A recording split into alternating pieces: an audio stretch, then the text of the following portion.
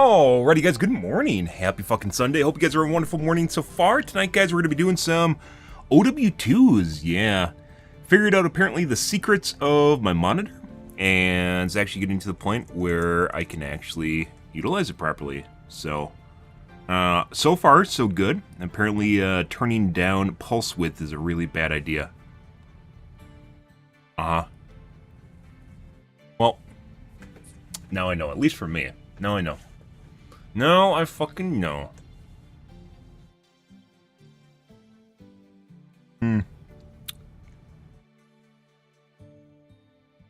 Good morning, guys. Good. Hi.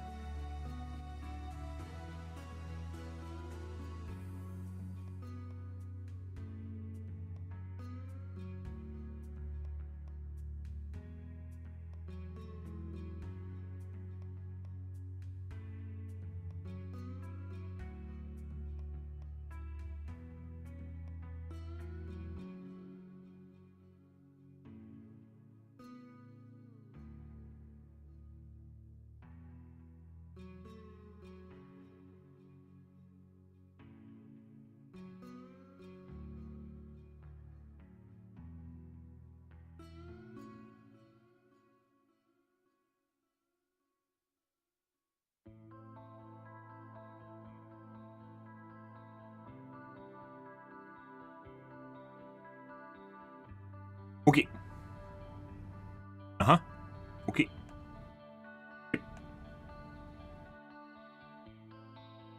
1 second.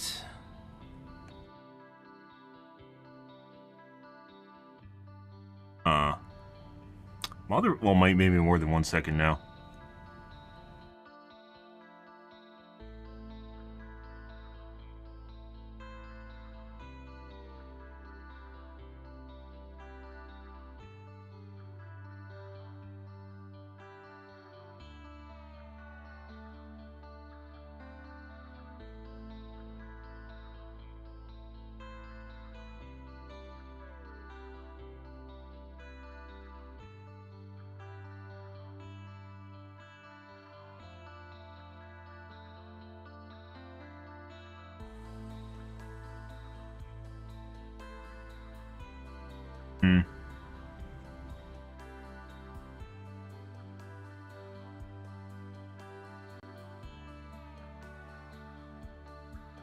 Oh, when shit goes wrong, guys.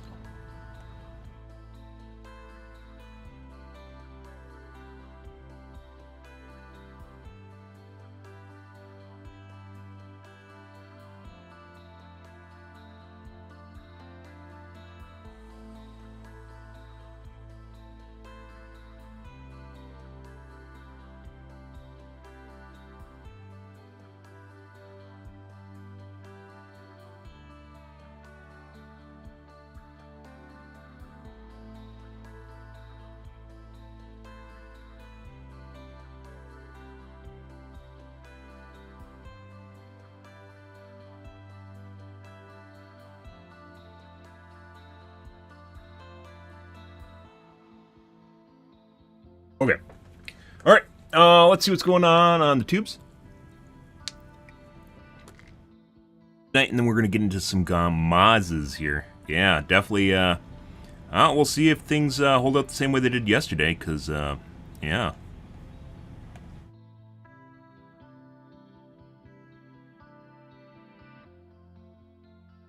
Ended yesterday's streams last night. We were taking heads and calling names.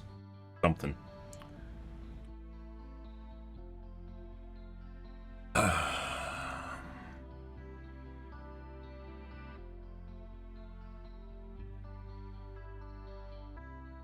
Happened. Good.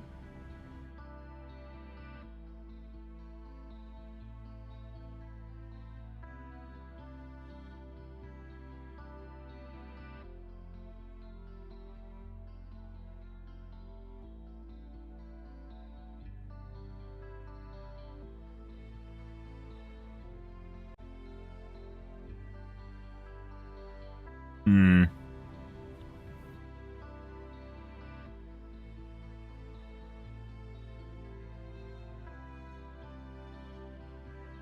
Yeah? Yeah? Alright, thanks, YouTube. Randomly connecting and disconnecting me for some reason. Cool.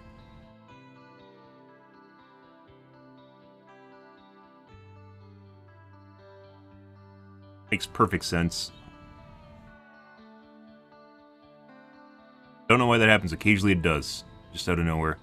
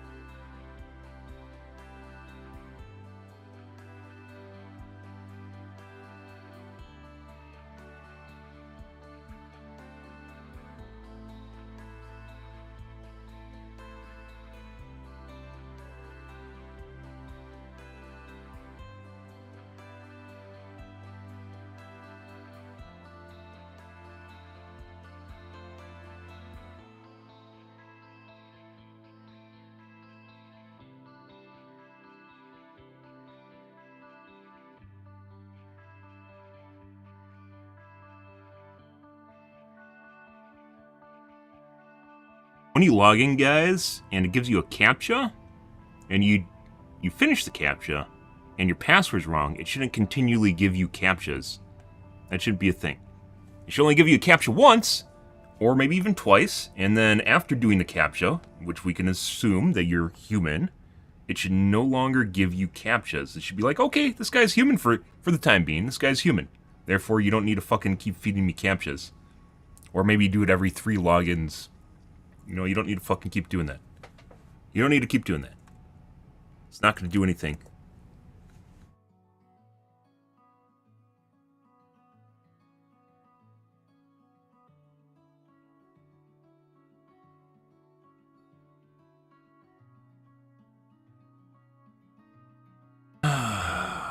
see.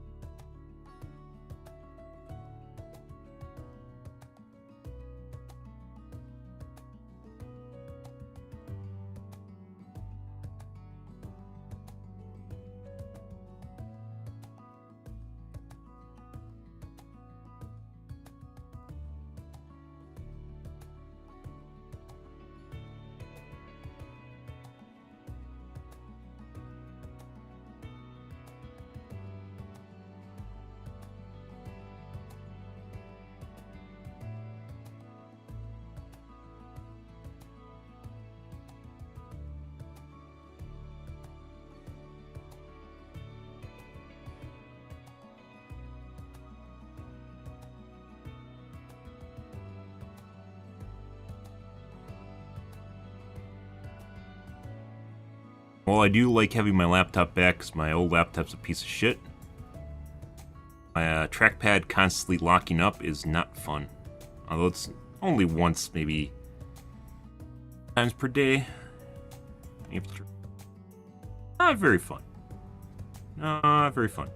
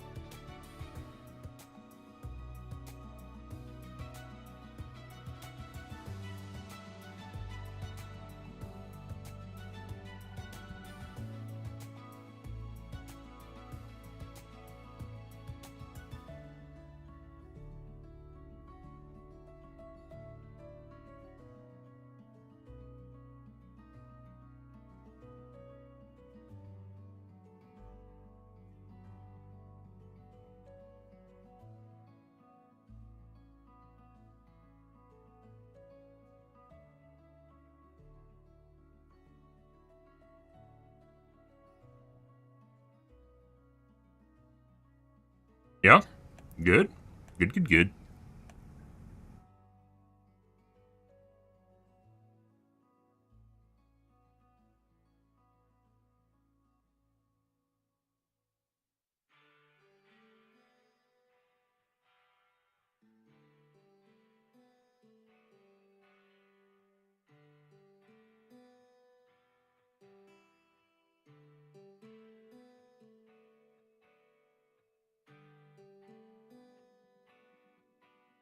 Alrighty.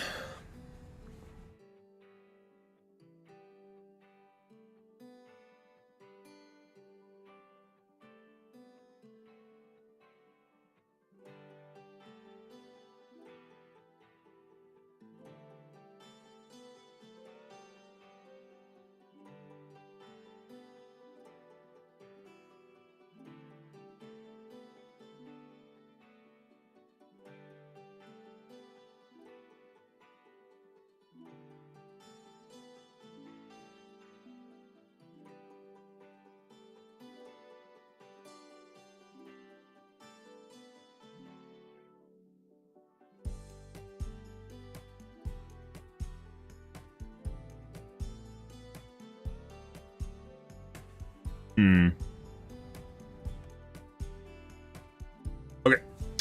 Alright. Sorry about that, guys. Yep. Stuff and things. Anyways, so it seems as though I might have figured out the tricks to my monitor. Just leaving it at default settings actually helps. Uh-huh. Good. Did finish this. Where I was trying to highlight our discussion about UAPs like a month ago. Not a month ago, like 2 weeks ago. Oh, yeah. Alrighty. So yeah, we're going to be playing Skylights tonight, guys. No debated, but first, we're going to take a look at the arrow. Anomalous arrow... I did highlight it properly. Literally tried to highlight it for like 5 days straight. Good morning, Cuphead. And then... I don't know how to search the PDF on the... because it looks like Google might be able to do so, based on this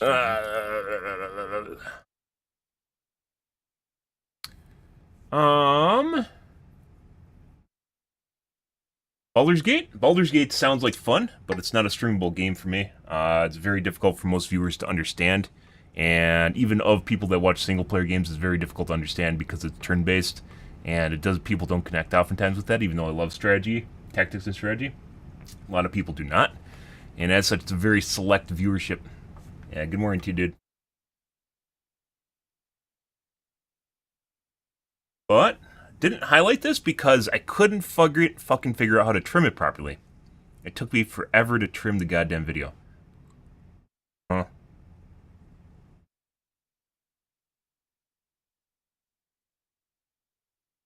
Okay. I'm gonna make coffee, guys, and then we're gonna get into things here.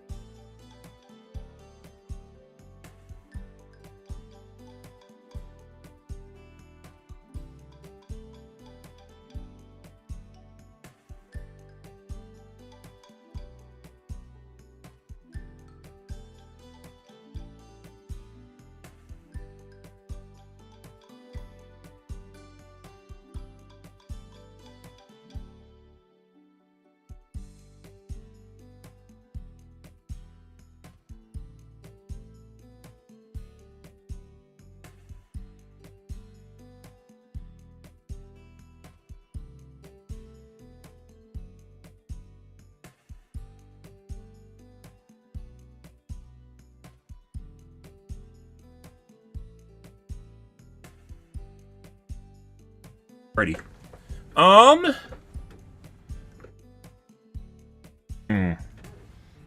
is so long ago, this feels so old. We were discussing... round table? What'd they call it?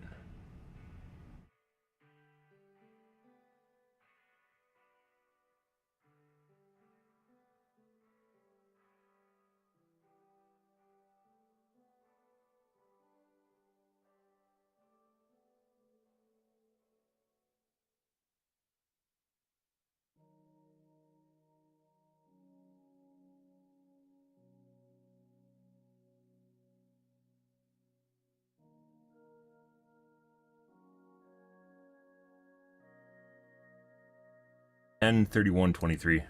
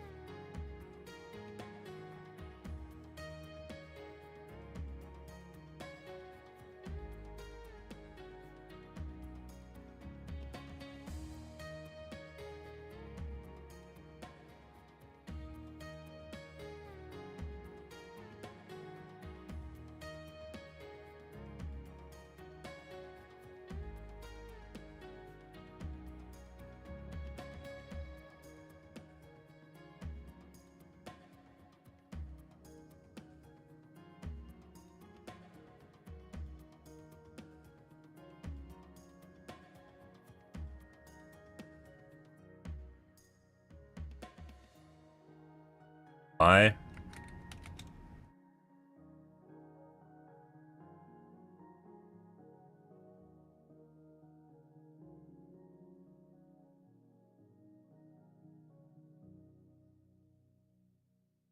Maureen Fairchild, you're in Italy now. Oh my god, congratulations. Work vacation, always good.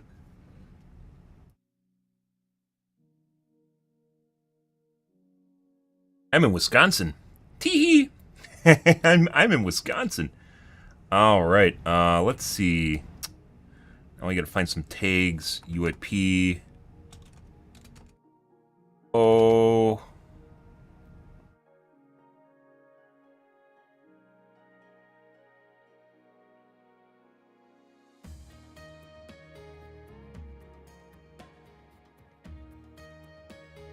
UIP nukes. What the fuck is? Congress. Government.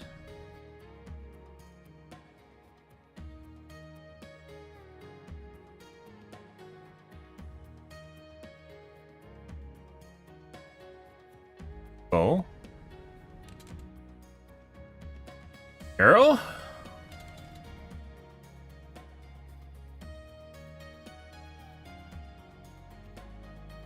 Yeah.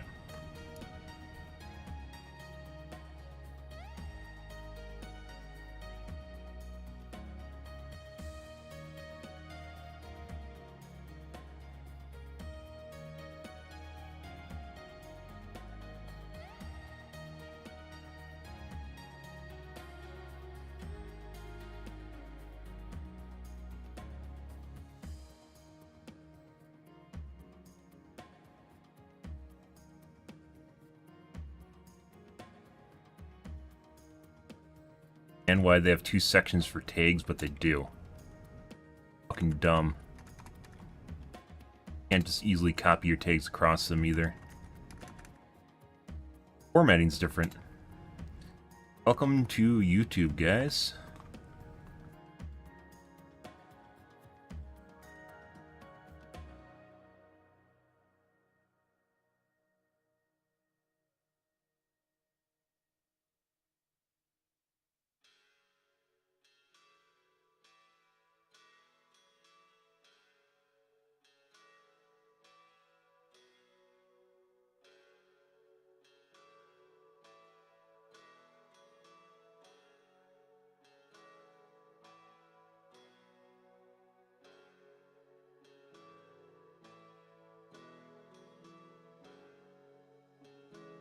This took forever to fucking... Literally took forever.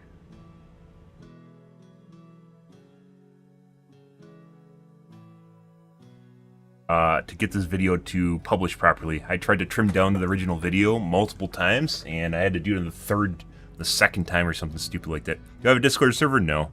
I've never had a Discord server. I could have made one a decade ago, and maybe it would have been better. I've had experience with Discord, and it's basically inordinately consumes a lot of your time. And as such, I'm not really... So, it could go one of two ways. One is I would basically do nothing on it, in which case I guess you guys could just be there, and then eventually I'll have to babysit it. The other is I have to spend time babysitting it, and that's not really, like, time sync-wise. I'm actually very, not concerned, aware of how much time I spend on shit, because it's very easy just to continually piss your days away. And as such, I try to manage my time as much as possible, and Discord is... There's other places I'd rather spend time than Discord, like streaming, for instance. So either it leads to me doing nothing on it and feels lackluster and there'll be like 5 people in there, or... like I literally have to babysit it and I don't want to do that.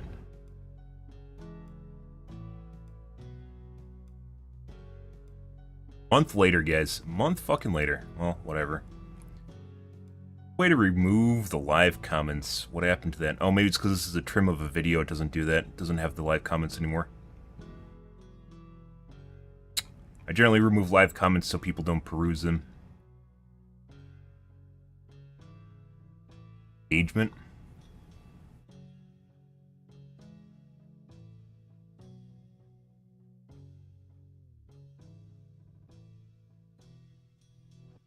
Yeah.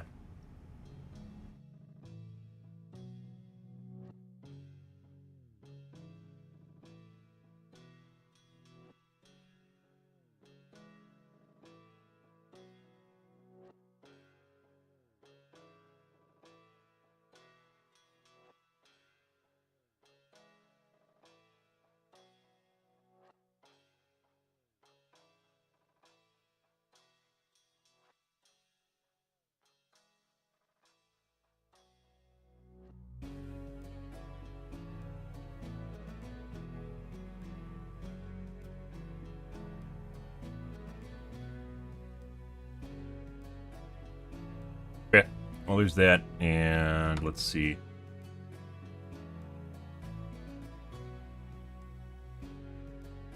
Fucking weird how the trim process works on YouTube. Alright, gone. Yeah, no, I don't have a Discord server. My Discord server is my chat. My Discord server is my Twitch channel.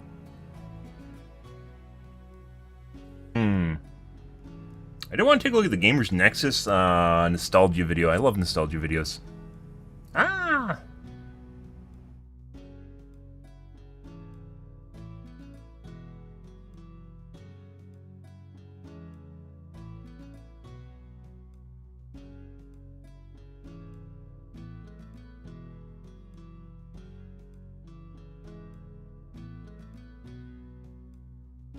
Fallout teaser trailer. This is coming out.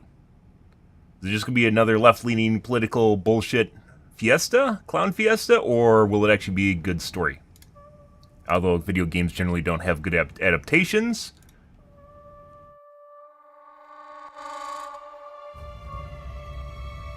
I know that I've lived a relatively comfortable life. Stop! Lucy! Like the gate's made of foam.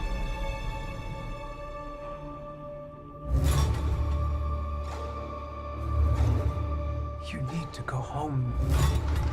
Vault dwellers are an endangered species. I do not think you would be willing to do what it takes to survive up here.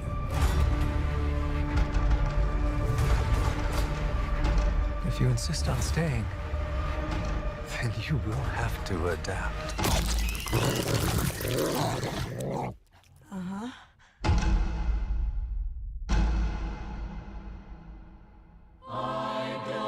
Amazon? I thought this was Netflix. Well, that doesn't bode well.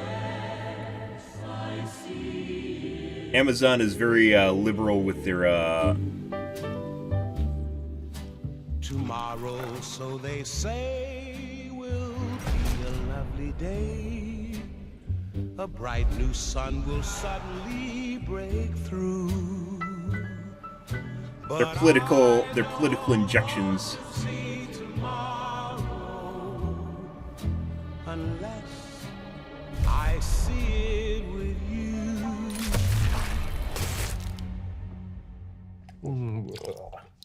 I grabbed a moldy one.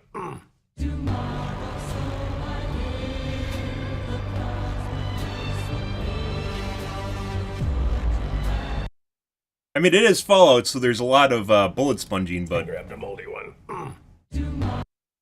Here we have a Gatling gun, guys.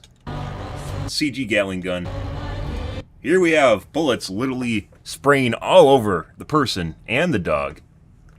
And it appears as though nothing is happening.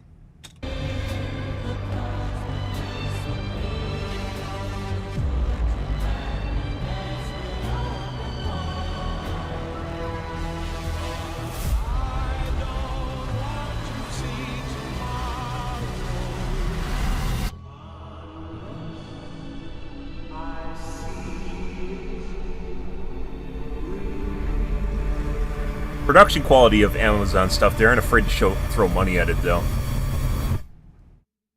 Kind of like a weird juxtaposition between having a lot of money available and then just really shit programming. Like Wheel of Time and Rings of Power. Rings of Power especially.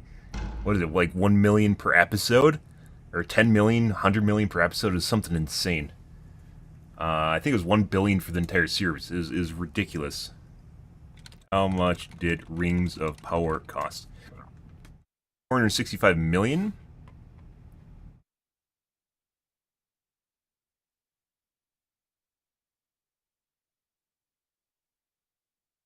Predicted to pass a staggering 1 billion. 1 B, guys. 1 big B. And they pissed that shit so much away. It's just all over. Just a lawn sprinkler of piss. Yep. It's more proof, by the way, guys, that just throwing more money and giving people more time doesn't mean that they're going to produce something good.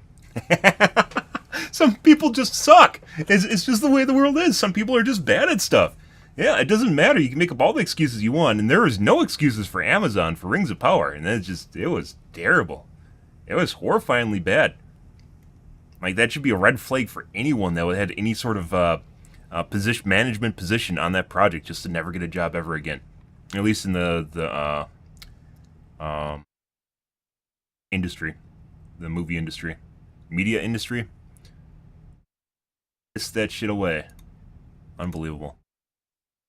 No. Throwback. Hey, Steve. How's it going? Today we're revisiting some of 2018's best CPUs. The Ryzen 5 2600, the 2600X, and the 1600AF, which actually came out a little Best, I would actually say the 8-core bust was what you were going for, so the 1700. later, and is a 27. 2600, and it was wildly successful because it was $85. That was a problem, though. It disappeared pretty quickly, and when it reappeared, it was at scalped prices. Today, we're looking at how the 2600 series and the 1600AF, same thing, more or less, perform versus modern CPUs. So we'll be looking at AM4 options for drop-in upgrades like the 5800X3D, Intel options that are new, and then AM5. So if you've been running on a 2600 class system for a while and you're thinking about upgrading, this should get you an idea for what kind of relative percent uplift you could see, or some absolute numbers in some cases. Let's get started. Before that, this video is brought to you by the 2600 CPU. We gave our best overall award, or best gaming or budget or something. We gave them a couple of awards, these R5 class CPUs, in the earlier days of Ryzen. That's because they were really good, especially at the price. The 2600, it launched at $200. 2600X was like $230, and then of course the 1600AF much later, but at $85. And even in the former two scenarios, that was extremely competitive. They offered a good amount of performance, good multi-threaded performance for the time, and that made them awesome options for AM4 builds. And we think probably a lot of people are still running those CPUs, and they're still good today. Of course, you can upgrade. You can get multiples in some instances. I have multiple systems with 8-core or 1800 in them. But they are still capable of running a lot of games at completely playable frame rate as long as your GPU is able to keep up. Even in spite of this, the CPUs were, of course, limited. So this 2000 era of Ryzen CPUs, in games that were more frequency dependent, you could see them start to struggle a little bit, at least comparatively, compared to a lot of Intel's best options from the era. But it probably helped to have some context because it's been a while. So let's check. That's when Ryzen popped in first. Here are the spec listings for the and CPUs came we're back. revisiting today. The AMD R5 2600. I don't know why he's doing 6 cores instead of 8. 12-thread CPU that advertises a boost up. Want to to make them look 3.9 too gigahertz. good? Back in the day, overclocks could commonly hold 4 to 4.2 gigahertz all core for these. The 2600X is also 6 core and 12 threads, but advertises a maximum boost of 4.2 gigahertz. So that was its primary contribution for the extra $30 or so. Its base clock is 3.6, which is up from 3.4. The AMD R5 1600AF is a slower variant of the Zen Plus 2000 series CPUs, just with an older name. Back when we reviewed it, we noted that it may not be as good of a bin as a 2600. We had no real way to know that at the time, but it all made sense given the pricing and the timeline in which it was available.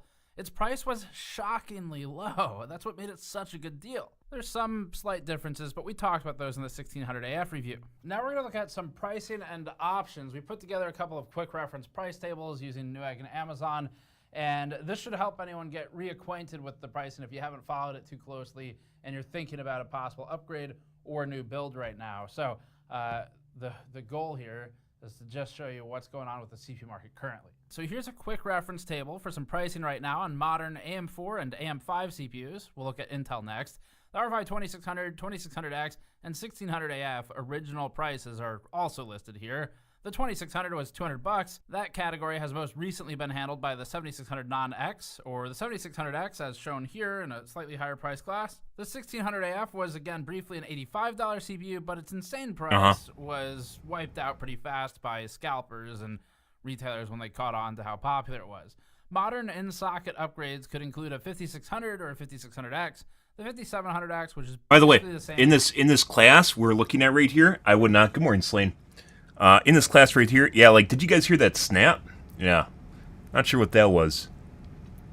In this class right here, I would not consider, when you're below $200 or even $180, I would start considering the used CPU market. Once again, tech tubers do not look at this enough because there's a lot of really good deals. Basically everything, all the good deals, they're here when you buy MSRP. Just like, it's like a wave just going into the market. Yeah, just like into the aftermarket after you buy like MSRP, because people buy new stuff and then they replace their old stuff and the old stuff goes to eBay. Assumedly goes to eBay. So like if you start looking at used processors on eBay, like up to the 3000 series, because that's like 2 gens old, you can start getting some really good value. How much does a 3900X cost on eBay right now? The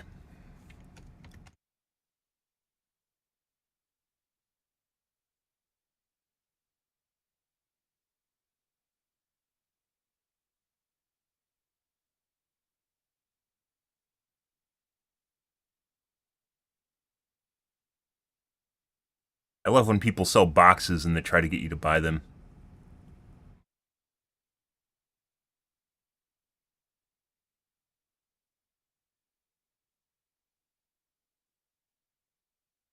$220. How much is... He doesn't even have a 3000 on here. 30.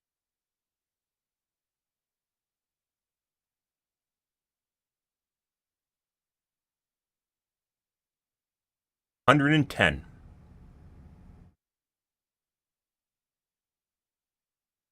$100 for a 3700X 8-core. Yeah, like that's getting pretty tough. Yeah.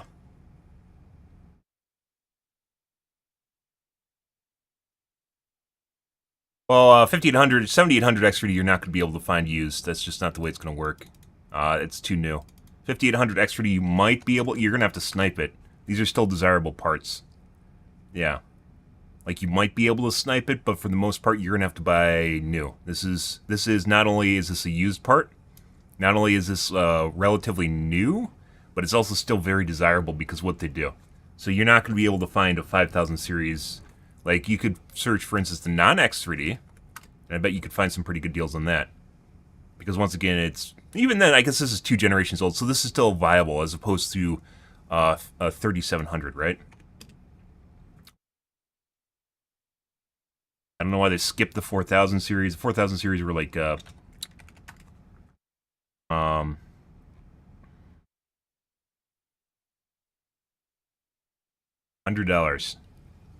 This is 8-core part. And not even that horrible either. The 4000 series were like laptop CPUs. Performance as a 58. Yeah, you're not going to be able to get a 1500X for to use. You'd have to look for it. Like, they exist. They do exist, especially in the holiday seasons, but you're going to have to look for it and either buy snipe it, or you're going to have to watch auctions. And in the holiday seasons, there's going to be multiple people watching them, so even then it's not going to be as easy as it might seem. $322 right now. If your budget dictates that you either get a 7600 and a new board, you literally could make an ongoing series of videos based on the used market and pricing in the used market and where stuff sits and when stuff's adjusted. I don't know why people don't do it. Maybe there's a shitty small channel that does. It's easy content. Easy content because it's repeatable. You'd have to consider motherboard prices. These prices were all spot checked on Amazon and Newegg for this piece, but remember that prices are fluctuating nearly daily right now. Well, let's look at Intel. For Intel, some of the relevant options might include a 13600K or KF at $250 to $270, which are cheaper than the new 14600K and functionally the same, or the same enough that it's not worth the extra money. The 13700K is around $345 now, with the higher-end i9 CPUs at $580 or so for the 14900K. There are a lot more CPUs than these, of course. These are some of the most relevant ones right now. We have a lot of them in the benchmark charts today. We've taken out some of the ultra high-end CPUs just because it's such a difference in performance class. So if you want to see those, you can check out the 7980X review. Once again, once you start getting down to like the mid and low end, you really need to start considering, and this is for GPUs as well as CPUs, and there you could probably make a nice bar graph where there's a trade-off between performance and buying new. It's like probably looks like this. Like literally just kind of boop and then boops like that. And like, or maybe like this, I don't know. Like it's right around like the $180 mark. Maybe $150 is when things really start tapering off. $180 I'd say. Yeah, where it doesn't really make sense, and then you'd have to look at things like limited auctions, and like you could make literally an entire series. You could just like task someone to make an entire series on this, and it would be easy content, and people would love it. They would lap it up because people love deals, and they love upgrading for cheap, right? Yeah, no one does it. No one fucking does it. Just for fun, but we're going to be focusing on more of the gaming side of things today with some production at the end, some multi-threaded stuff. So let's get started. Baldur's Gate 3 is up first, tested at 1080p medium. This one has been a reliable CPU load and shows clean scaling for most parts tested, but especially for these older CPUs. And it's a new and popular game, which makes it great for testing. The R5 2600X ran at about 51 FPS average in this chart, with the 2600 just behind it and the 1600 AF effectively tied with the 2600, which makes sense for the reasons we discussed earlier. We'll talk upgrades first. The 5800X 3D would be the largest in-socket improvement you could get, at least for this scenario.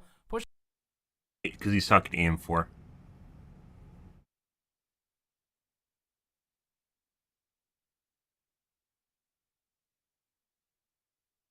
Which is why a 5800X3 is still desirable. It's basically the top of the line for AM4 socket before going to AM5, which involves getting new motherboard, new memory. You can't just take things with you. Pushing a little past doubling the FPS for any of these three older Ryzen parts. Assuming your GPU can keep up, it'd feel like basically a new computer. Other in-socket options might include a cheaper bump to a 5700X. Like once again, you can make an entire series of videos based on the used market. 54% increase in performance depending on which CPU you look at. It wouldn't make much sense to move to a 2700 series CPU from a 2600, but a 5600 or 5600X might if the cost is low enough. Meanwhile, on the new platform side, Intel's 13600K or 14600K would be the most price-conscious improvement. You'd have some added benefit in multi-threaded workloads and applications. And right now, then you start looking at the 12,000 series. Like the older than 12,000 series is basically garbage. It tried really desperately hard to keep up with Ryzen's. Matters more though. As for new AMD even 12,000 is only basically one gen old because the 14,000 series is just average, while pricing something like stuff. A 7700X or 7600X would offer uplift with a lot of new motherboard and I/O options, but really don't even know why they test them. Like look right here, guys. This is a 14700. This is a 13700. Like they just gave it a small performance boost, and then which equally has a much higher wattage increase, and then just slapped a new price on it. It doesn't even make sense. If you know what's going on, it doesn't even make sense. It's like FPS, and this scales relatively decently. But once again, if you go down here, like 3900X, how much was that? It was like 180. This is a 12-core processor, so you got a 5900X here at 80.3. I don't know if these... You assume these are uncapped, right? So I guess it's like a linear increase right here. You have a 5950? No. A linear thread increase, and then there's an IPC gains between generational stuff. You generally can only compare like core counts between the current generation you're looking at. But the 3000 series, the 1000 series, 2000 series, and 3000 series are always relatively different from each other. The 3000 series has relatively big IPC gain compared to the 1 and the 2K. A 7800X 3D. At 1440p, the lineup is mostly the same. That makes sense since we're so CPU bound. If you were running a better GPU than CPU, or just in games that are more CPU constrained, you'd see an uplift even as resolution or graphics options increase, as long as it stays CPU bound. That's shown in this example pretty well. Cyberpunk 2077's new Phantom Liberty expansion is up now, serving as another relatively high CPU load for a modern and popular game. It's basically a new game since the fucking update. Great. At 1080p, Fucking great game. 1600 AF. Once again, there's a lot of weird nuances with CPU utilization in Cyberpunk after the update, where they tried to fix the SMT issues and not really did, but kind of did, because prior to the update, it was still functioning better with the SMT patch and hyperthreading off, and then after it, it didn't. Like, you had to turn hyperthreading on and SMT on in order to get the best performance, which we did. 2600 ran at about 87 to 88 FPS average, which is they tried to fix something I don't think they completely did. There's a community patch that fixed it, a mod, basically the same model. And it did it better. 2600X ran at 91 FPS average, boosted from its higher Prior to clocks, 2.0. and also benefited against the 2700 non-X, as the 2600X has a higher maximum boost clock. These CPUs are still handling Cyberpunk really well, despite the age. The lows are also completely acceptable here, with no major game-ruining spikes in our test passes. The 5800X3D and socket. Once again, you can tell that the PPM driver, which I have disabled by the way, which will automatically, PPM driver and Windows Game Bar will automatically assign it to certain cores. We talked about this before. So you have it disabled. The PPM driver will actually put the game onto 8 cores, but in the case of Cyberpunk, it actually works better across 16 cores on the 7950X3D, which you can see, let's see.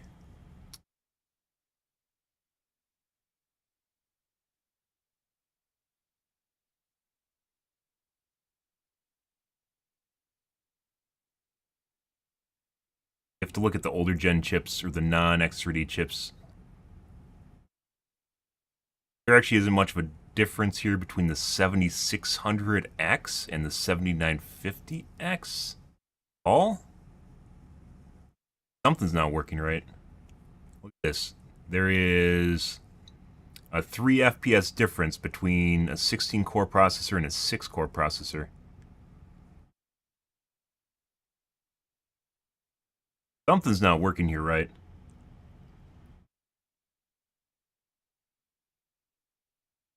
Yeah, this game will definitely use more than 6 cores. I was looking at it use basically, like it tries to balance every other core, and depending on which SMT option you have turned on in-game, will change how it load balances the cores, but it's definitely using all 16 of my cores at about 60%, 50%.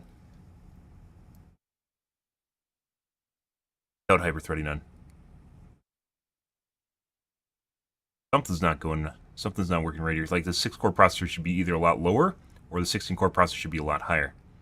I don't think the PPM driver affects the 7000 series. Is there an older one in here? There's a 12-core. Jesus Christ. There's a 12-core in there. 12-core was a weird...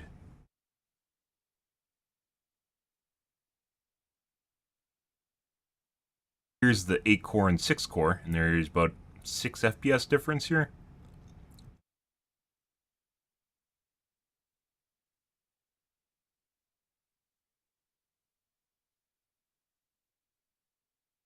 Very weird. Socket upgrade would add about 100 FPS average to the frame rate here in this exact scenario. Some of these numbers don't look right. 186 FPS average, or in a relative sense. Not that I'm saying they're trying to fudge them, but they look like they aren't testing things properly. A new CPU and board, like with the 7800X3D, would move the needle to 122% uplift, at which point we're likely grappling with some non-CPU limitations. Going from the R5 2600 series to the 5600X or 5600 would still provide meaningful improvement if you can get one for cheap enough. The 5800X, and likewise the unshown but nearly identical 5700X, post some additional scaling beyond that. Intel's 13600K would also provide major uplift, this one about 71% on the lower end of that range, and then non-3D...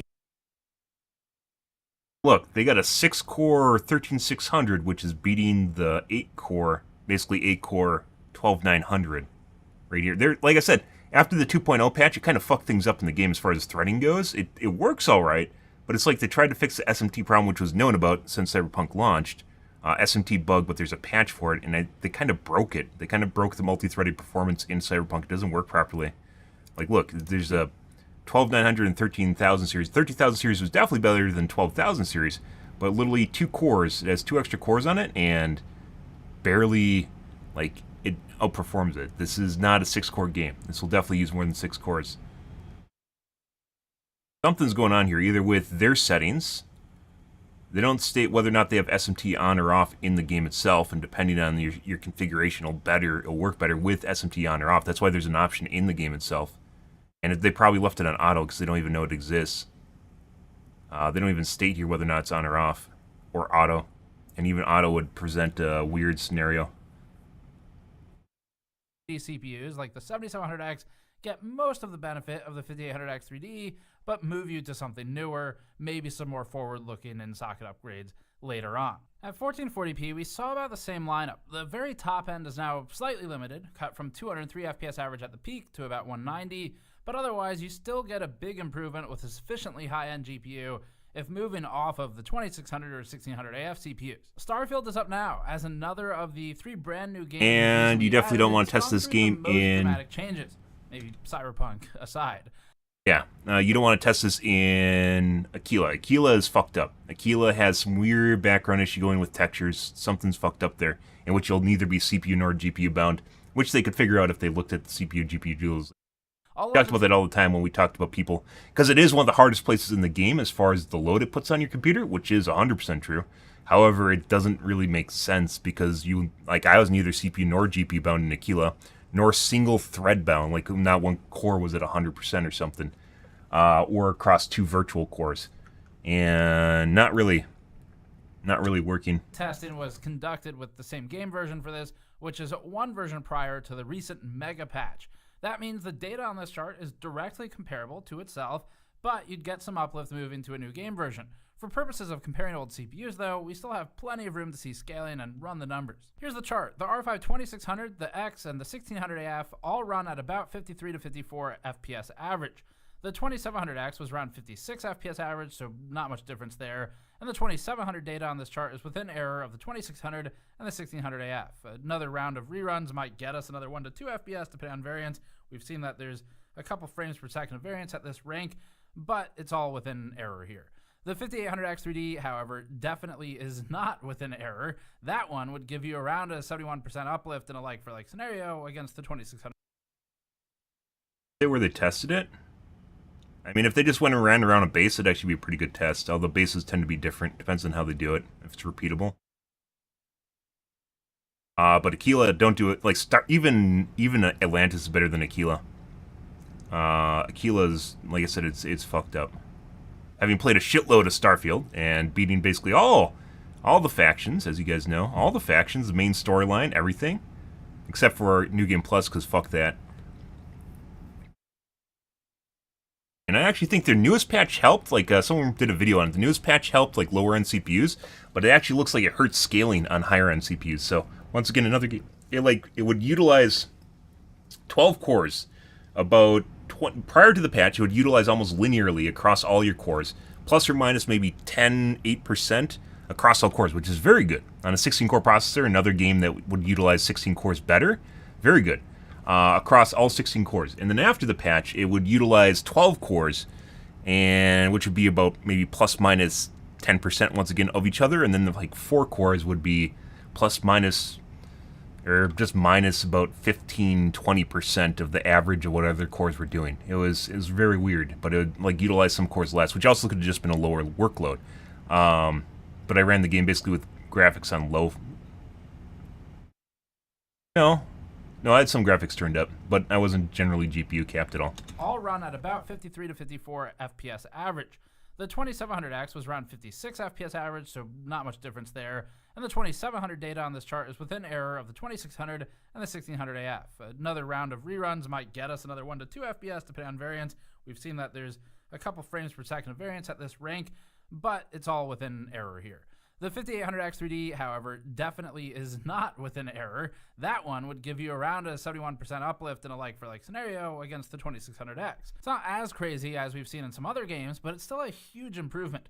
The 14900K sets the ceiling at 132 FPS average in this one, so the 13600K or 14600K might also be viable alternatives, providing around double the frame rate. F1 2023 is up now, and this one, the 2600 ran at 175 FPS average, with the 2600X holding a 4% lead.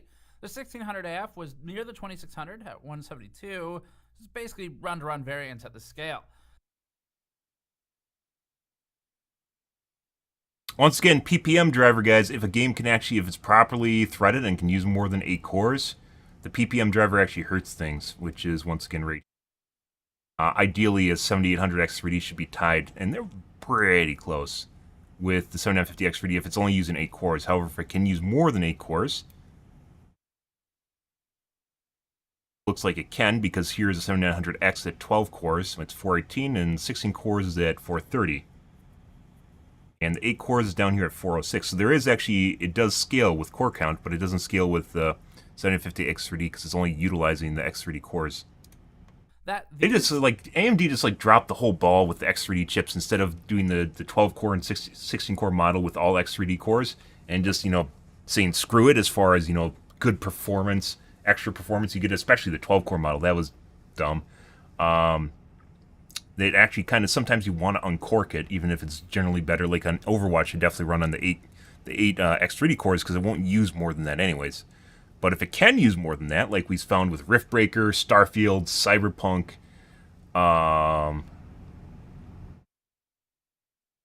Skylines, definitely Skylines too. Skylines was using 70% of my 79X3D. Yeah, just like insane. CPUs can still run modern games in the hundreds of frames per second shows how viable they still can be. It all depends on the game, of course, but at least here we're seeing good performance.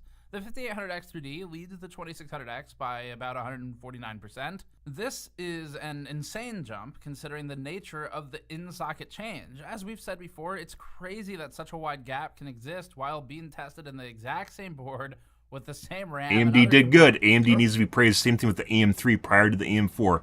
AMD needs more praise because that's something that should be encouraged, of continually using the same chipsets and sockets, because just buying a CPU is almost half the cost of buying new memory, new motherboard. Depends on what you buy, especially new memory and motherboard. It's like half the cost, and it's a pretty big deal when you're looking at an upgrade. But remember, that's only made possible if the GPU provides enough scaling headroom. The 7800X 2D boosts further at 181% over the 2600X, and Intel's options might land you on a 13600K at about 350 FPS average, or the 14700K at 407 FPS average, which itself is about tied with the 7700X, although it produced higher 1% lows, at least on a technicality. At 1440p, the R5 2000 series and the AF ran in the 170 to 180 FPS average range. The top of the chart has changed, with the limit now closer to 400 FPS, but the lower end here is mostly the same. In Stellaris, we're looking at time reduction for CPU simulation time. As always, we calculate in the direction of improvement, which here is reduction. Good benchmark. So terrible game. They should probably just test Civ. Time reduced from To be perfectly honest, even though it's an old game. Well, actually, Civ 6 isn't that old. Just test Civ 6. Simulation time. That's don't even bother. Stellaris sucks. You will see that, and you're waiting for over a full minute for the full simulation process. The 2600X is similar, with an improvement of 4.7% time reduced. The 1600AF ran a little behind the 2600, where the 2600 was improved by 2.5%. I guess core. The 2600X shows us that frequency does have an impact here, and the 2700X versus the 2700 comparison. It doesn't scale very well on more cores. It's just architecture and IPC. Over the 5800X, where we saw an uplift of 12% time reduced, but didn't meaningfully help the 7800X 3D over the 7700X as a result of encountering other limitations, possibly engine limits. The Intel upgrade pathway for a new build might yield a 13600K or 14600K as the best affordable options. Here, we see the simulation times of 32 seconds on the 13600K, or 51% improved over the 2600, where improved again means percent time reduced. In Shadow of the Tomb Raider, the R5 2600 ran at 130 FPS average, with the 2600X at about 135. That's the small lead over the frequency increase right there between the two. The 1600AF. Lows are similar on all of these. As for upgrade avenues, the first meaningful one might be the R5 5600X at 209 FPS average, or the 5800X or 5700X, which performs similarly again to the 58X. Intel's 13600K reference point that we've used improves by about 76% over the 2600X, and the 58X 3D approaches the limits for this chart, but doesn't quite fully hit them. It's at 315 FPS average, or 133% over the 2600X. The 78X 3D and 7950X 3D show us the limitations of scaling in this test, even at 1080p. Our last game test is for Rainbow Six Siege. In this benchmark, the 3D cache scaling is huge. You can see that when jumping between the 5800X and 5800X 3D at 552 FPS average to 650, or from the 7700X's 640 FPS average to 717 FPS average with the 78X 3D. The older 2000 series had the 2600 at 295 and the 2600X. It's really weird, by the way. Like I said, they should be very, very close to identical. And here you can see the 7950X 3D is actually a little bit slower. By what? 2.5%? The 7800X 3D? Well, I guess that's still pretty close. Was at 291 FPS average. The improvement from this series to the 5800X 3D is massive here, at 120% from the 2600. The jump to the 5600X is also a meaningful change. New builds with the 7800X 3D would multiply in performance to 717 FPS average, with Intel's 13600K mid-range option offering a step between the 5800X2D and the 5600X. The wild thing with this chart is just 12,000 how series. the generational improvement is. If we draw a line horizontally between the 5600X and 3700X, or the 12,000 series would be very meaty. The result of generational changes, particularly with clock speed. Like if you actually look at how well the 6-core 13600 is doing, that probably means the 12-core 12,000 series, which is 12600, I think, would be doing very well, which would probably be very nice on used market. That forms as a result of generational. Once again, some games will actually use the E cores, and like AMD, if they're properly utilized, there's no way AMD can keep up with that. But almost never are the E cores used properly on Intel CPUs, which is why having 16 compared to E doesn't really even matter. 16 compared to 8 doesn't really matter at all. It gives a little bit of a boost in here, but that might just be, I think there might be a frequency difference between the 13 and the 7. Particularly with clock speed. Now we're moving on to production benchmarks, including Blender rendering, which we really should just rename to Blendering. For this, we're adding the 5950X and 5900X to the charts because they might be viable upgrade options for anyone who's not as heavy into gaming workloads, but doesn't want to upgrade boards either. Just depends on the price. In Blender, smaller bars are better, so we don't invert the axis or turn it into a rate for this test, but instead use the base metric of time completed. Some other tests conducted in suites, like Puget's, invert the axis and use aggregate calculations for bigger bar better charts, often in points. But we keep it simple in Blender. Calculating improvement means percent time reduced for CPUs that complete the single frame fixed unit of work in less time than the reference point. In this, the R5 2600 required 33 minutes to complete the render, allowing the 2600X to complete the work no in different than 5% Side time Bench. reduced. The 2700 and 2700X show clear core and, with the latter, frequency scaling in this work. Upgrade paths might include the 5800X at 17 minutes, or an improvement of 48% from the 2600 when calculating time reduced on a smaller is better axis with the base metric unchanged. The 5950X would offer an insane improvement if you went heavier on this kind of work, although the value against a brand new build would heavily depend on pricing. The jump to about 10 minutes render time is massive here. It's a 70% time reduction.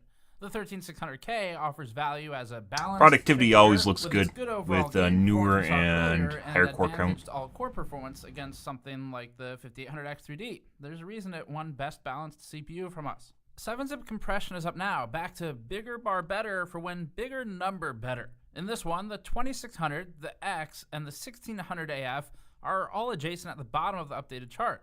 The 5600X would offer a meaningful uplift in file compression performance, with large gains coming from the 13600K, or if you can spend more, the 5950X. Newer CPUs like the 7900X or the 7950X begin offering crazy performance improvements, but these would really only be worth paying for if you regularly run compression processes. In file decompression, still measured in millions of instructions per second, the 2600X allowed the 5800X an improvement of 81%. Oh, this makes sense. I thought this was the 7800 X3D. And the 5950X an improvement slightly slower because the X3D cores are a little bit slower. Once again, these are the X3D chips were kind of a miss. That's a hit and a miss for AMD. They like went from the 5800 X3D and thought they're gonna just do better, and then they didn't. Because all of them should have just been X3D cores, and people that want productivity would buy the X anyways, which they're going to do because it's quite a bit cheaper. And people that want gaming performance are definitely going to opt for this. Improvement of 230%. The 13600K again provides a good balance, although the 5800X3D isn't too distant if your focus is gaming first and foremost. The next one is Adobe Premiere, tested with Puget's Bench, where it aggregates multiple scores based on performance. Premiere can theoretically be measured a number of different ways depending on what's done. Examples could include frame rate or FPS for playback and scrubbing, and time for rendering. Here, Puget converts various results to a single weighted points-based system. The 2600 scored 423 points here, just ahead of the 1600 AF, and predictably just behind the 2600X. The 5800X and X3D score around 607 to 616 points, or an uplift maximally of 46% over the 2600. The 7700X also posts large gains of 74%, as opposed to the 2600, and would be a good modern option. From Intel, the 13600K again illustrates a good balance of price, gaming performance, and non-gaming performance. The 14900K and 7950X are clear chart leaders here. Kind of crazy. So like the 3000 series, well, it was an uplift. They did everything right with the 5000 series. But it seems to hate it less than it used to. Adobe would have loved it if Intel ever shipped that 10 gigahertz CPU in 2005. A little bit late. In this one, the 2600, 2600X, and 1600AF again establish the chart. Complete with custom overclockers and liquid cooling, and it's going to crash 2 minutes after you run the performance benchmark. Over the 2600X. The 5950X sadly doesn't benefit from its core count much here, with the 5900X establishing more of a so-called sweet spot. The 7700X offers a great balance by leading the chart, but remaining in a relatively more affordable price class than i9 and R9 CPUs, with the 13600K doing the same, but with more price focus at a sub $300 price class these days. Here's the power consumption chart. The R5 2600 originally was measured at about 84 watts when tested in the exact same conditions as our modern CPUs are tested. The X isn't on this chart, but we did overclock the 2600 to 4.2 gigahertz back in the day. For that test, we measured a 145 watt draw at the EPS 12 volt cables, with the 1600AF pulling 152 watts for its higher V-core requirement to sustain 4.2 gigahertz. The 1600AF base model pulled 83 watts. Again, that's basically a 2600 era CPU, it's just got a different name to it. The non-overclocked numbers are easy to cool by today's standards. The overclocked numbers, while super inefficient overall, still manage to be lower than a lot of today's CPUs. Of course, a lot less effective. Also, will be interesting to see how PBO, what kind of improvements PBO makes to some of these numbers. PBO generally helps a lot with single core performance, although modern 7000 series and 5000 series have gotten a lot better as of recently. Can you make a Discord server so you can join it? No. I've had people make Discord servers for me, which I've never joined, but although the 84 watt no, draw I appreciate it. Was relatively low in an absolute sense, the efficiency shown here isn't nearly as strong as modern AMD parts. Anyone upgrading from this generation will see huge improvements in efficiency, or the amount of work completed with the amount of power that's used. The 2700 pulled about 8 to 9 watts less in the original power consumption testing, which, alongside its core weeks ago, you can check that out on the channel. We also did a best CPUs of 2023 roundup to give you a top level rundown of what we think the best CPUs are for different tasks right now.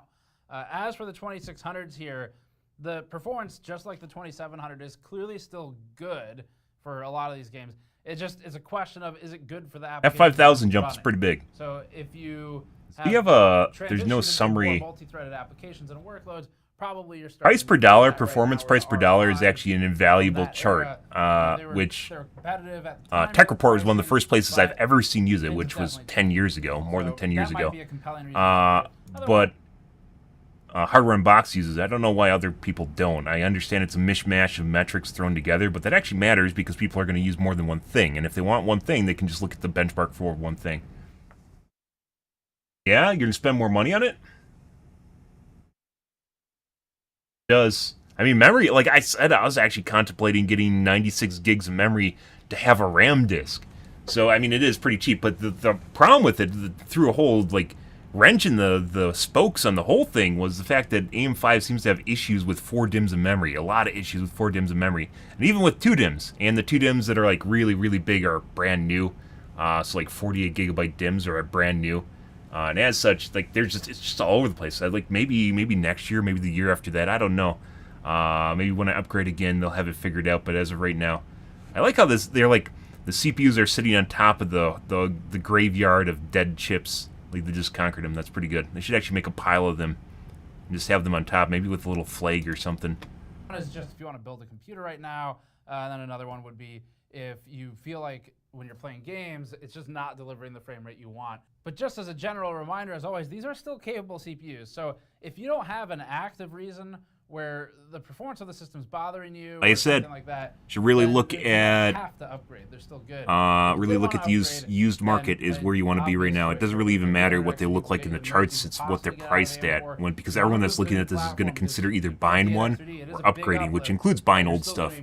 There's a lot of people that don't upgrade 6, 8 years. I had some friends that do that, and it's insane how long they let it, like, try to milk it for. 13600K makes a lot of sense, especially people that play World of Warcraft, for instance. Just and if you want something higher end and sticking with AMD, but still a little budget conscious, the 7700X is a pretty good contender here. In the Overwatch 2 category, streaming. Truly high end, like 78x3 for gaming, or no. 14.7, Okay. 14.9 or something for just mixed workloads with Intel. Please, Kick.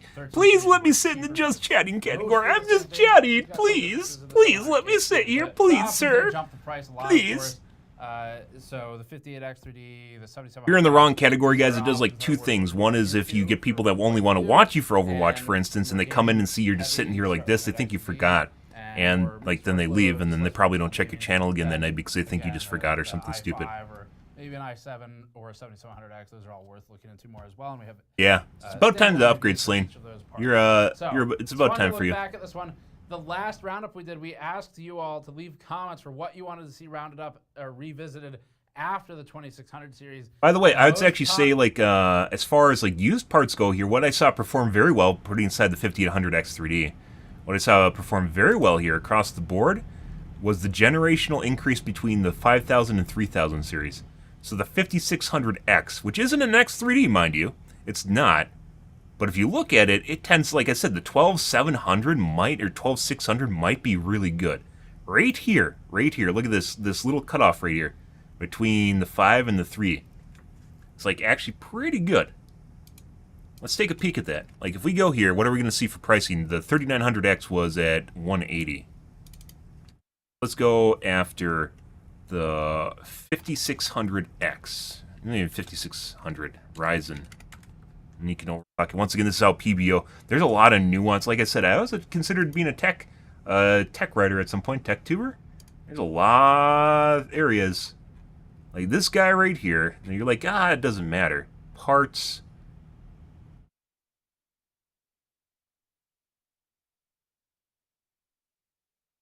You could automate a lot of this stuff too. Like it's not even something where you need $90.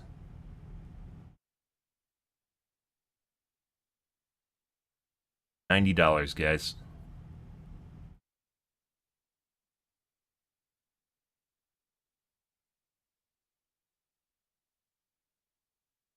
What was it? 12600? 12600 Intel. 6P and 4E.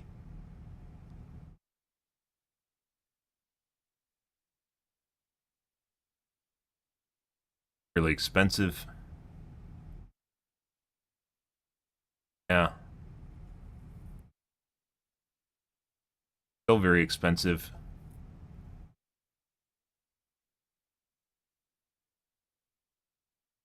Yeah, that 6-core 5600, look at this guy. So while people talk all the time about, getting an X3D, right here, look at this jump. Between the 3000 series and probably some older Intels in here, 3000 series right here.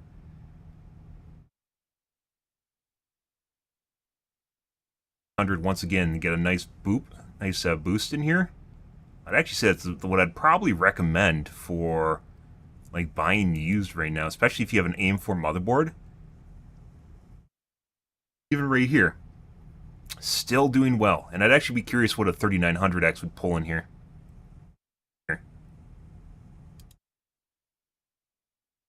Yeah, look at this, like right here. It's a 5000 series is when things take off, right? And the 12000 series, but as you guys saw, it's like $150. This is $190 for used. That, and by the way, if you did like a review or a talking guide about buying used, like you could do it monthly. I mean, if you really wanted to, you could do weekly, right? But monthly would probably be a pretty good target for changes and fluctuations in the market.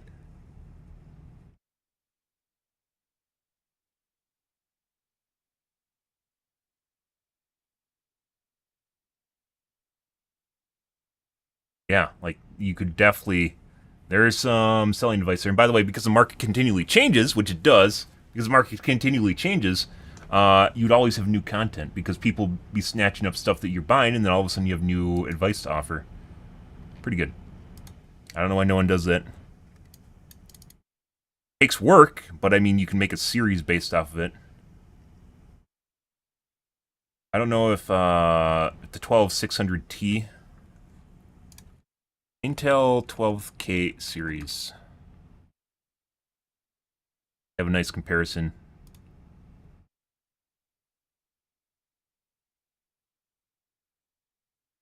Six cores.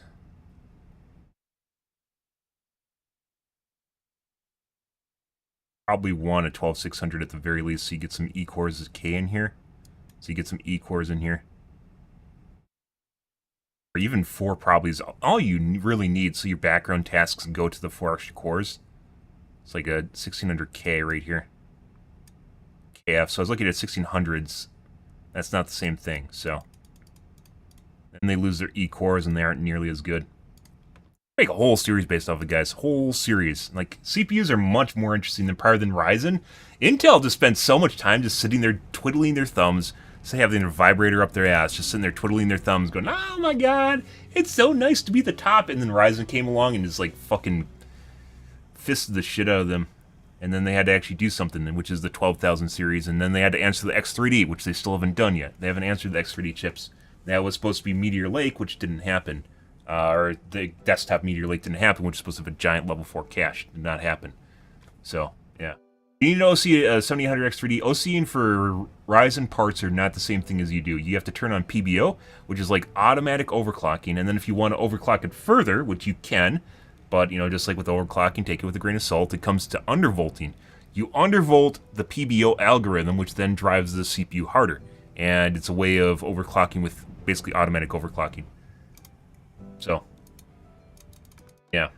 Yeah. Okay. Now we're going to play Overwatch 2.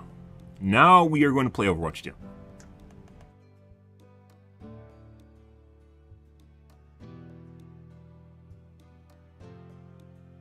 I have an AI algorithm that just comes through and puts people in random categories. Costs money.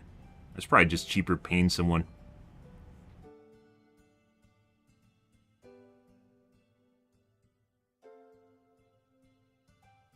Hey George to sit on the help desk and just move people around out of just chatting categories.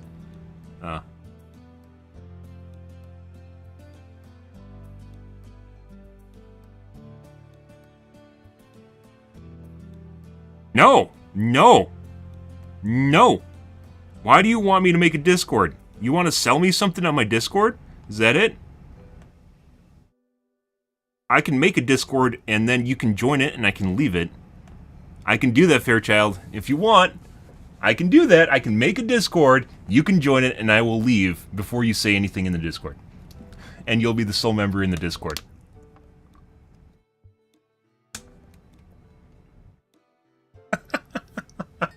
Okay, I'm gonna clean my coffee cup up, guys. Hey, I'll just grab water too.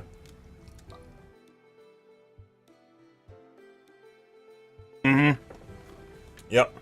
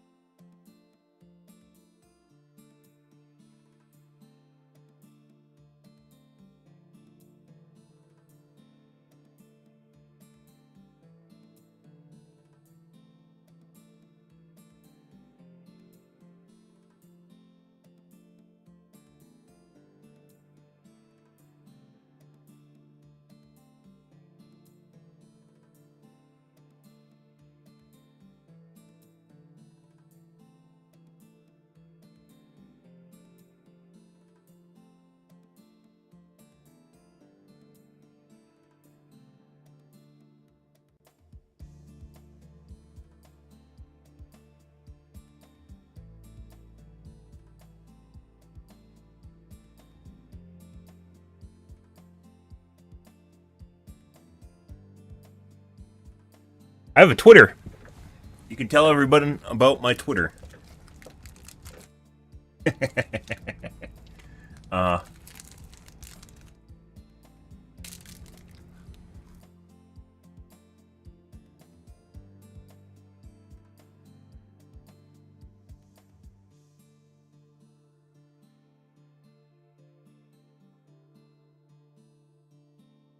How's the stream? Mod where?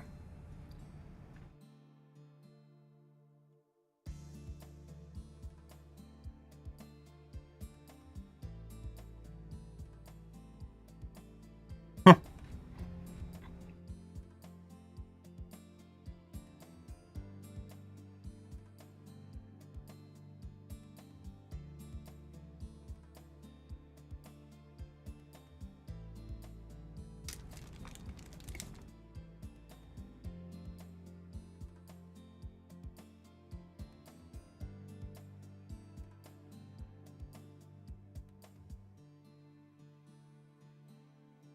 All right.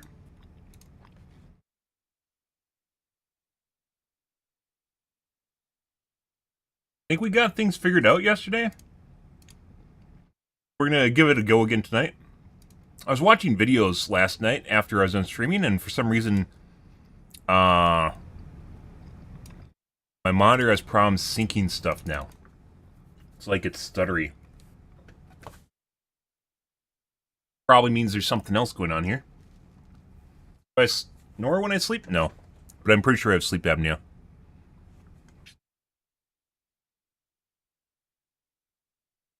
There's one where your brain just stops telling your lungs signals to breathe, opposed to blocking your airway passage.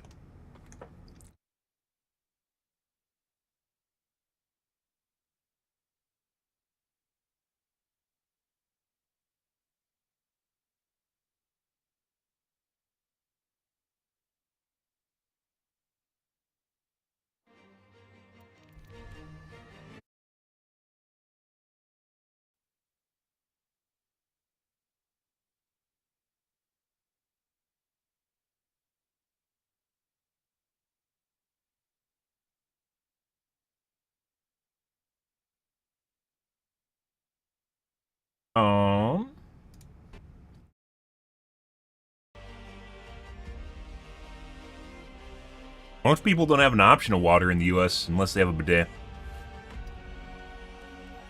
Do I shoot water into my asshole? No. I've used a bidet before. Unless you have a nice bidet, like they're kind of just really bad.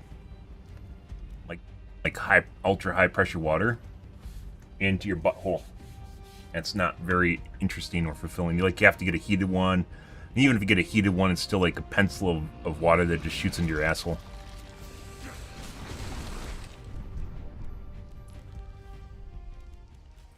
Let's see.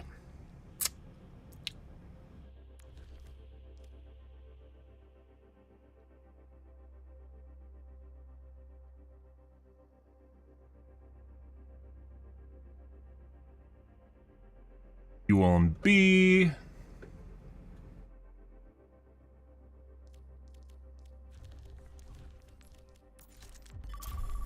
Yep. I alternate. Have to keep up that ambidexterity. Make sure you don't get stuck in a rut.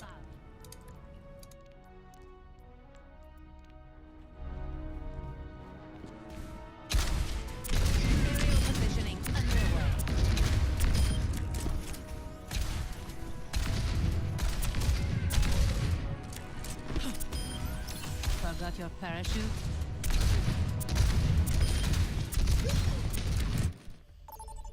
All right.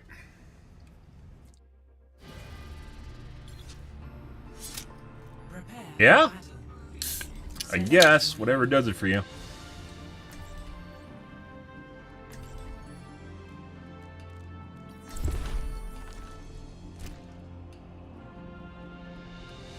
You find your enjoyment in whatever you want to. can find your enjoyment in whatever you want to.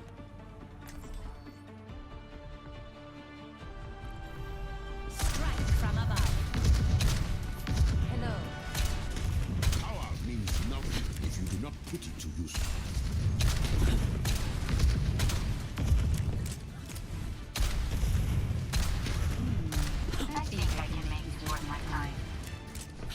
Greetings. Flying the friendly skies. What? How's it even a... Like, you aren't even comparing vegetables to each other. Round one. Capture. On the move. Yes. In the desert, don't be scared. Work as a team, everyone. Affirmative. I'm here. Establishing air position. God.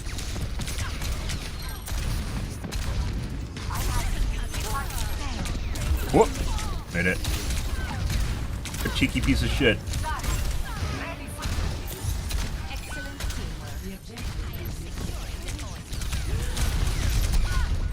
teamwork. Very accurate Baptiste.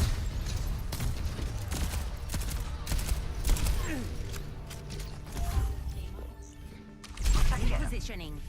Increasing altitude.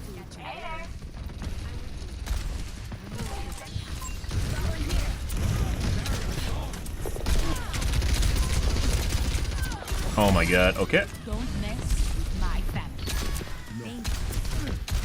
Enemy over. Yes. Fuck should go. Enemy here. On the move.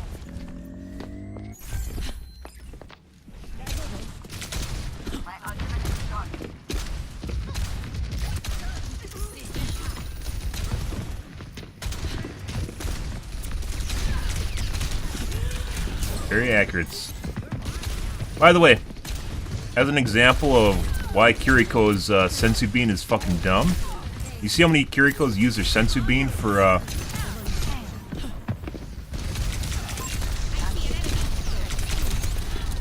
they use their sensu bean just to add invulnerability, like a brief second of invulnerability.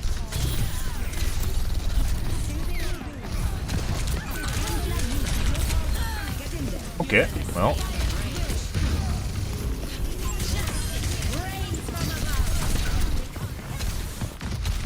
Dude, he threw it literally on top of my face. I couldn't fucking see it.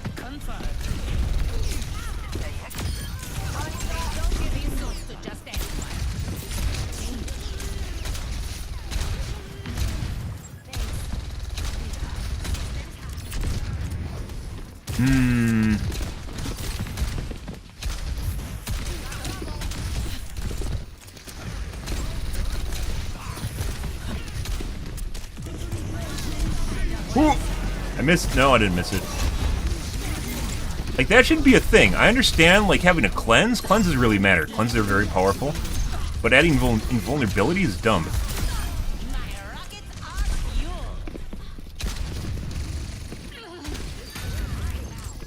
Affirmative. I will fire. I will lead us to victory.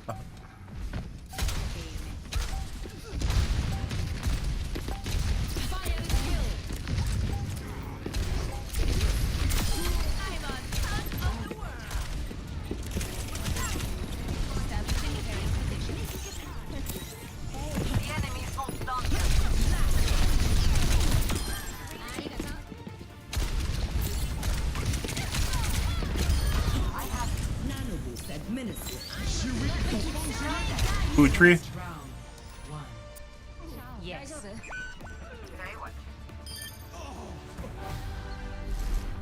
Like, we're at 34% accuracy. It doesn't, like, it's mainly spam. It doesn't feel like I'm missing a shitload of shots.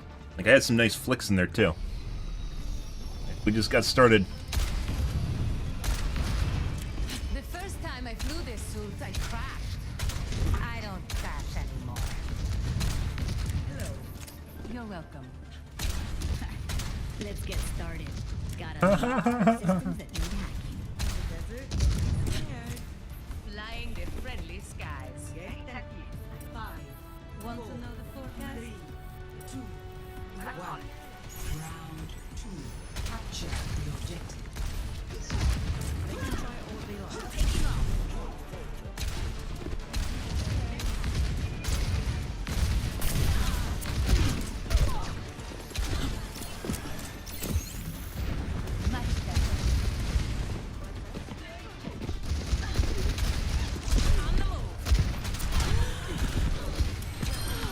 Nice. She actually ran in front of my missile. The med was there. I thought she picked it up. Through the wall. Let's show him some air power. Repositioning. Where she zoomed in on my face through the wall. Assumingly. Enemy over here. I see an enemy. Okay.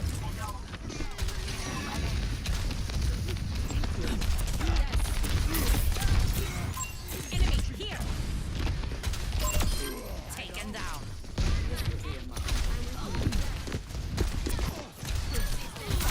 I am taking off.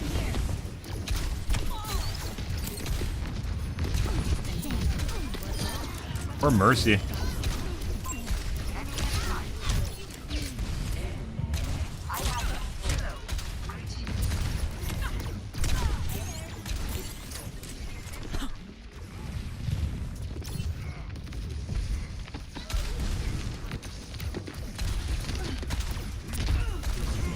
Concussive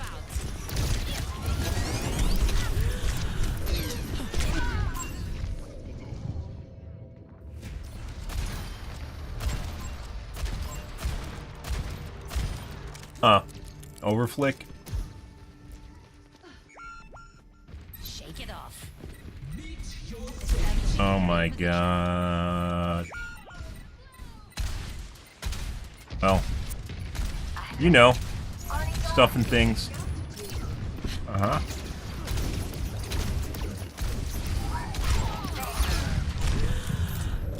Need to target the Ash. Can't stop.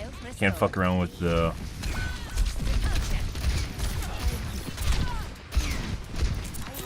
Echo.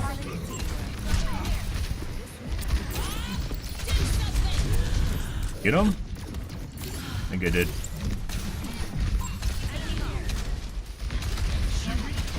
I see an enemy. EMP activated. Maybe could have hit that further at the side. Tried to shoot me through the wall. Again. I don't want to talk about it.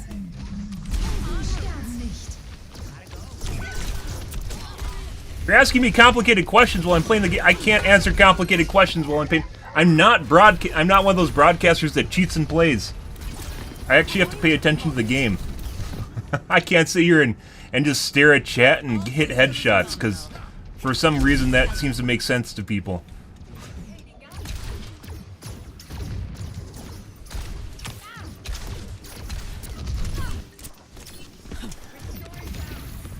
Much better.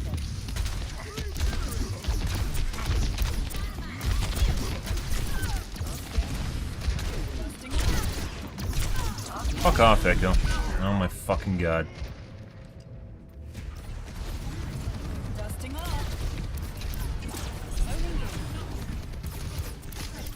Sorry about that. The skies await.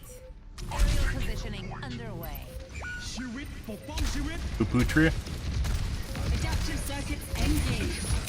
Roll call. And that's gone. Yeah. The fucking... I'm pretty sure the Ash is cheating. And I can't deal with literally an uncontested Echo that literally can just take time to shoot at anything she fucking wants, because nothing on her team shoots at her, because it doesn't fucking matter. She doesn't matter at all. That's obnoxious. And then probably thinks they're doing work too. Like, I have to literally pay attention to the Ash continually, or I die to her instantly. I could have run Overwatch much better than you. And what would you have done differently? I would have caught all the bad guys, then cut their heads. If you were a job interviewer and you were a client and I'm the job interviewer, and I say to you, how many coins would fit in your car? What would you say? We can do this if we fight hard and smart.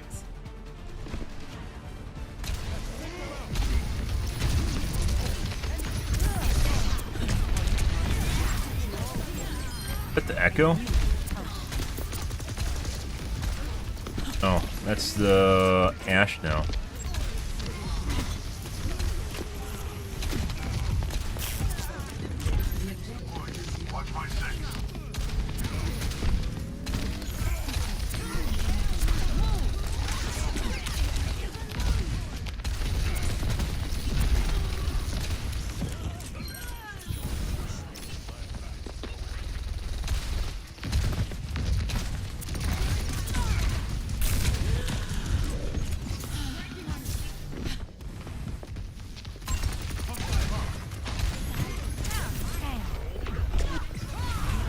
Widow, which is now the Echo that seemingly knows exactly where I am through a wall. That.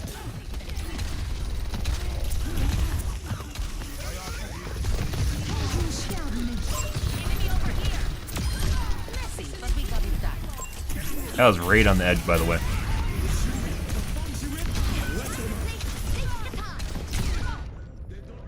Fucking Christ.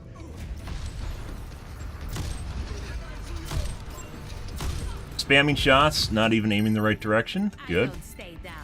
You can see her flick underneath me and then it snaps to me.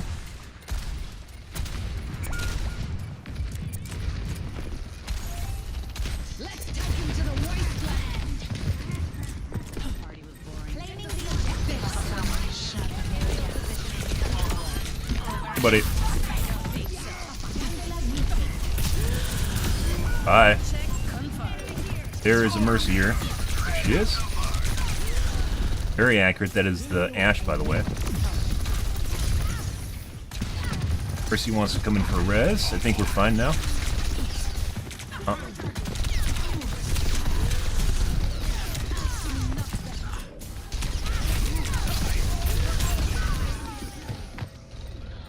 Pretty sure both the DPS are cheating. The Echo started cheating on Widow.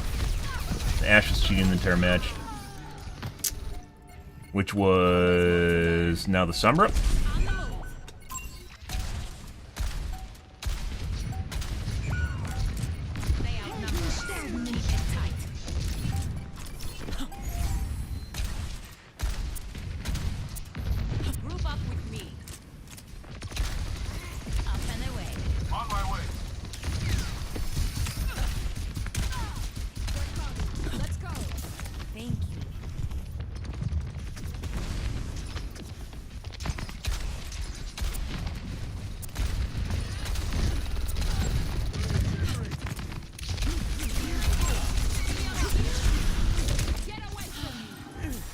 And also Bab's possibly cheating, which I mentioned earlier. He stopped firing at me after, Jesus fucking Christ. They just fucking locked your bot and through the walls. That's a bone mesh aimbot. Good. That is the Ash from earlier in the match.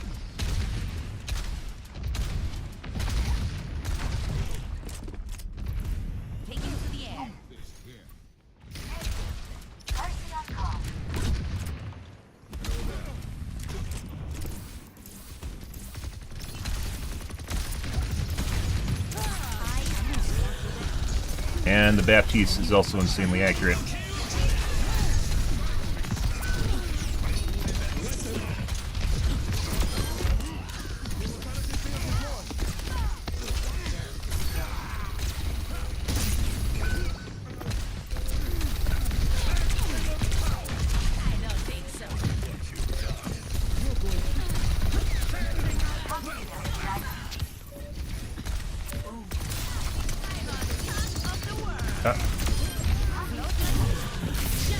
Oh my, literally, oh, is it a macro? I didn't even think of that. There are some really weird instances, guys, where it seems like people, like, drop their monkey shield right when you, oh. I actually think that's an auto macro now. I didn't know about auto macros up until, like, a week ago.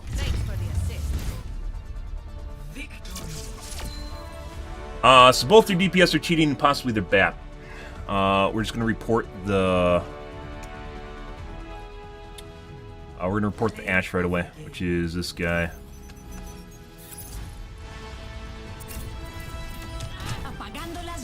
Strikes.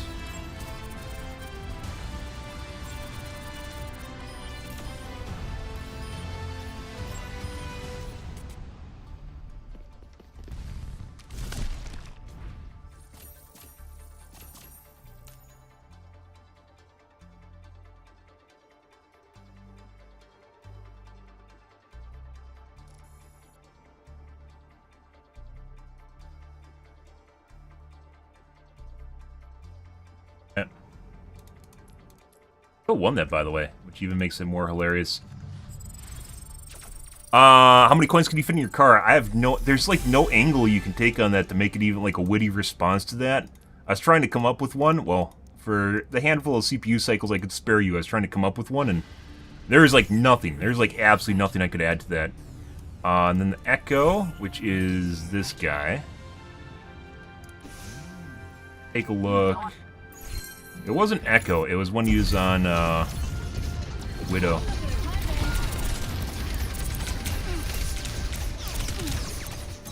Yeah. Okay. And then BAP we're gonna look at too.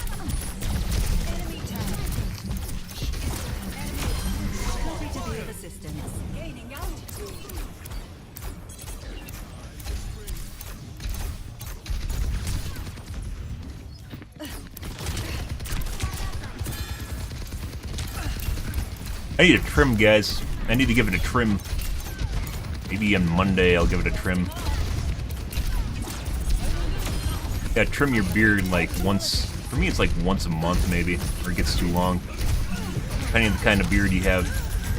Some people have like trimmed daily, which would be insane.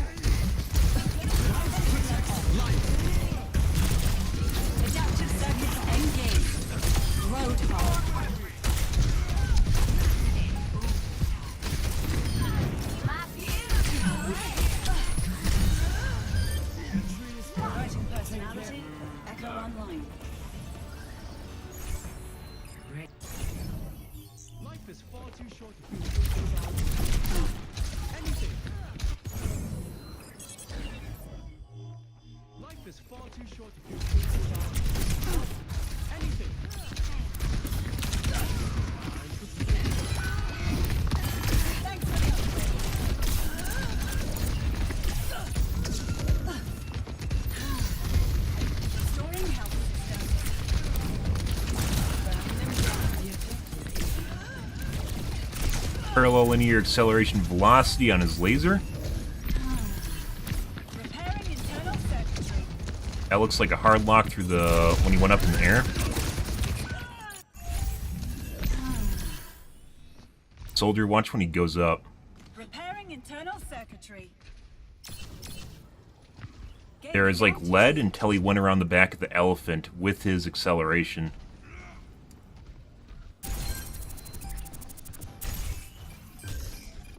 I wish I had the jog dial for replays. Let's go boop.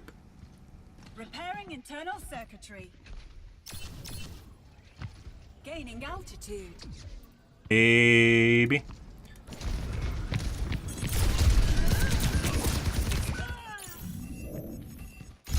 Widow.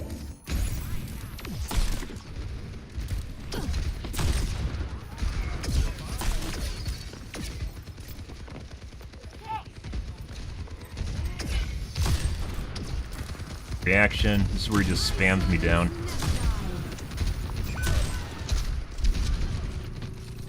Oh, it's later. Life protects life. There will be no next time.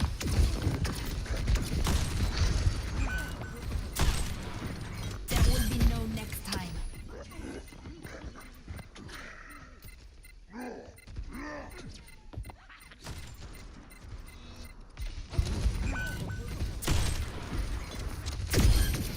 So despite he's actually missing a decent number of shots, and his aim I'd almost say is normal, besides some weird interactions. Right there. That's pre-aim on the Lari through the wall. In a different spot than when she went behind the wall. Relatively completely different spot. She's right here when she loses line of sight on her. And then she re-aims down her on the side over here. Right here. She comes up to meet her. Right there. This guy's definitely cheating. Like 7-12? 11-12. Regardless of him hit shot. By the way, projectile aimbots, guys, as far as how good they are all over the place between developers. It takes much more effort to make a projectile aimbot than it does to than it does to make a hit scan aimbot for sure. And the implementations seem to be all over. So if you get an echo that looks random or possibly good, and then sometimes not, sometimes they only work up to certain distances. Sometimes they only work with a certain amount of hysteresis. Sometimes they'll be really, really obvious because it like snaps instantly between lead points. They're all over. But when you get hit scan, it's a little bit different. This guy is definitely cheating. And the reason for that is him following this guy behind the wall right now, regardless of what his aim looks like on other characters. And as I said, it felt weird when he got on Widow. He's coming up to literally look right at this guy jumping. He's jumping right now to line up with this Alari he no longer has line of sight on. And she went down over here, right? This guy's exposed, do a wall hack from the Sombra. She went down here and is over here now, and she's jumping around the corner to look right at her. Yeah. Whereas she comes up with her scope at 11-12.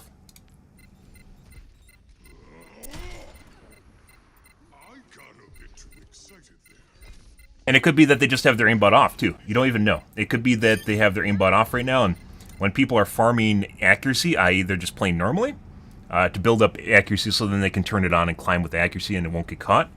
When they're farming accuracy, they usually leave their wall hacks on because it doesn't matter, right? No one, it's just wall hacks. You're not going to get caught for that, right? Or it takes a lot of effort. There's like almost no streamers. Almost every single streamer that I've ever heard talk about like cheats putting aside the really, really obvious shit, and they generally don't know what they're talking about, will usually refer to the person's aim, but never the fact that this person has their Eye of Jagan. You never gain an Eye of Jagan, guys. I'm sorry. It just doesn't happen. Your third Eye of Jagan does not happen. You can see people through walls. It just doesn't work that way. Just can't see this guy. It's like the Alari that's now going over here. Apparently this guy's egoing on, as his name implies. Really, like, look at this shit. Really, really wants to shoot this guy. And this is why you have to watch now his health bar is exposed. But only if he shot him, and I don't remember if he shot him or not. You can't even see this guy, but he's clearly aiming right at the Alari.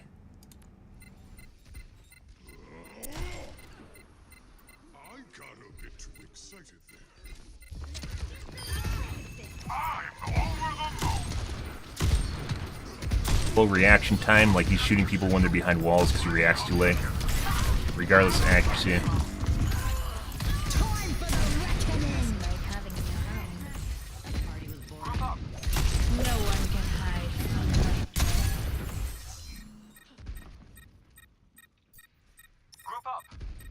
He's tracking me behind the wall right there. No one can hide. Not as clear as Alari. Alari's a giveaway.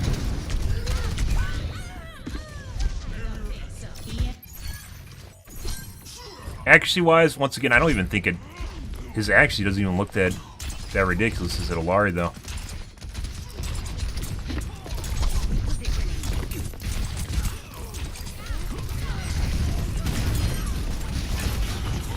Genji's aim's a little bit weird.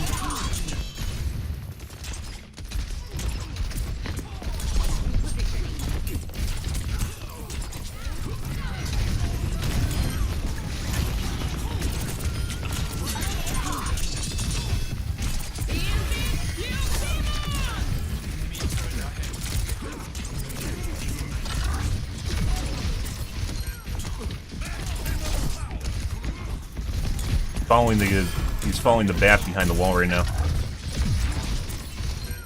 Once again, like the kids with their fucking Adderall, a lot of them do not have good wall, I don't know what to call that, wall discipline. So they'll actually just watch. If you watch enough, they'll eventually just start watching people behind walls. Because they like hyper-focus. He is clearly reacting to the BAP right now behind the wall. He's even coming down to meet the BAP as he goes over the wall. He can taste this kill because he knows how much HP this guy has. Yeah. So 11-12, 11-21.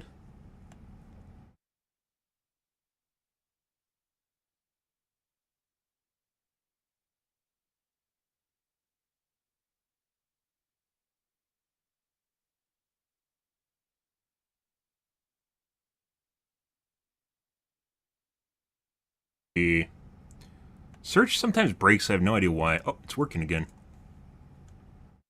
Not.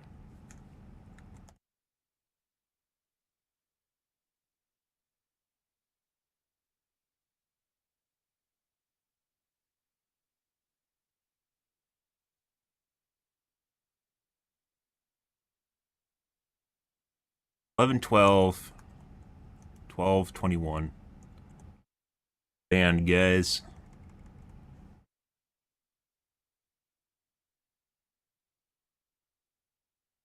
Yeah, so, like, once again, his aim looks relatively normal, I'd say, for most people, right? There wasn't, like, once again, and it could just be that his humanization, like, he just set it up just right, so it doesn't look all that weird.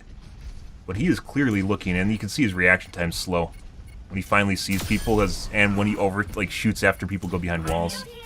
Reaction time's pretty poor. And it's not that poor reaction time is bannable, but rather, if you have really good aim, it's not going to be something that you're gonna affect your aim.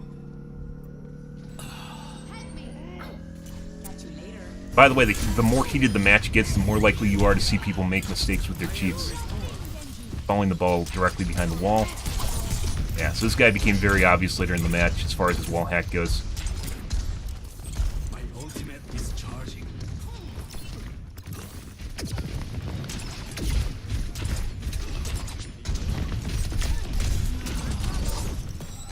Okay, we still have to watch BAP. Sombra, nope. Racer, yeah.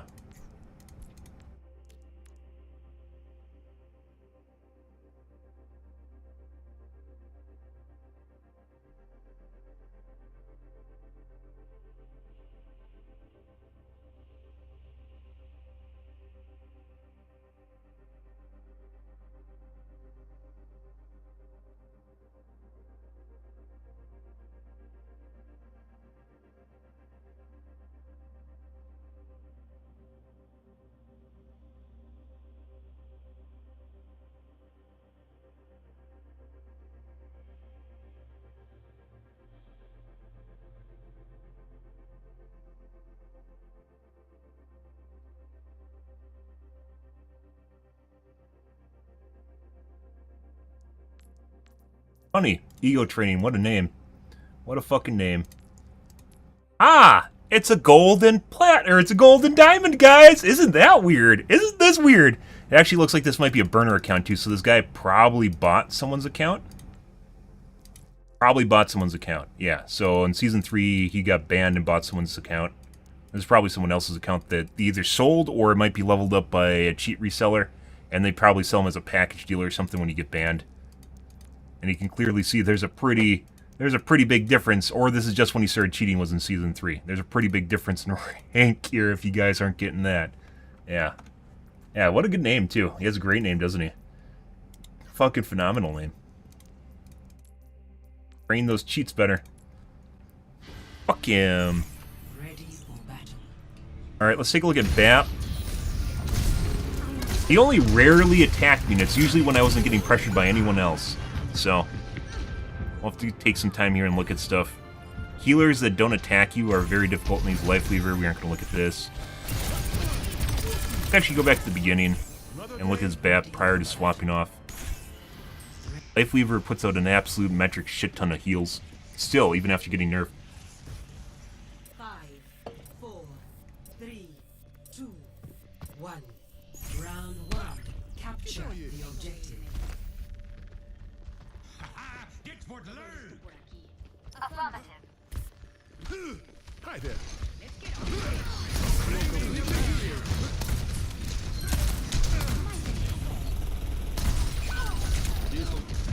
Did something. Shooting air.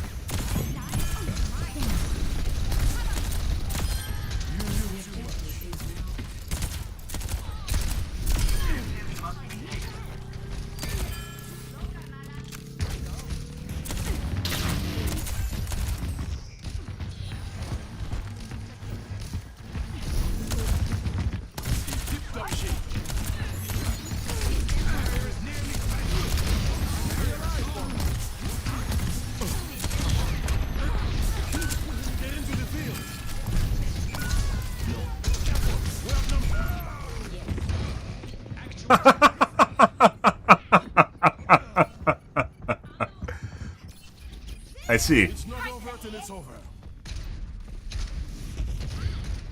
Like new again. So possibly 3 people cheating in this match. There was 2 for sure. This is the 3rd we're looking at. 1's you can usually beat. 2 it gets difficult, and 3 is next to impossible.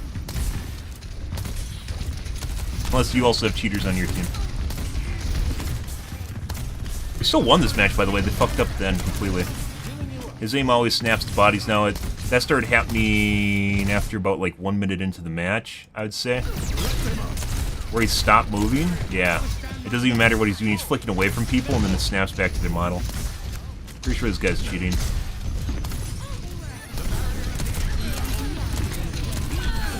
Maybe a minute and a half into the match. Minute. He literally threw it. Did he? He wasn't throwing it at me. He was trying to throw it to Zarya. Okay. Air. Don't care. He goes back to bat for round 3.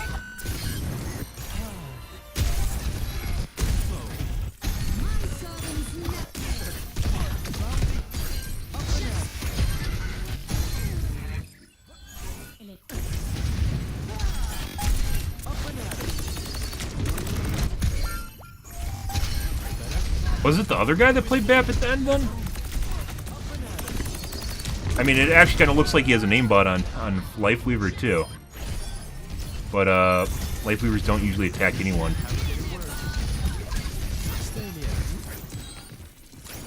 Okay.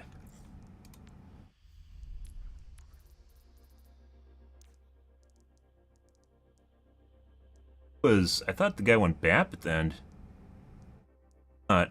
I think our team had a BAP at the end. Yeah, we did. Didn't have a BAP at the end.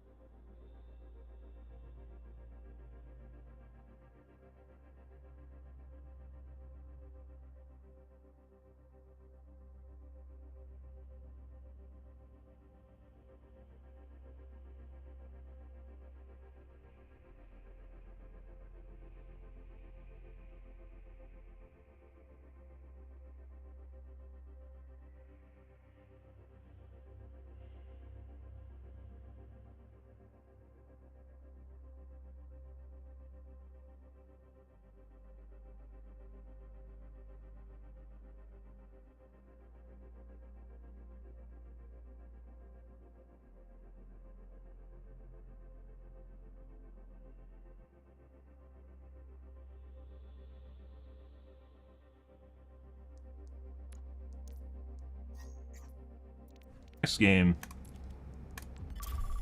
And if I wanted to, like, so the reason I'm not watching him play Lifeweaver is particularly because usually when people play Lifeweaver, they don't attack at all.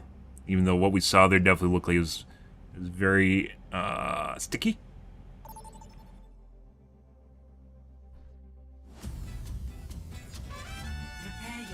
Ah! Are we gonna get stuck in spawn? Oh, no, we're in defense. Always fun when you get stuck in spawn. Get people with aimbots to just sit up on the platform and insta-kill you.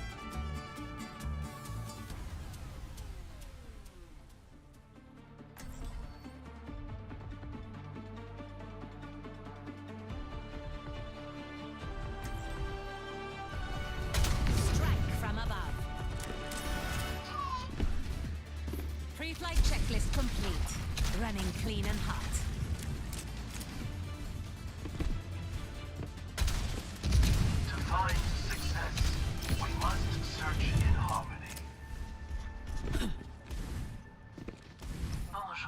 Ooh, I live for this.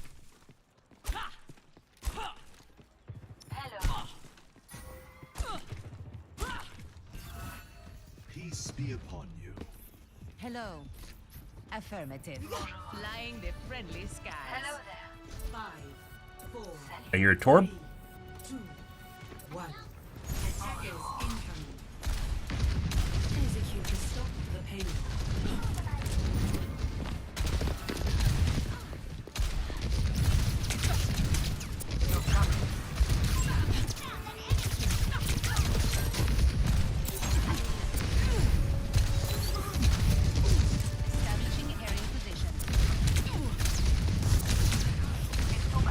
feels off. What happened to your shield?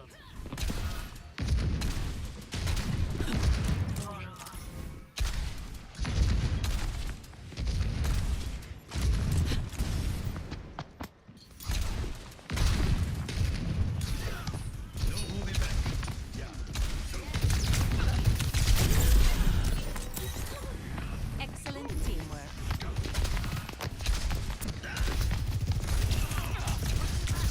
Dude. Aerial positioning underway.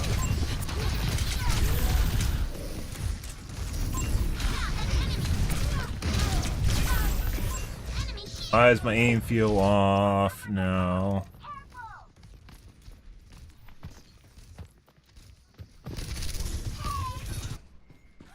Making another approach. You got bad? On the move.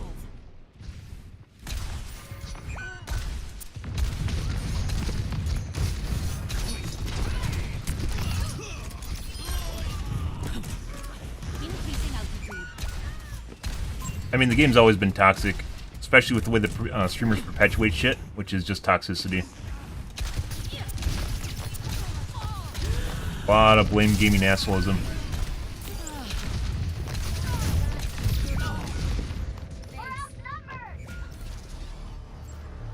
What is going on with my aim? Look, I have 25 and 4. Always more to learn.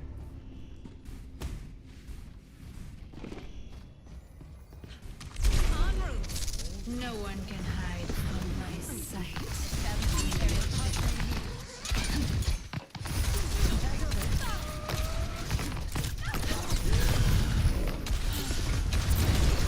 Okay. No!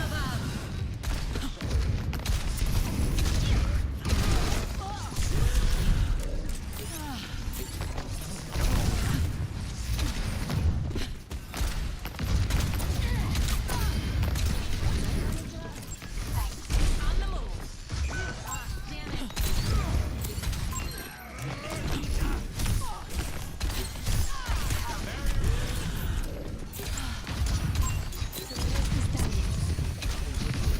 Sie Helden sterben nicht.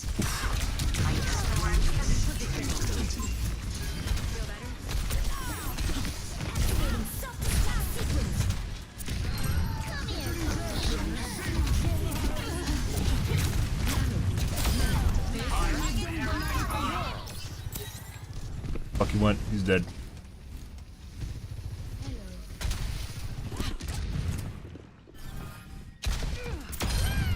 Yeah. Increasing altitude. Guess she was low in health. En route.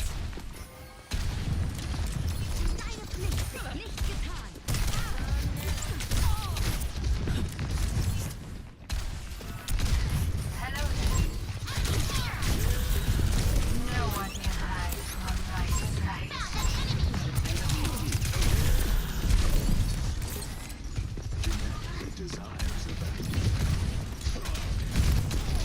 This ends now.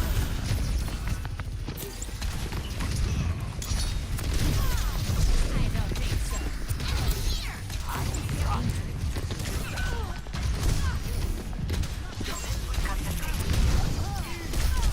route.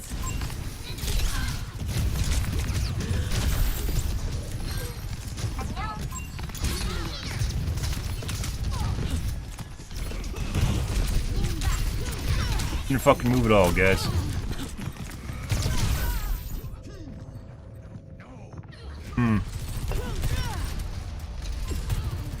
Game's always been toxic. By the way, the best way to play this game is literally just to turn off voice chat. Don't listen to voice chat at all. Don't listen to streamers that try to coax people into getting on the voice chat because they just want content, especially through blame gaming and gaslighting.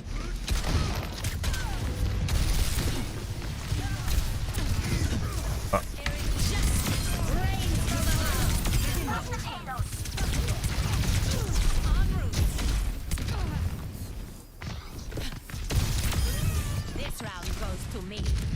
A lot of streamers are like, why is this guy not on voice comms? Because voice comms sucks. The best I've ever done in this game was literally after I turned voice comms off, which is GM in Season 3 and 4. Without mercy. Bonjour.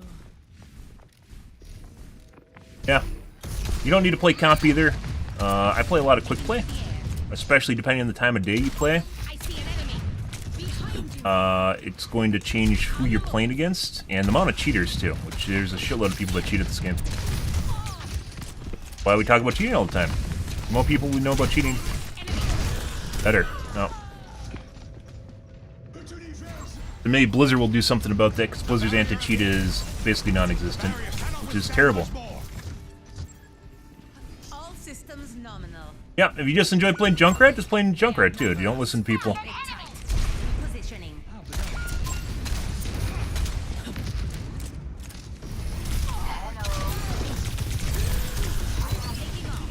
Fucking Sojourn's very accurate.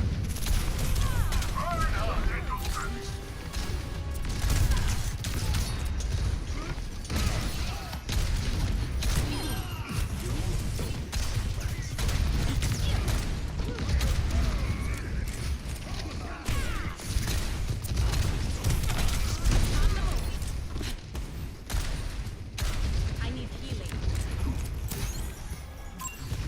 Up and away.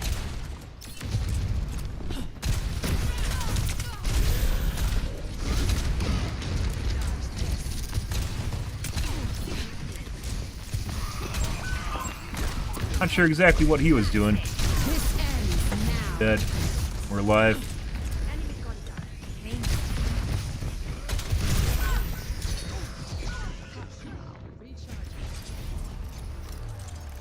Yeah, that's to be expected. It's also a highly competitive game, so you're gonna get a lot of Get off.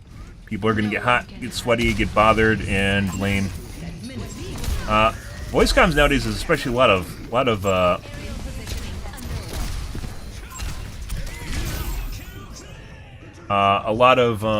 passive aggressive behavior. This guy, I'm pretty sure, is cheating. Is.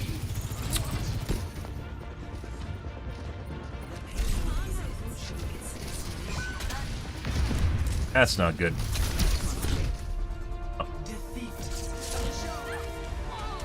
So Soj, let's see.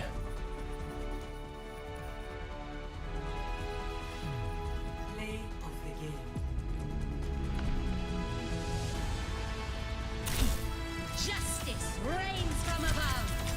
I am unstoppable.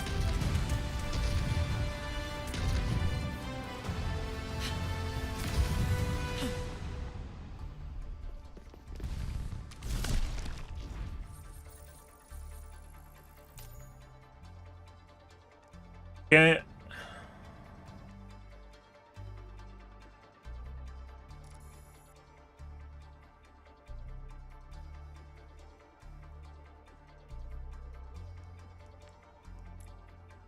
Game. By the way, I don't care who it is, what they look like, what their stats. Usually we'll check this because usually you can see like an origin story. No, no one here has been in here for a while. Just plays enough games to get a nice little rank symbol and then never plays. The reason people do this, by the way, is because majority of people that get reported in comp. Comp is a liability. So even on the cheat forums, they'll tell people not to play comp. Although obviously people want to play comp. It was a different time. Cheating has now become an industry. There's plenty of companies that want to sell cheats because in order for them to just make money, it's like imagining selling anti-cheat for a game, right? No one's going to buy, well, not no one's going to buy, almost like you can't sell an anti-cheat DLC because people are going to assume that it should be built into the game, right? But anti-cheat takes actually a significant amount of resources. Conversely, you have companies that sell cheats that all they have to do is break the game. They're basically selling the equivalent of an anti-cheat DLC for a game, right?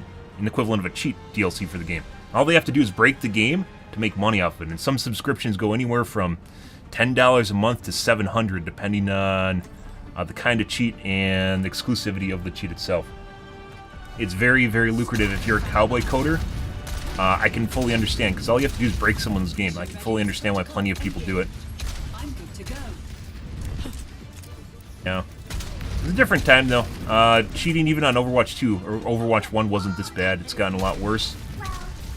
And I think it's just a lot to do with people realizing how many people actually do cheat, how easy it is to cheat, how likely you are to get caught, which isn't actually likely at all, depending on which cheat you're using, unless you rage cheat. And it's become common knowledge, and they'll even help you build cheats for this game on forums. 5, 4, Is pretty hilarious. 2, 1. Attack commencing. Capture objective A. Reporting in. Enemy here. Over there. Mercy? Enemy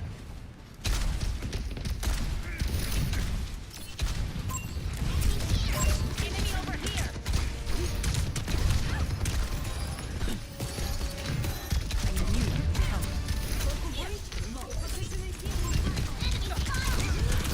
Very accurate soldier.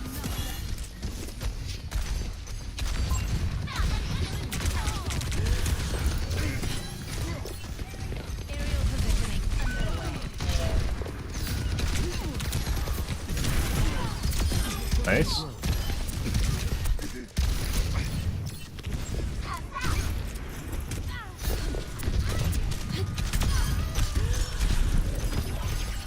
Good.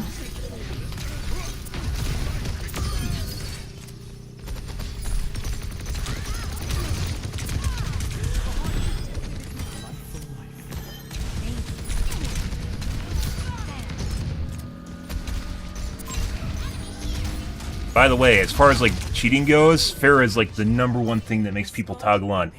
It is the #1 thing. I don't know if TF2 is... Pretty sure he's just tracking me behind the wall just now. I don't know if spaghetti code is a good way to... Like, the source engine itself is pretty well made. It's old, for sure, but it's pretty well made. It's been around for a long time. They're the original purveyor of, like, good code, is, like, the TF2 engine.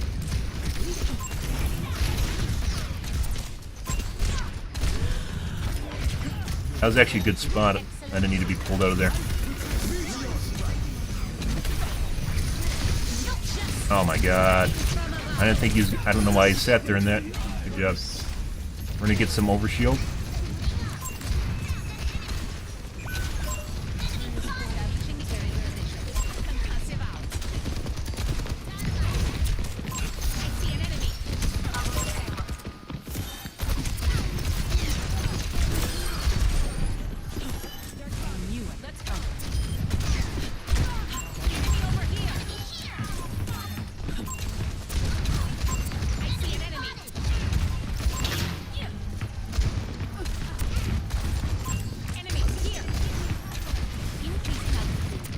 Okay, well, no one wants to kill the Zarya with me.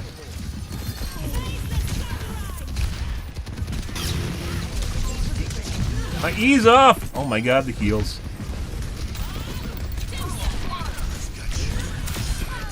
Nice.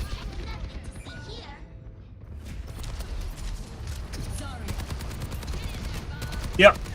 Valve actually, like, they had a good stint, and then, so if you know anything about the way that internal development works at Valve, they basically allow people to work on whatever they want. It's like retirement home for coders nowadays. It's like Nirvana.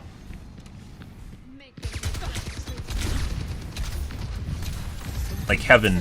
They can just go and do and work whatever they want. What that means, though, is almost nothing gets done. They just don't work on projects together. That's a nice try. I saw what he's going to do. I was thinking about doing the same thing, so... Pretty sure the soldier's cheating.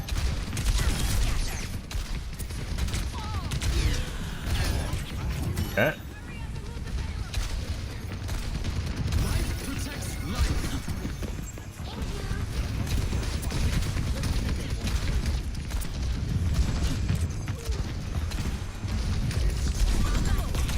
No, stop running, you stupid bitch! Oh my god.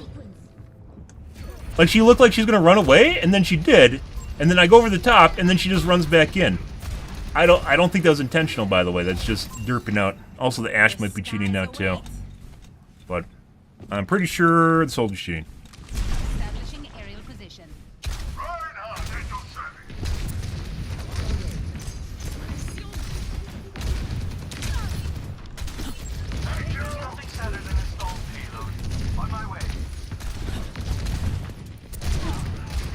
Headshot. And he...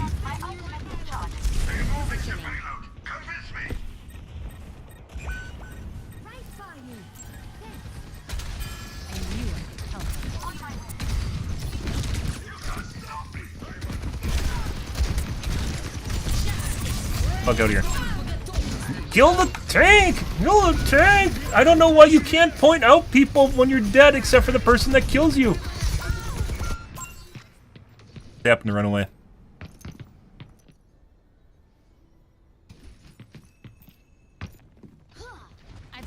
I mean, everyone, it's just a meme. Spaghetti code is just a meme now for bad coding. I don't think, like, I played a decent amount of TF2 and I never felt that way.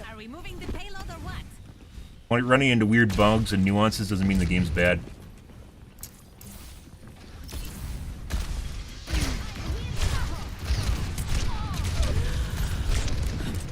Double headshots.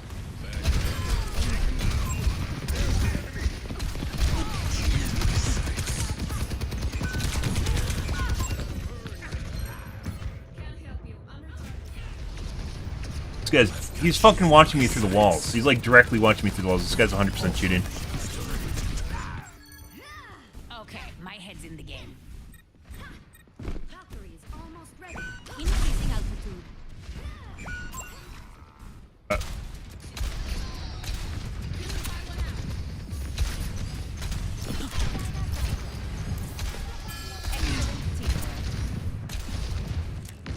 But as I mentioned before, guys, like Farah's, like, if you want something that makes people toggle the most, Farah's 100% it.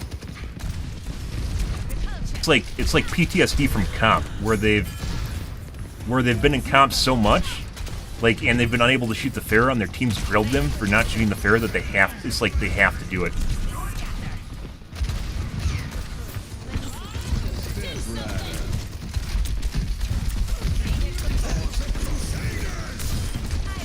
Done.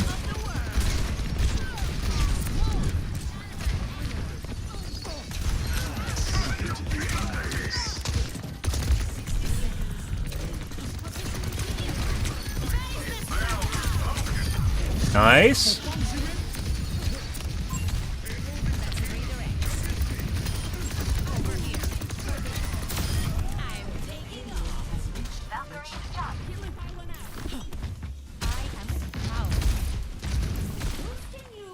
Done.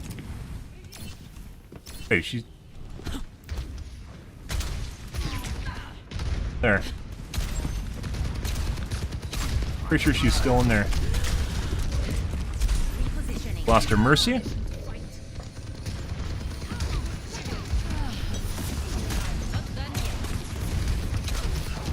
Trying to line of sight the soldier. See if we can bait the Zarya.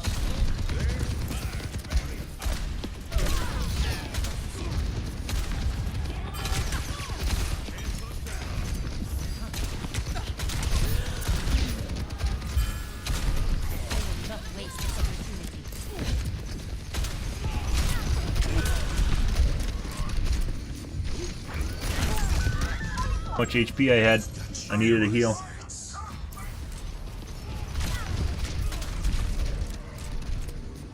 How the fuck did I kill myself? I somehow shot my rocket while I was stunned.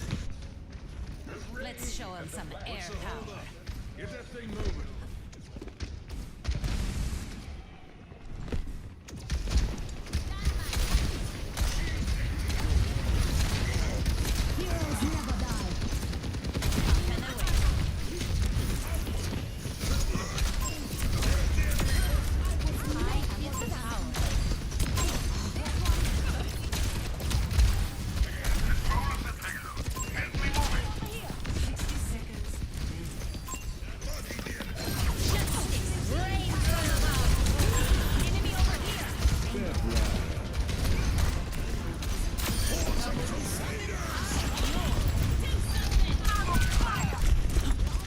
Let's see it. Almost. Yeah, no one got in the point. Good. Yeah. Yeah. Dude, well, I don't, like, so like I mentioned before, This guy's cheating, as we mentioned. Like I've mentioned before, they definitely have issues with staying on task on games. So despite TF2 being one of their IPs, they probably make a decent amount of money on it. They like shelve the project. So like they kind of goes through these spurts where they're like interested in stuff and they're disinterested in stuff and they're interested in stuff and they're disinterested in stuff. And like as such, there's just weird scenarios where they just kind of give up on a project. They don't even talk about it anymore. They just kind of do it. Like even CS2 wasn't really a next version of Counter-Strike. It's just like shuffling stuff behind. They're just kind of putting it in a package and like putting boxing it on the shelf, guys. 1 second.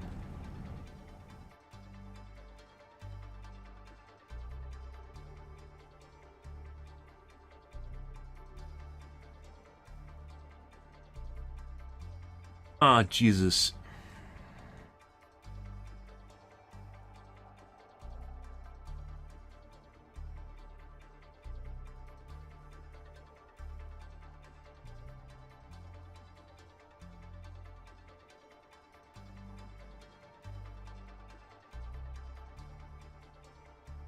Yeah, but it was a shelf projects that they're working on, and then just don't work on them at all.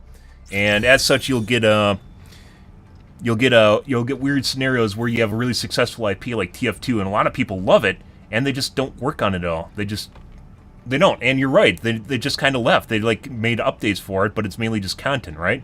And the reason for that is because they just work on. I don't even know what they work on internally. They have a big company. They don't really do jack shit. They don't really release jack shit. The only game right now that they kind of release regularly is Dota 2, and they bought a developer for it. So like you can say what you want about like them not releasing content. Actually, I know just like that's just basically it. It's just they're releasing content. And they don't really have any sort of internal drive in their company to actually make people work on stuff that matters. So like in that regard, sure, it's probably like the same, relatively similar code from like 2007, and maybe they haven't even updated it. Where Counter-Strike 2 gets a new engine and Dota basically uses the same engine, right? They've updated it. But it's probably still functioning on like the original, like an older version of the engine because they don't have anyone that actually works on it. Like Source, it's not Source. Valve itself is a really, really weird company. It's one of the very few that works in the way that it actually does. And you only really understand that if like they released what was it called, the franchise guidebook or something like that, like years ago. And is like an insight you can find. It's from like 2012, where they basically have a company handbook and talk about what they do in their company and how they do it. It's like almost getting tenured as a professor and then just not doing anything. So like it actually just kind of makes sense why stuff doesn't get work done, but at the same time they should. It's kind of sad because they used to do really good things. They used to be a really great company, and then they just stopped doing it. Yeah, because everyone just got tenured, and then they just stopped caring about stuff that actually matters. Like, they don't want to work. It's like Twitter, you know, like, people criticize Twitter after Elon Musk. He cut, like, 80% of the company because they were doing jack shit. That's insane. To have a company that's that big and just having people that just don't do... They're, like, on vacation all the time.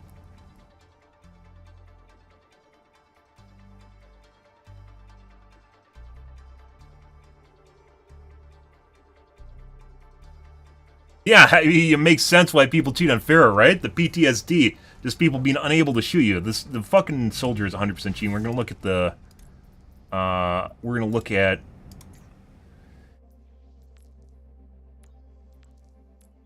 Fucking plat and diamond, my asshole. So, someone bought their account and renamed it. This is probably a bot account.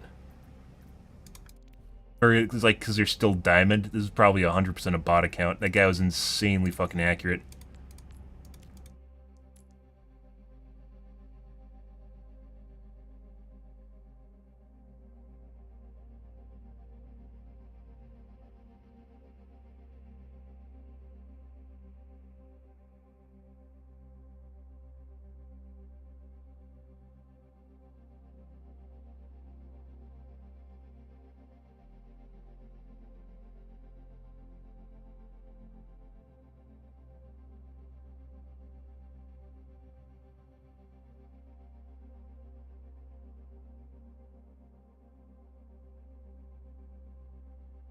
And the Ash got weird about halfway in on the P2 push. Yeah, fucking Farah PTSD. I used to tell people back in Overwatch 1, I used to tell people to play Pharah to level up, rank up, because people at low ranks can't shoot him. When I ranked up in Overwatch 2, and from Gold, because I hadn't placed it, when I ranked up in Overwatch 2, to Masters, which is where I stopped, that was like last season, 2 seasons ago, off stream, I started encountering cheaters at the end of Gold. And the really obvious cheating is in Diamond. Start to clear up after Diamond, though. It's like the beginning of Diamond at the end of Plat is where everyone places when they cheat, and it's where all the super, super sketchy fucks are.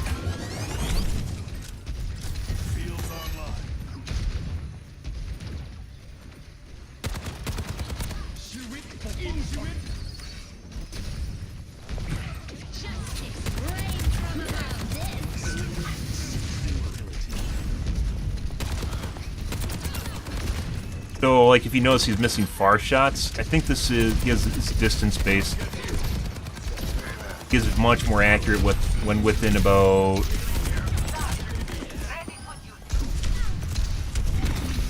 80 feet, I would say. I don't know how to quantify that in game. 80 meters, maybe? That's pretty far in real life. Maybe it's 80 meters in game, 70 meters in game. It's when it gets very, very sticky. Not dead yet. I could have put that in the report and probably should have watched the replay prior to doing that. This guy got weird when he's on Ash about halfway in.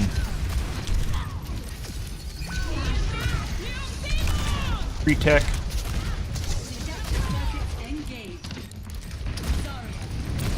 Yeah, I think it was a takeaway from Valorant, too. They felt like they were losing market share, which they probably are.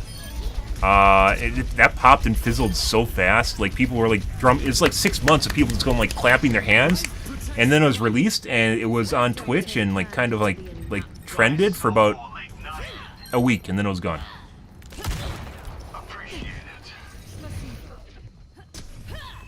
Now it's back to basically what CSGO was, which is just a bunch of tournament streams, and that's it. Majority of the player base, I'm pretty sure, is just real money trading and bots. Like, trading bots, that is. Full reaction time.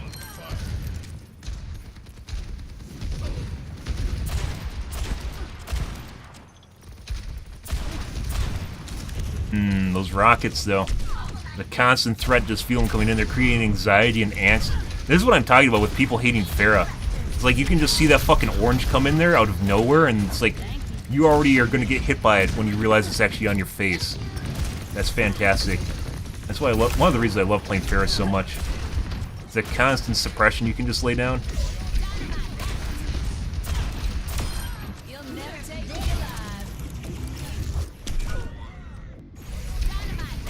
That guy's very accurate for shit reaction time.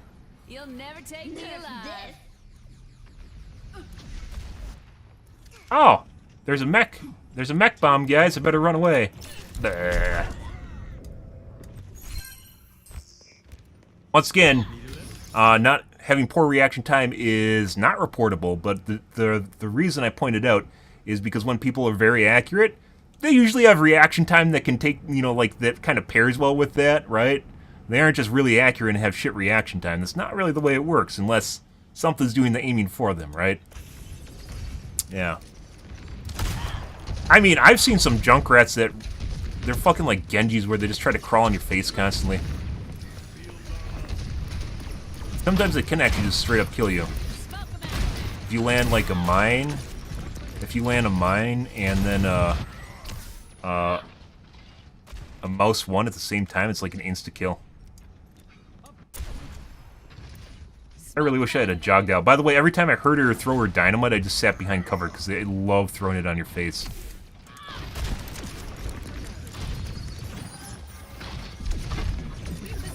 Better reaction prior to me coming out. By the way, I like that this Echo can go in this deep and literally no one gives a shit about her. The Echo on our team, like, she just like flies in here and no one cares. Oh! Yeah, so I did see that. Sometimes it's the opposite, where you don't realize what's going on. Watch this. This is a reaction to Unknown, which is she's reacting to me to flying up before I even come around the corner. See me down here? So this guy's probably cheating. It's shit like this. Right there. He is moving to intercept me before I even come around the corner. See me flying up? See his crosshair right now coming down to meet me? Yeah, so this guy's 100% cheating. Yep. So you can say what you want about his aim and possibly missing. This guy is definitely cheating, as you can see right here. This is not something... You don't get to do this, guys. And by the way, this isn't straight up. He's not sitting here watching, because you can hear my jets, right? He's not watching the top edge here or something. He kind of knows where I'm coming up because of the sound. He is looking literally right at my position where I'm about to come around this corner while jetting sideways at an angular like this, right? Yeah, so this guy's 5,000% cheating right now. 526. Reagan. By the way, I love people. It's fucking... You can pay for endorsements, by the way.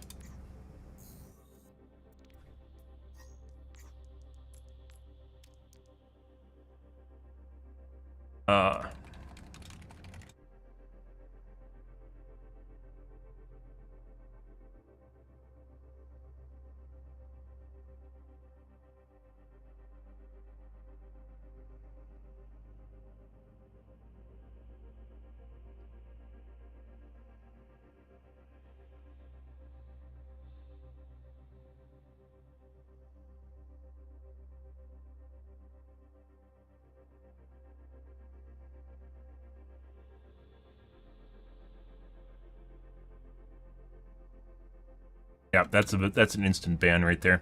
And once again, I imagine most of the, if you get good at this, guys, I imagine most of the bans are actually manual. Like, you can say what you want about this guy's aim being relatively normal looking, because it was relatively normal aim. The juxtaposition here is his reaction time is poor. It's probably about 2 times what it should be. His reaction time is relatively poor here, but which is why I pointed out. But you could see him literally tracking me behind the wall. What is your favorite Wii GameCube game? I'm prior to that. I grew up in the NES SNES generation. But generally it's kind of the same thing as like Mario Kart, right? I think pretty much everyone kind of falls into the same category.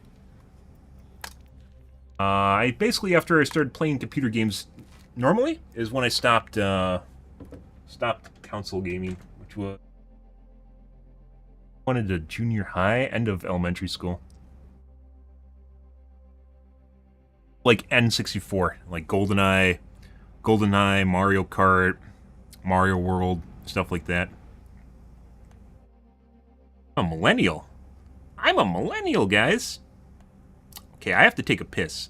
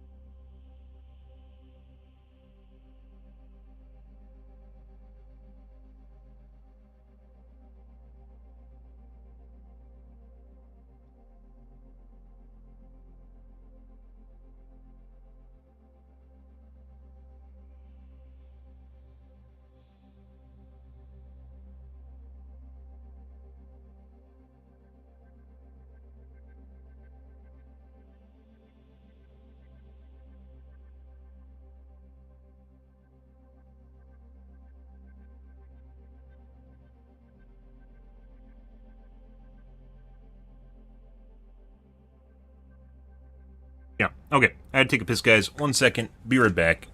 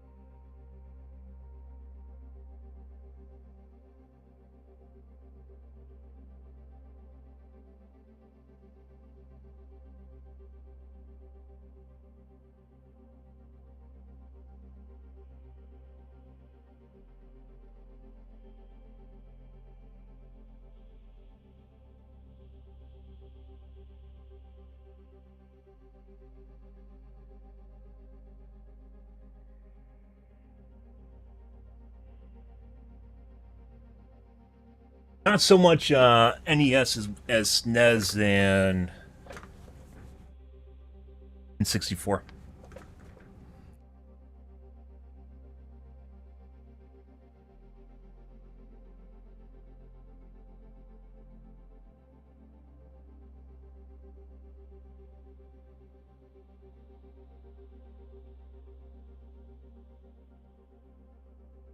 Ah, well, good. If you enjoy it.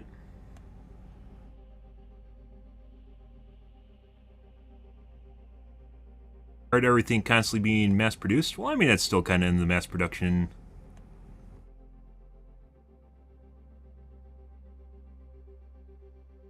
stage, I guess you could say.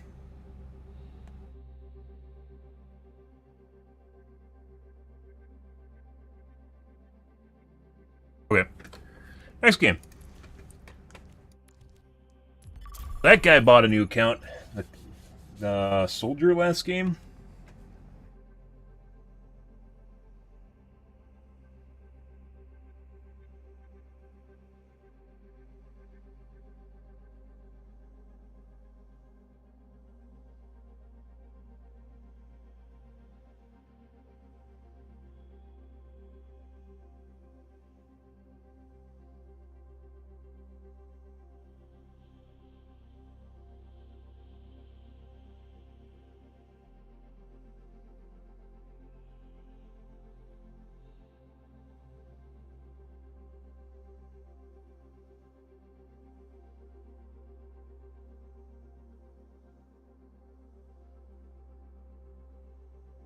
You did good.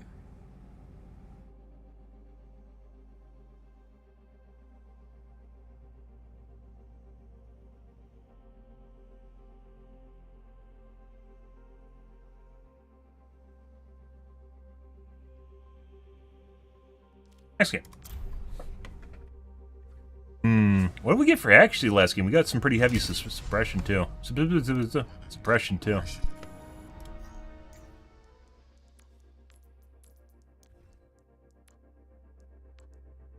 So, like, the good thing here is, even despite the weapon accuracy, my direct hit accuracy is very good.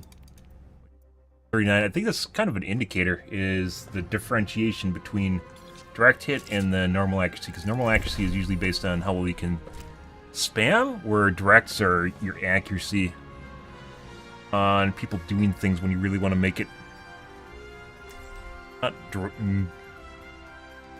not exactly, because you can spam a lot of rockets and your direct will go down too. Is that good? I don't know anything about retro games.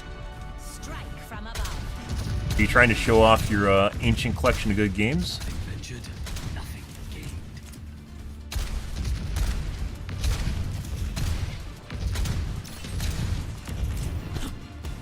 Stay inside, and I'll keep you safe. Flying the friendly skies.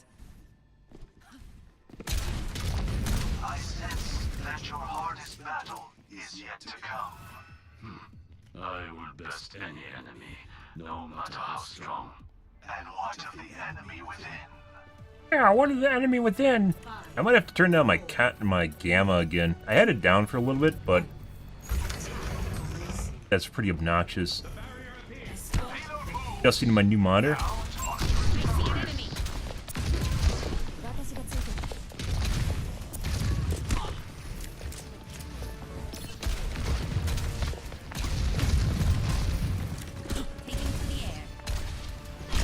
Oh.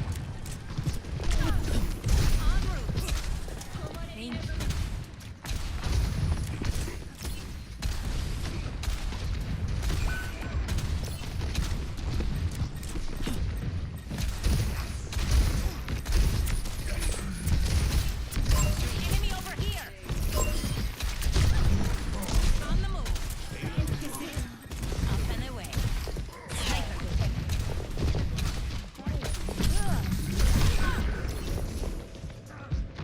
Let's kick this off.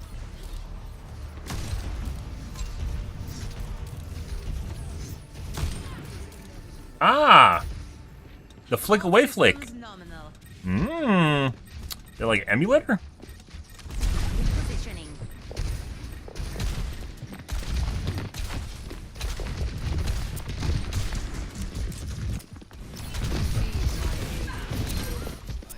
Guy's reaction time seems pretty poor, so.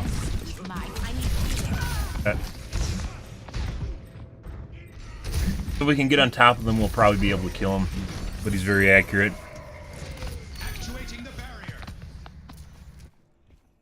Returning to battle. Ultimate is almost ready.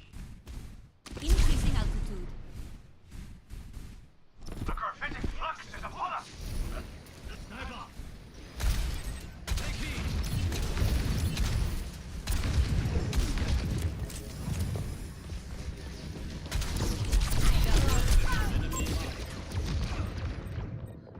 He's coming over the roof. Watching me through walls. Well, there's probably a guy that's cheating. Uh-huh.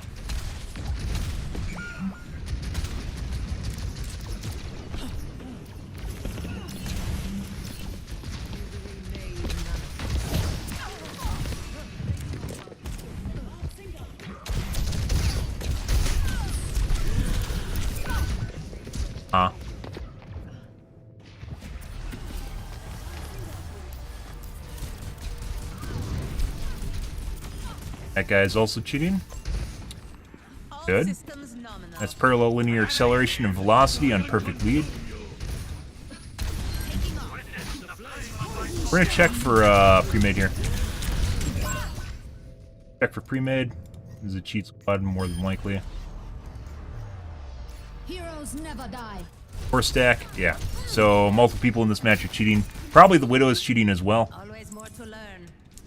That guy was not in the group. Okay. Up and away. Let the kids Apparently you have a bone to pick with me for some strange reason.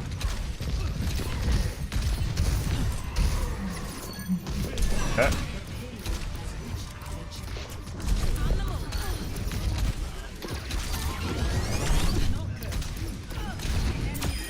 I look after my own.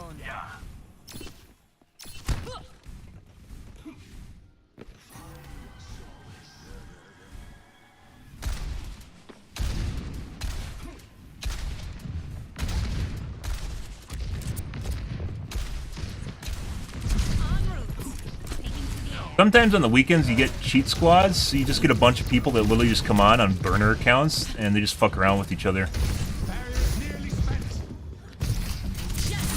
Alright.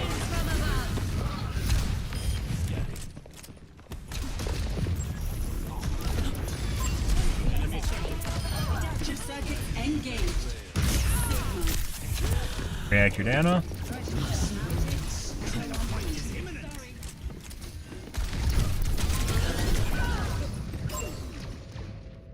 Oh my god!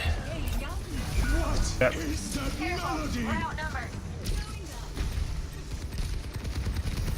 Ah! I got a mini SNES. Good morning, Killjoy. I got a mini SNES. It's actually pretty cool. So it's like, you know, obviously anything Nintendo. Nintendo's very, very hard with their IP. They just literally hate anything that's fan-made. Like emulators. Very protective of their IP. Why I was staying back. You got some sketchy. You don't overextend or even peek when you got sketchy players. They just want that free pick prior to everyone respawning, and then you get out of sync. But I got a mini SNES. It's actually pretty cool. I don't know if they still sell them. Very accurate. That's the Widow. I got a mini SNES. Yeah, this guy's 100% cheating. It's like a 20 pixel lock-on. Holy fucking shit. Yeah. Maybe a bit more than that, 50 pixels, 20 pixels. Fucking walked into it, good for him.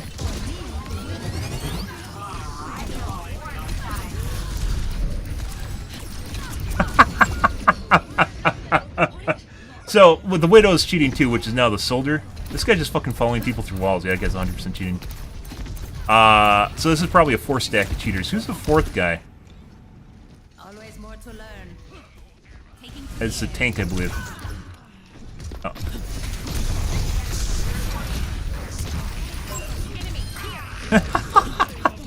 These guys are so bad.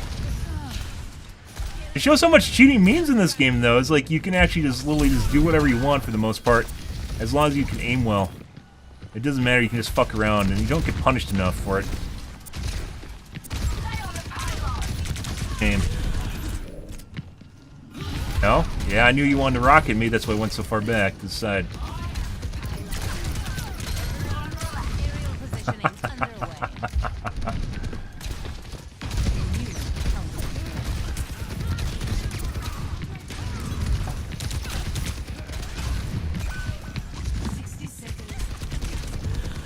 Peter?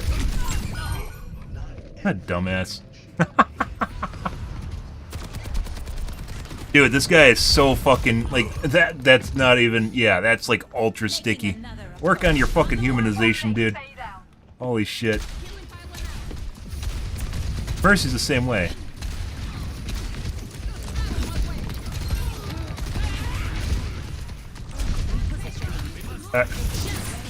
Alright. Thank you. What a nice guy.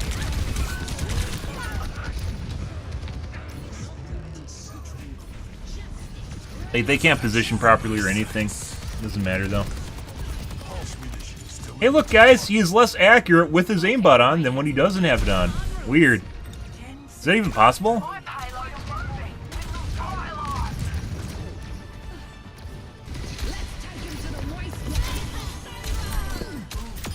Fuck off, bitch.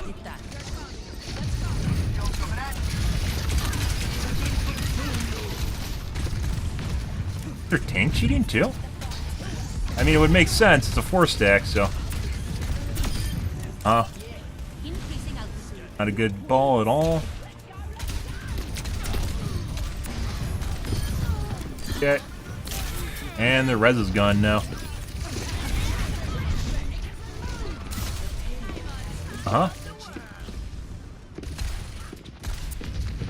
Anna is not in the group.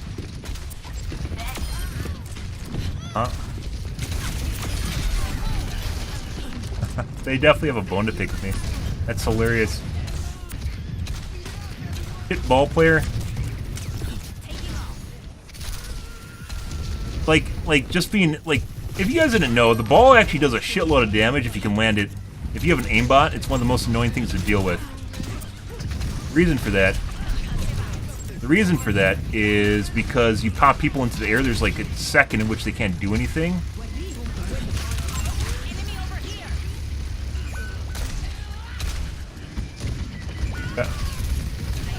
He's just fucking spin bodying.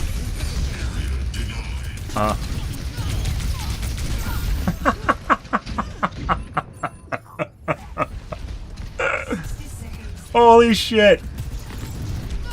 Yeah, this is a 4-stack rage cheat squad. I'd even say, like, this isn't. They aren't trying to hide this at all. We'll take a look at the ranks and see what's going on here. At the end of this. Quit, bitch.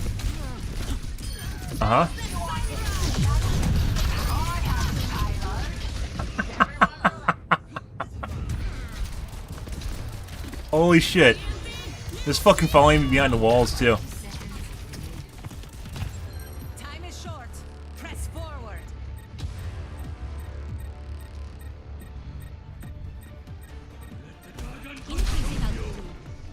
Payload's moving. Let's go.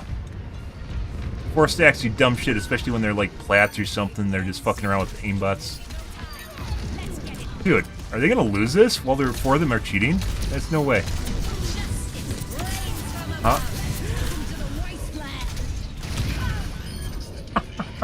I should have waited for the ball. I messed up. That'd be fucking hilarious if they lost this, though.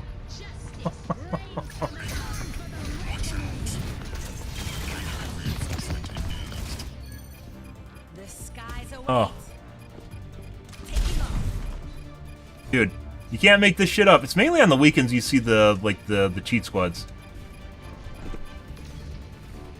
Wonder if they have like a challenge where they just we C9'd. Wonder if they have a challenge where they literally they're fucking bragging while they're cheating. That's hilarious.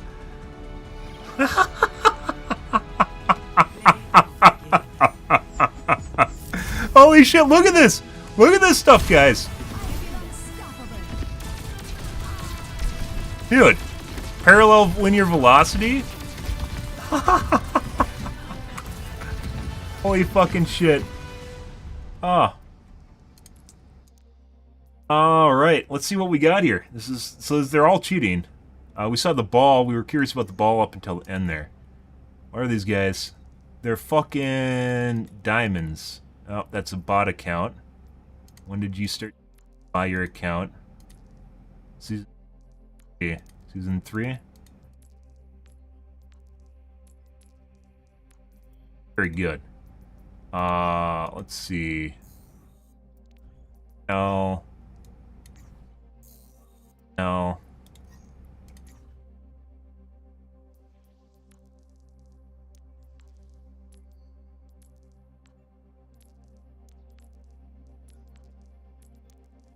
Another one in season 3, maybe.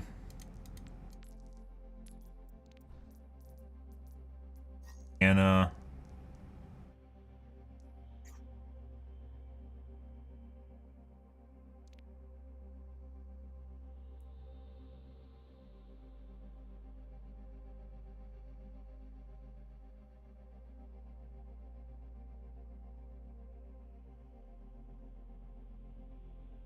How do you guys keep solo ulting in Anna?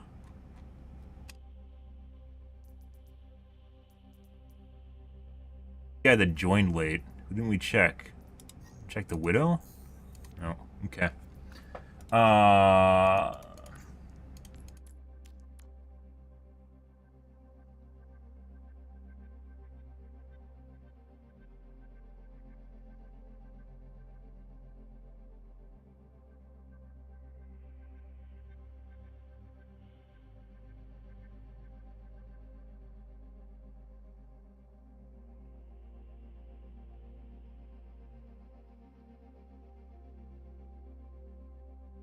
Not really bannable for sure, but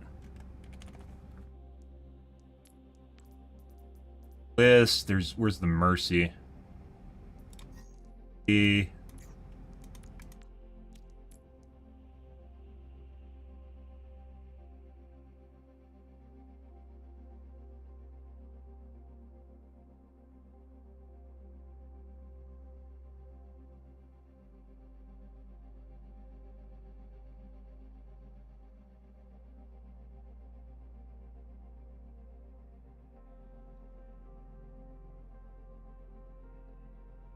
Oh, you see people cheat on everything, guys. You play enough, you'll see everything. Including people on Mercy that cheat. With the Hanzo. Let's see. We gotta use our...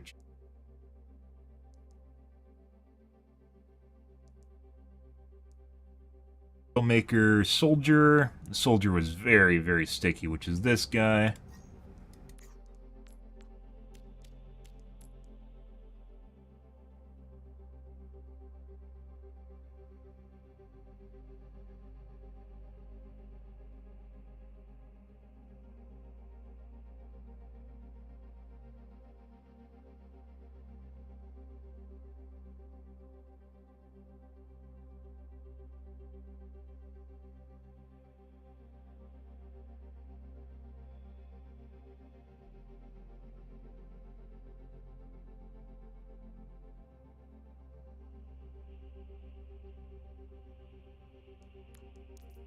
And the Hans Echo. Guy was tracking through walls. I forgot to put tracking through walls on that guy. Yeah, by the way, if we waited to ult instead of ulting the Mercy, if we waited to ult on the ball, we probably would have won that, but I didn't. I popped my load too early because I was like, teehee, it's a Mercy, she hates dying. It was a shame. Sojourn, Hanzo wasn't doing anything. Echo, he was cheating on. Sojourn, he's definitely...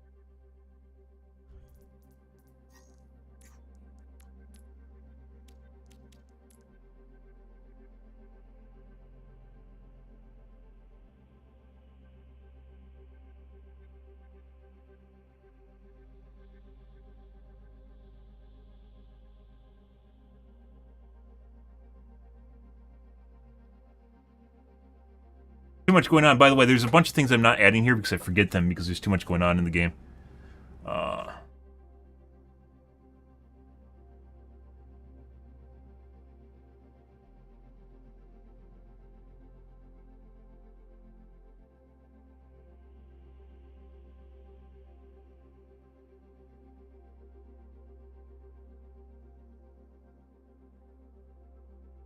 Yep. Much. So that's the cheat squad. And by the way, that's a 4-stack, and we know it's a 4-stack because when we saw the third guy cheating, after 2 of the guys were definitely cheating, it's pretty clear that the 4th guy's gonna also cheat. What'd I do? You emulate because you have 0 money. I don't blame you, by the way. IP laws, in my opinion, are too extreme.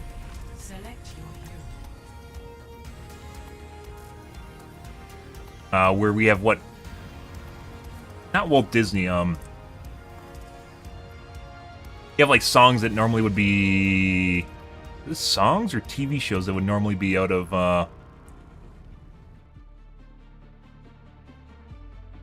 they wouldn't be protected anymore. But their estates that are left over, basically all their kids are just trying to milk their parents for money after they're dead. One that just happened. There's one that actually just got renewed for like another 30 years or something like that. Such potential for medicine and agriculture. Sadly, this car agrees. They want their hands on it, and they're willing to compromise together. Sounds about right. 5, 4, 3, Greetings. 2, A pleasure. 1. Hello. Hello. Objective unlocked. Positioning. This is a gamma. It feels like my gamma setting's fucked up again.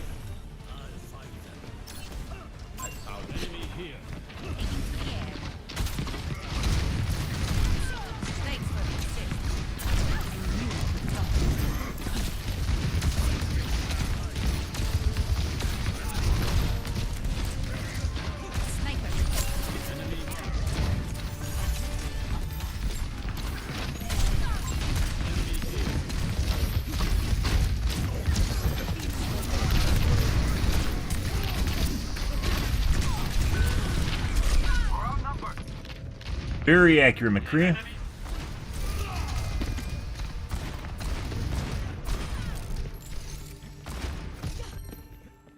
Let's show him some air power. Ah! Weird. Almost like innuendo. One of the beautiful, Keep going. Be uplifted. I will not waste this opportunity. Apologies, Leo. Aerial positioning underway. The robot is with us now. Let's get pushing. Sniper, keep your head down.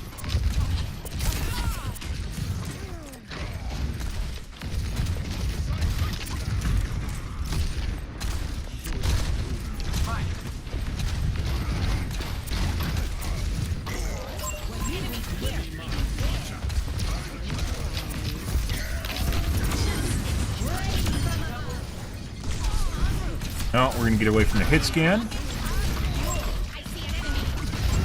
Dude, he just dodged that shit. He literally just fucking dodged that. Yeah. Positioning.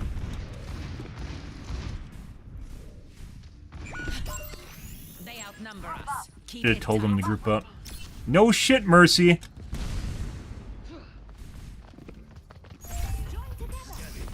Thanks for the assist.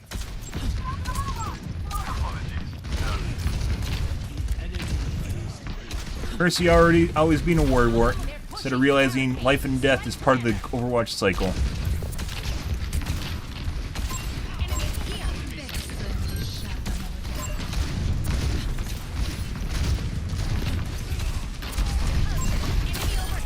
Nice! Nice! What the fuck? I hope we're doomed for. Okay.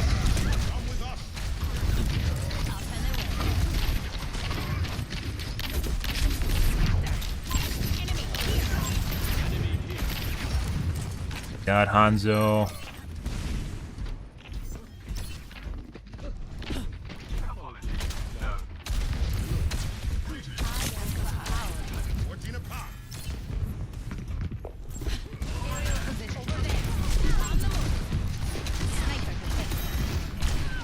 Oh. Okay.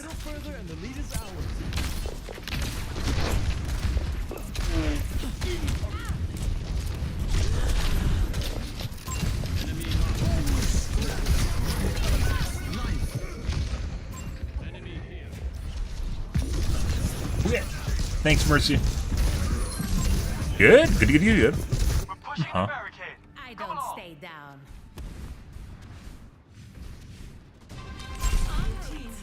Heroes never die. Let's keep it up. Enemy marked.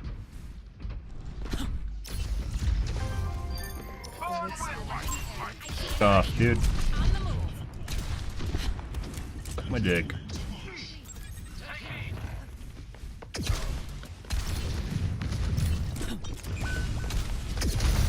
God. Pushing this barricade.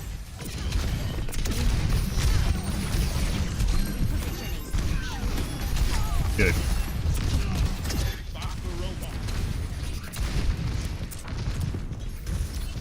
Maybe I should have went to kill her. Because we just lost fucking 2 of our teammates to that. I just got shot around the corner.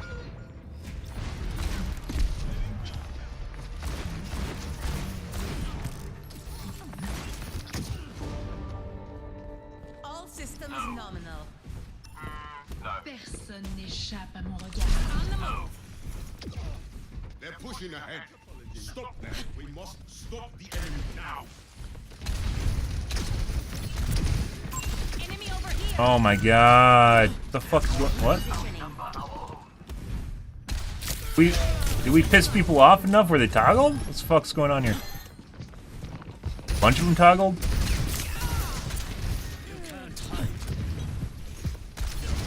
Ego and hubris, guys.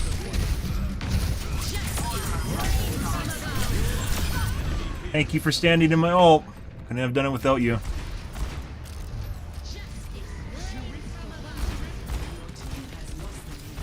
When you ult this Pharah, guys, it is like it's like a bug zapper. You wouldn't think so. People will be like, yeah, maybe I should hide. Everyone tries to kill you. Like, reliably will try to kill you. And you could just hold a line on like a corner and they'll try to keep peeking you to kill you. When they could just hide and wait it out. Instead, they just keep peeking it. Really stupid shit, like ego shit. Go on hubris, guys.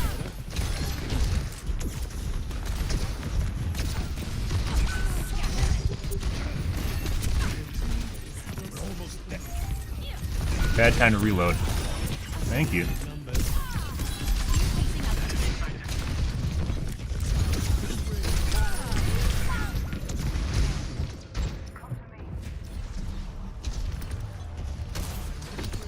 What he's looking at there. Shake it off.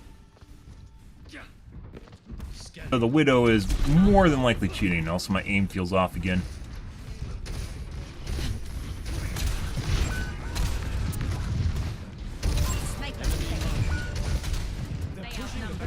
Keep it tight.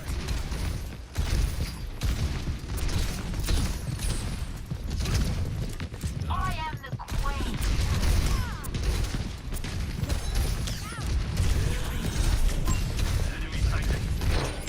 Over there. My aim definitely feels off. Delayed.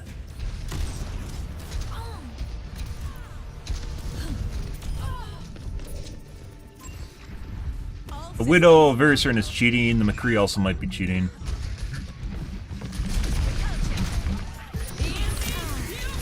Anna also might be cheating. That was Z height right there.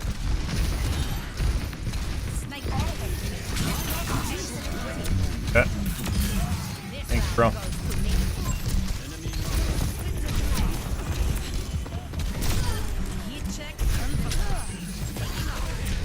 Okay. Not sure what that's about. Get pushing. Enemy here. Stop me. Over here. I don't think so. Get her? We did. That's what I was looking for. I don't even care if I killed her. Like, I don't even care if I die. The whole reason we did that was just to push her off the edge because we saw her use her grappling. This guy's also very accurate. Always more to learn. Enemy marked. Reminds you of McCree. So, like, MOBAs in general, games in general, will all take, like, cues from each other. They all take cues from each other.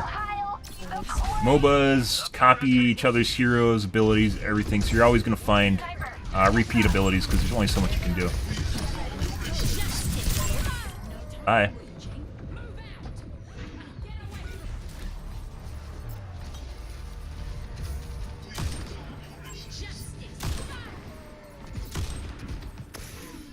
is close. I don't want to talk about it.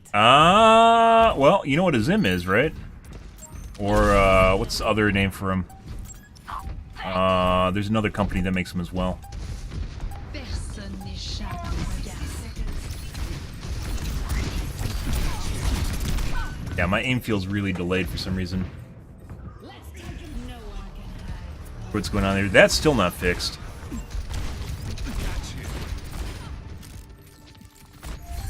Guy's aim's very shaky. Recluse? Anyways, it's keyboard mouse interpreter. It's a way you can hook up keyboard and mouse to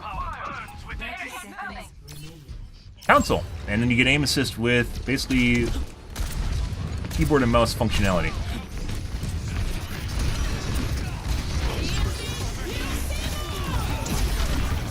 Holy shit. Yeah, my aim is like that doesn't feel remotely normal.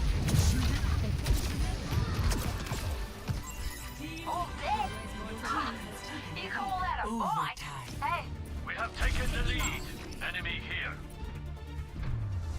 10. We'll see. Widow pretty sure is cheating. We're gonna have to look at both of them, and then possibly Ilari too. Widow got like pissed off early on in the game and toggled on. It's probably about maybe a third or quarter of the way into the match she started cheating. When she started egoing. What the fuck is that? Trying to get line of sight on the Doomfist right there. That guy's definitely cheating.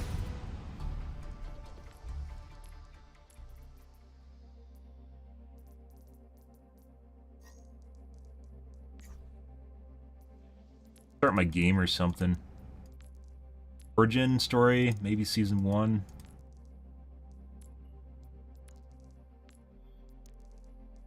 To season 3. You can say what you want about like rank bloat. It's not just season 3, it's also after season 3. It's almost like a bunch of people got banned in season 2 and then remade their cheat accounts in season 3. New cheats came out, or people figured it out. Well, the thing is, like, people do play quick play just to chill out, but then there's also people that play quick play because they don't want to get caught for cheating too, and you're less likely to get. Okay.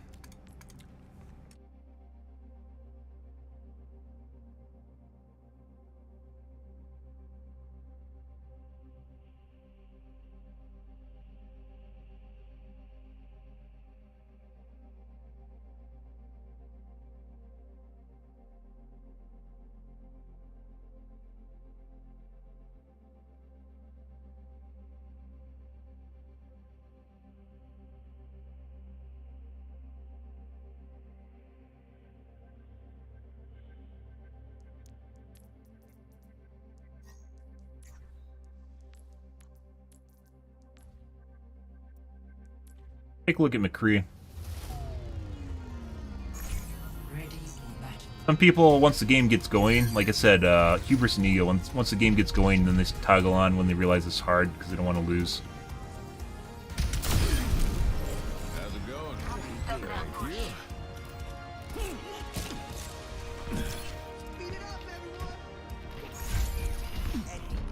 Taking the robot.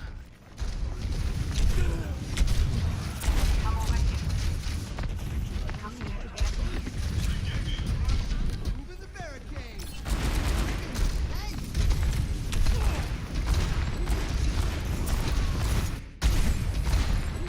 It was the Anna that shot me at Z height.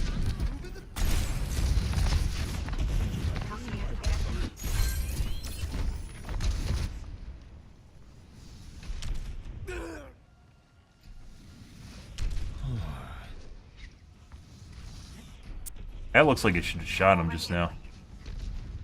Went through my rocket. Would you like to see my muscles? Come here to get healed. I think this is just a random nade. Regaining ground. On the move. Moving the barricade. Barrier up.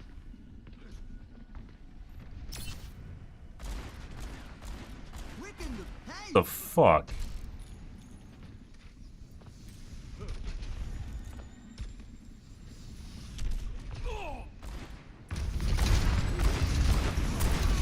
No one can hide from my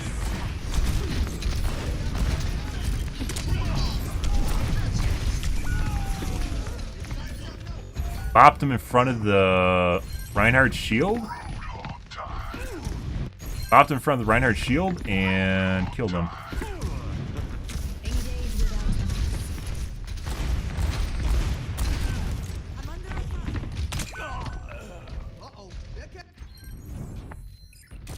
Death ain't on my doorstep yet. It should have gyro. Every game should have gyro instead of aim assist. No game should have aim assist if it's remotely competitive. That isn't to say it's going to make you competitive against keyboard and mouse. I think everyone should have access to a keyboard and mouse, even on console. And then when you don't, you should have access to gyro. You can choose whether or not to use gyro on a gamepad or keyboard and mouse, and almost everyone's going to use keyboard and mouse, as it should be, because it's just better. It's just a better form of input. Don't let them take another step. Does miss a decent number of shots.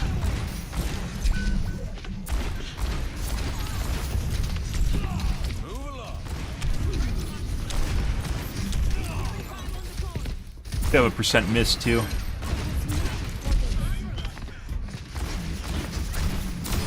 These barrels are smoking.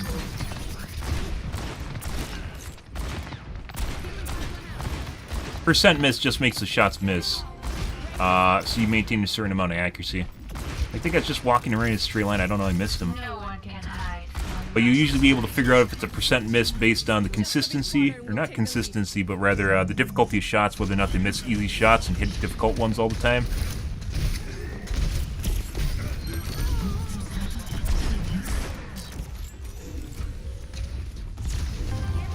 As well as generally the variance of the shots, how close they are to the model.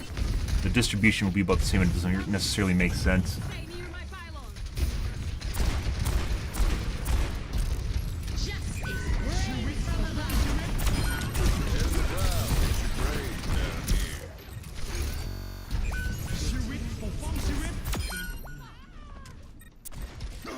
Head in the clouds, but your grave down See, here. that right there looks like parallel linear velocity and acceleration. Right when he gets in close, it like hard locks to the Doomfist, and you can see him like basically overshoot and shoot off the side of the Doomfist. Right here when he gets in front of him. See it like that, Head in the clouds, and then he aims but your down there grave because it's the down aim here. assist lets go. Got a burr in your side. I'm really feeling the heat.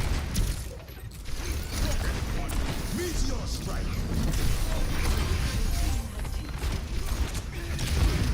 You can, by the way, you can also judge people's DPI or sensitivity, just overall DPI. You can judge people's DPI when people go around 360 them. The amount of swipes you see where he's literally swiping his mouse to get around the back, which I think is like 2 swipes just now, when he goes around over the top of him. There's clearly 2 swipes there, so he had to move his hand twice to spin 180 degrees. When people have extremely good tracking, but take 2 swipes, like if extremely good tracking in CQB, so when someone's jumping all over the top of them, they have extremely good tracking, but then they take 2 swipes with their hand to spin around, it's usually a good sign that they're cheating too. The reason for that is because in order for them to actually like get around to aim at the person right behind them, it takes a significant amount of effort, and you generally don't see that. It's just smooth tracking, or relatively smooth tracking. Guy looks relatively normal though. Hitting a lot more shots than he did at the beginning of the match. It's entirely possible he banked accuracy at the beginning of the match too.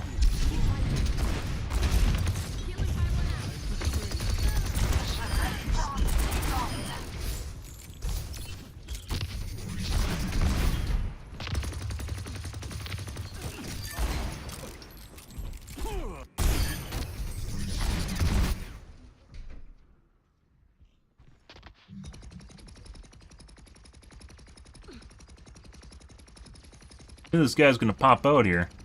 Pretty sure. Spent that entire time basically looking at the guy's position.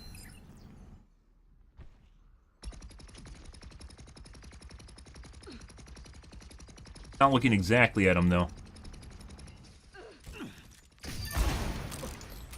I don't know. Gyro's kind of like mouse. Yeah, I've used it. I used it when I was playing. I had a little Modern Warfare stint where I used the Steam controller to get the aim assist with the gyro. And it works pretty well for what it does, which is better than the gamepad. But like, I consider aim assist cheating. It basically is cheating. That's why, and people are becoming so accustomed to it, they complain when it's not present or there's not enough of it.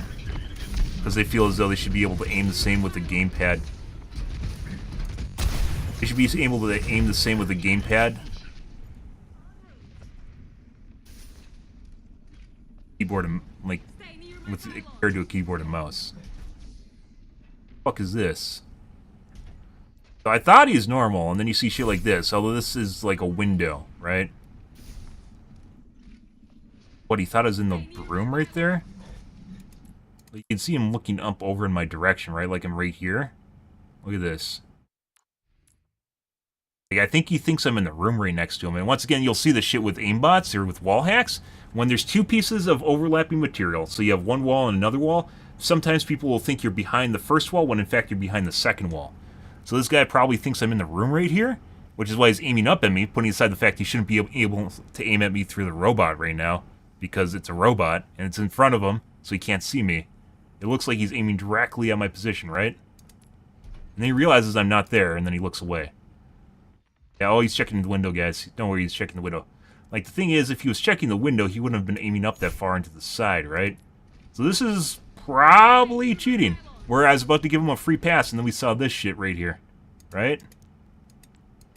Yeah, this is the window right here, right? Or the window right here. And he very much looks like he's looking directly at me through the wall. So regardless of his aim and regardless of him missing shots, this is leaning much more towards cheating. This is at 724.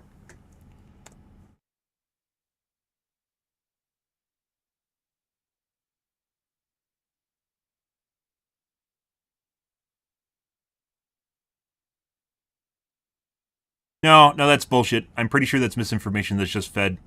That's just fed to people so that people think aim assist isn't good. It's the same sort of shit you see with cheating where people can say, like, oh, they turn it off whenever they want. It's just for fun, shit like that. I think it's honestly, I've seen that in social media. I think that's bullshit, mainly because everyone pretty much has it on. If you look at all the top streamers, they all have it on. High-level gameplay with the gamepad is learning the intricacies of aim assist, like holding corners and just pushing down the button when you think someone's going to come across to the moment they appear. You'll see the same sort of behavior with people that are cheating. So the moment that people appear in front of them, they'll get shot. They'll pre-fire on corners or anywhere people are, or they'll do strafing actions. So instead of aiming at a target, like left and right, like this, you're aiming and turning your target. What they'll do is just strafe and wait for the crosshair to go in front of the target so it snaps to the target. Because it's easier and faster and sometimes less error-prone than actually just aiming with the gamepad, which is also ridiculous. Yeah, oh, he's looking at the window. So, like, also there's misinformation where people try to cover up what they're doing, right? Oh, he was looking at the window. This guy, very certain, this entire interaction was he tried to shoot me and he was hell-bent on trying to kill me, right? He's going to show me good. He thought I was going to come around the side right now. He's still watching me. He's looking at me through the wall right now. He's looking away. Yeah, like he wants me. So you can tell he's like trying to focus me. Just once again, as I'm about to come around the corner, looking right at my position. I'm pretty sure this guy's cheating. I wasn't at first. And right there. Right as I was about to come around the corner. And then with the robot, like he wants me bad. Like his Adderall brain is going off right now. He's tunneled in on me hard. And to him, for some strange reason, this looks like I'm actually going to come out right in this window. I don't know why, because I'm pretty small in the distance, right? But people that cheat aren't always good at games, so.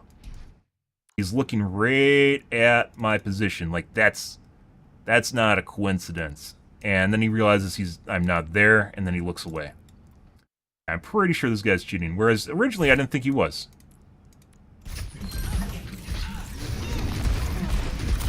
Hit Ridge misses. Pushing the barricade. Let's keep it up. No one can hide from my sight.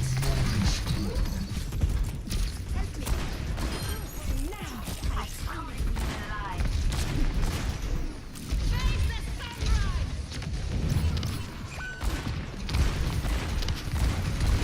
Lots of hit reg misses where he's shooting targets he's on.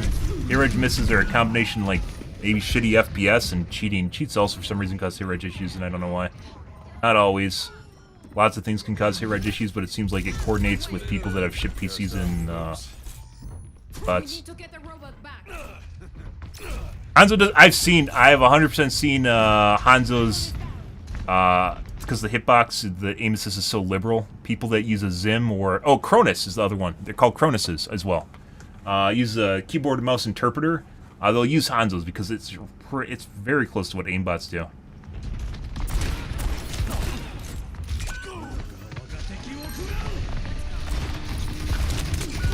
So it kind of looks like he wasn't cheating for the first 2/3 of the match, or is very, very minor.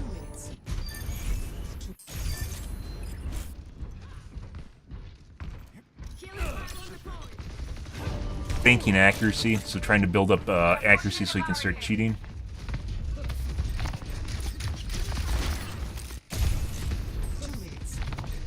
Originally here, it looks like he's looking at the point, right? He's like tracking the point, which is normal. There's no teammates down here, by the way. Now he's checking. People will spray walls, by the way, when they're actually checking through the wall as a way of distracting you from the fact that they're actually looking through the wall. No, I know it's like, all the cool kids do it. Well, sometimes they do. Watch the Life Weaver here. You got this guy who's in the open. You got this guy, you can see the hand right there. But it looks like he's trying to track the Life Weaver right now. He is too. By the way, Hanzo's right here. So this guy, like, might not be very good. And then looking off a lot like he's trying to fucking kill the Life Weaver right now. There's Hanzo's bow, by the way. There's the point. She just ran away. And he's still staring right here at his spray. Now he realizes the Hanzo's there, and he reacts, by the way, well after the fact. Yeah. But that's a little bit less, that was less obvious than what he did with me on the window. You'll see shit like this, too. I see big streamers do this shit where they're, like, looking directly at someone behind a wall, and they'll just, like, play footsie with them. Justice reigns from above.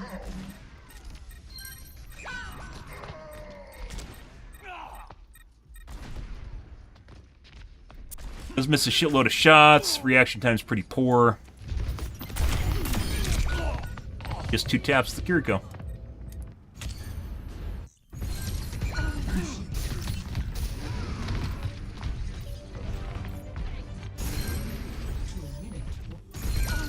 Fortunately, the cart's here, so we can't really pick it out, but it looks like he's looking at the Life Weaver right now. Right there. He is looking directly at the Life Weaver. It's not cart anymore.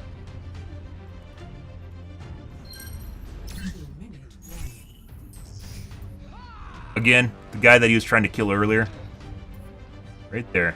It even snaps to him right as he's about to peek over the top. That's not to... The Junker Queen's out there, guys. The Junker Queen is literally right here, right?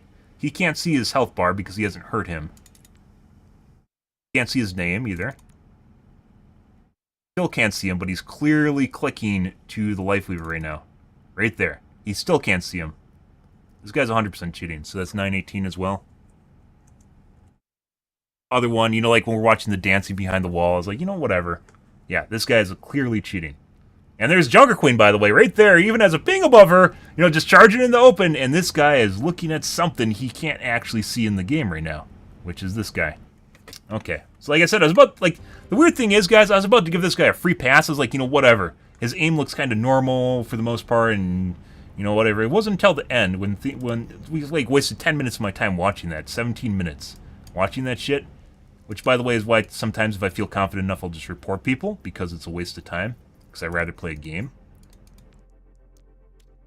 But here we are.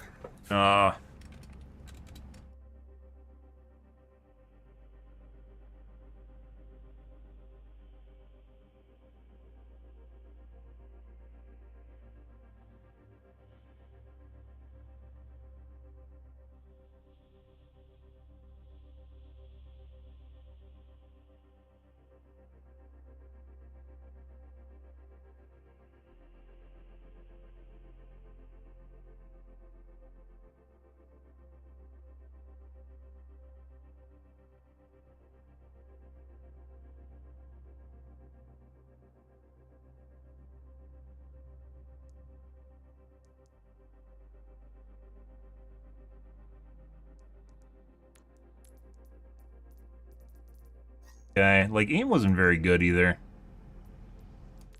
I mean, I'd actually believe he's possibly actually a diamond. Maybe he had his aimbot off for that match too. GM Master. Alright, let's take a look at Anna. I think it's Anna Andalari. Okay.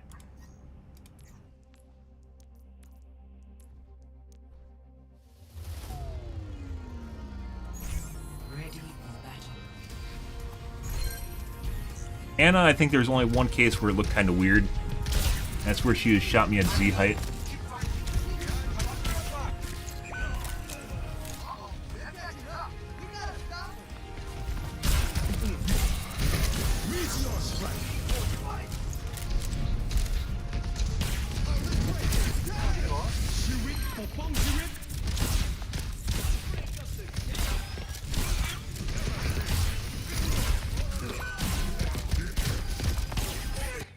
Take another step.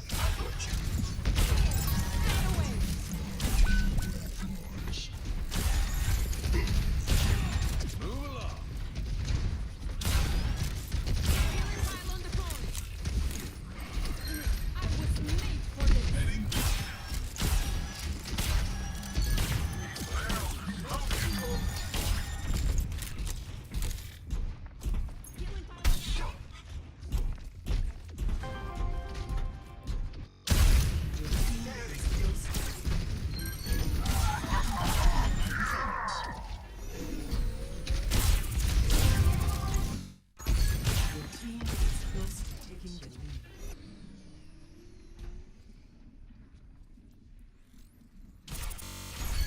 That looks like pre-aim.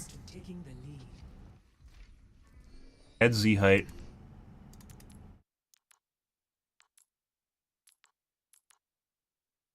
See me right now. And that's when he reacts to me.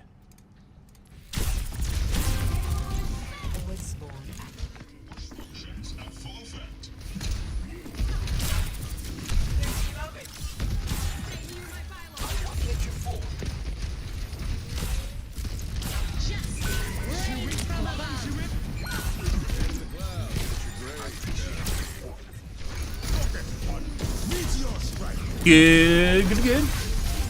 Lots of cheating tonight. Weekends are usually that way in Overwatch, so. Every other game's the weekdays during degenerate hours. Overwatch is the weekends.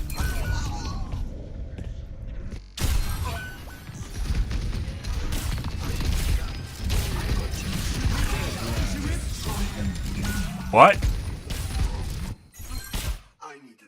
The fuck was this? Do you have an auto macro for when someone's really low on health and ulting? The McCree ults and instantly gets the Anna ult off to this, it's almost off screen.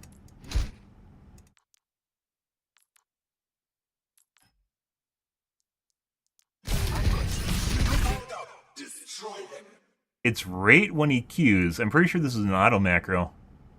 Which, by the way, you can set up. So whenever you see people do combos, sometimes they're called combos too.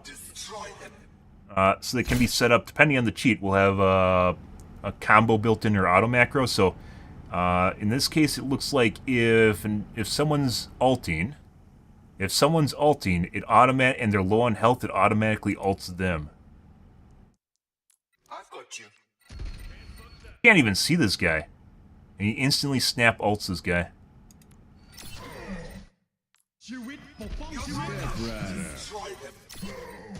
It wasn't actually, he ulted the Roadhog, and it looks like he's trying to ult the... Maybe it's not a... What the fuck was this? I've got you.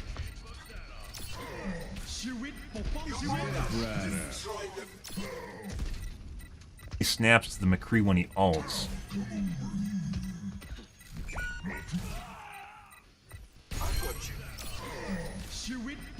Well, obviously he didn't combo the McCree.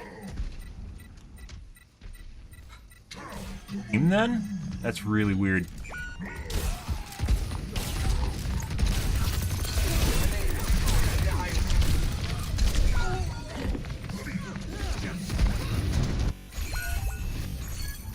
Otherwise, not really seeing anything else out of the ordinary here. Same.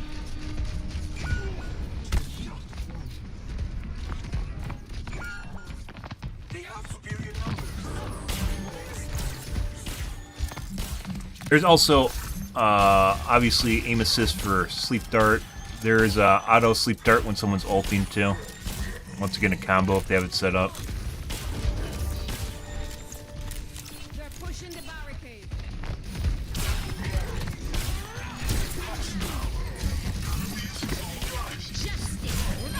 Dead.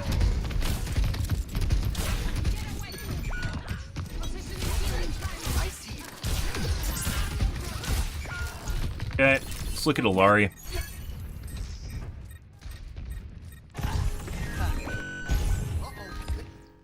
Halfway through the match. Okay.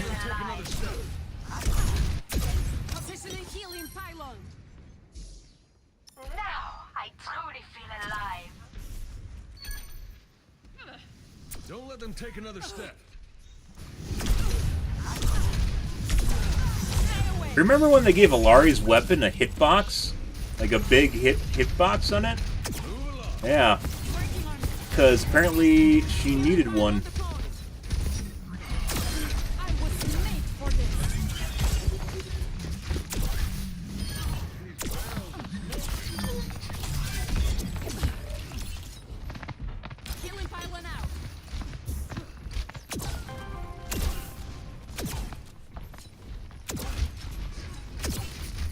No one can hide from my sight.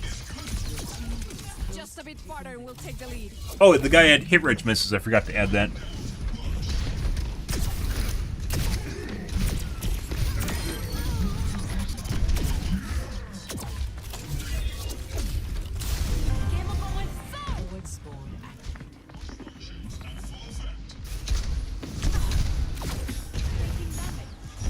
Stay near my pylon.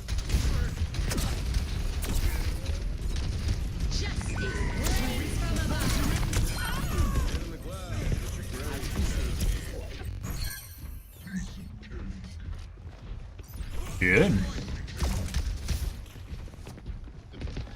Killing pylon the point.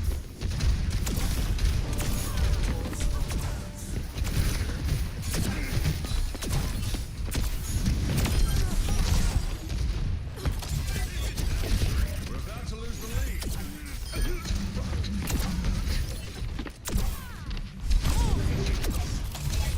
Killing pylon out.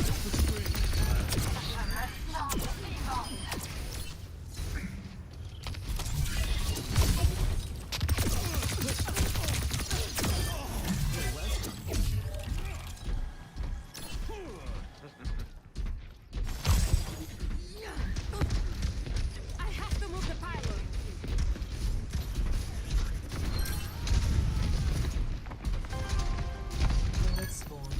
Pushing up with the robot. It is currently 8 a.m. Killing pylon.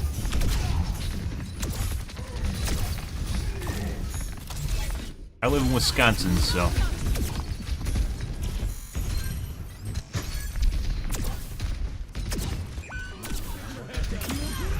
Guy is incredibly accurate.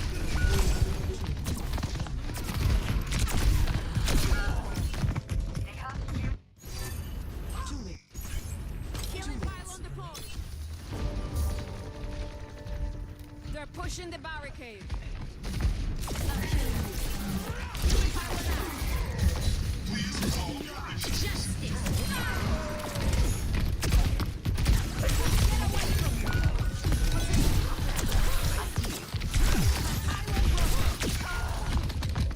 Good. That robot from pushing. They're about to take the lead. Yeah, good. Mountain time, huh? Well, have a good night, dude. I know watching replays is boring, guys. Tonight we have a lot more than normal, but that's because it's Saturday, so. Generate hours on Saturday.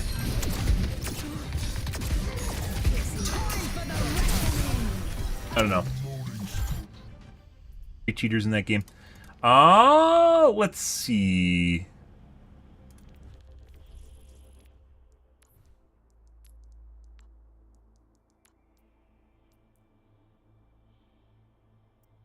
Try turning that down.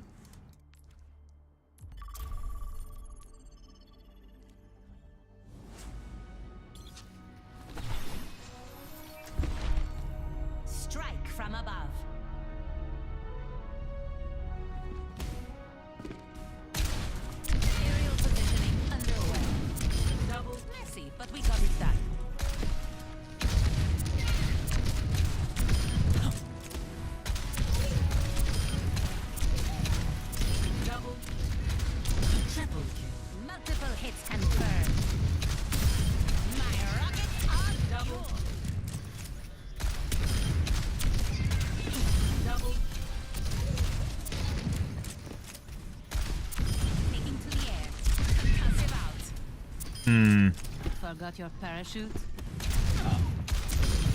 Well deserved.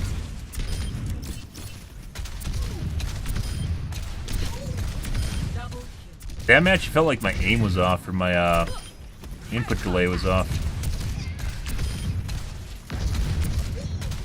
Need to set up the reflex analyzer, so I can just leave that on my screen at all times. Justice served. Double kill.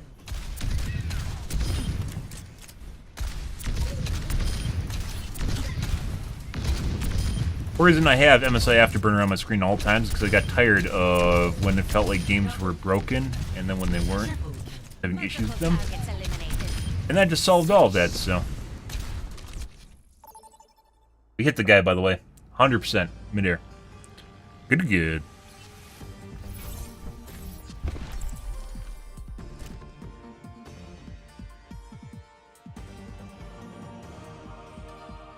Me.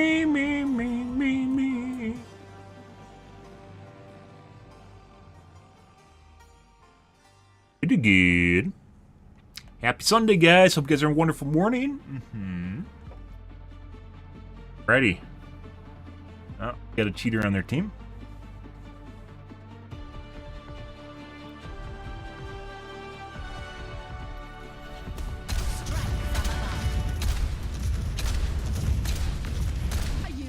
I really hate the HDR effects in the game where it makes things bright, obnoxiously bright, like there's glare off of them. It actually limits the effect if you turn down gamma, but if you turn it down too much, then you lose, like, contrast.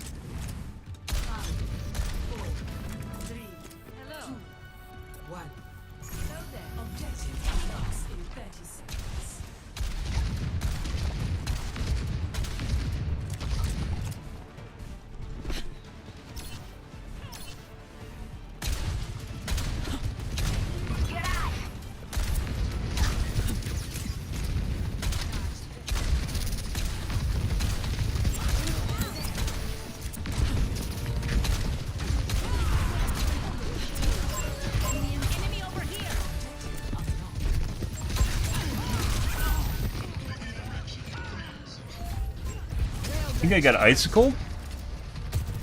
Guy's cheating. He just tried to shoot me behind the May wall while tracing me. So the Sojourn's already cheating.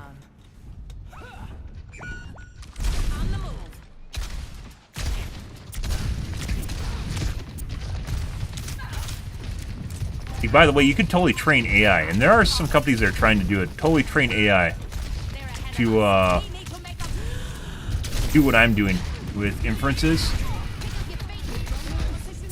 They could use some help. There we go.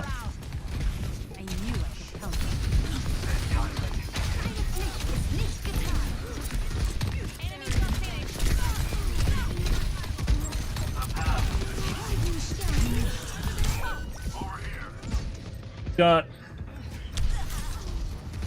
trying to shoot people through walls. Okay, my head's in the game. Over there. Establishing aerial position.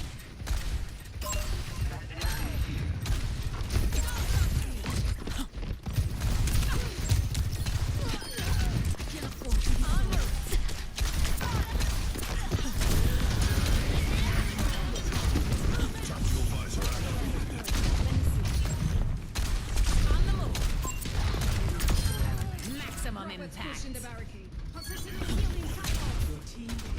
Keep pushing. It's not far to take the lead. Taking off.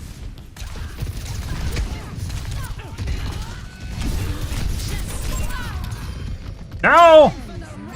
Dude, why'd she go in with a quarter health? If she... Okay. Okay. She literally just committed suicide. Alright. Like, I knew when I ulted, like, I had, like, no health. I was, like, I think at half health when I did that. It was far-fetched, but I had to try. But she's in a really good spot. For us. We're ahead. Don't let that change.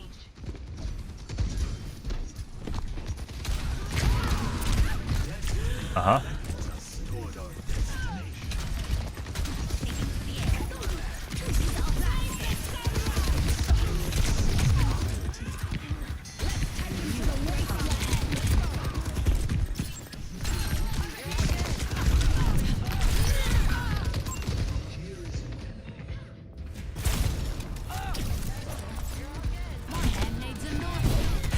This guy's cheating. Good. Oh, I'm gonna shove them in a locker. An enemy. Increasing altitude. We're on the move. No one can stop me. Heed this one. Like you can make so like if you guys don't know how captchas work, captchas, well, putting aside the ones you know that test basically your ability to identify an object. Captchas work by like the one that just is like hover over or move, click the button or something like that. They function because every time someone does it, there's variance that's associated with it. But automated stuff has very little variance or algorithmic detectable variance. Even if someone does it, they'll have a certain amount of variance that you can easily figure out. This is a Sojourn, I believe. No, it's not. It's the May? No, May's on Sojourn now. This is the... That's the Sojourn from beginning of the match. An enemy here. Positioning. And what you'll see oftentimes with aimbots is, like, the consistency of their shots is very... very normal. Soldier tried to save me. It's very, very, there's none. There's basically none. It's very predictable. Consistent, very consistent variance. When people are fleshy human meat bags, consistency doesn't really work that way.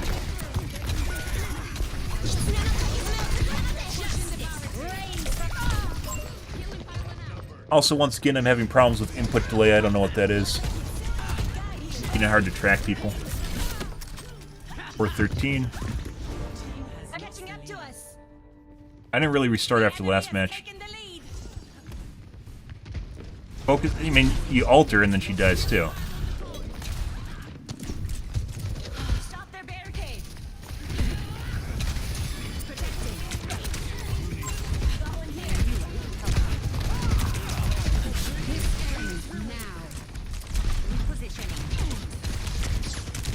Get back over.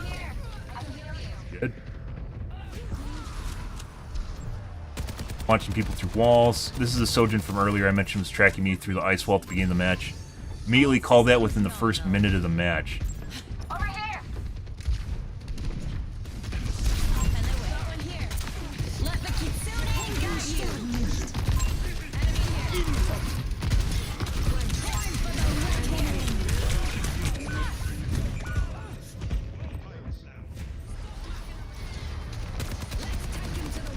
Watching people behind walls, very, very bland. I wonder if it's a burner account. The skies await. Ready for duty. Hey there.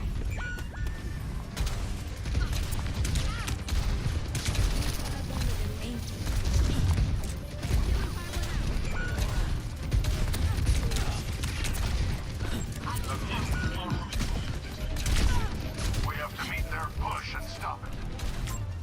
Arm. So possibly 3 people cheating. The tank was definitely cheating. The Sojourn was cheating at the beginning, which is this guy. That's the May. Not this guy. It called. Okay.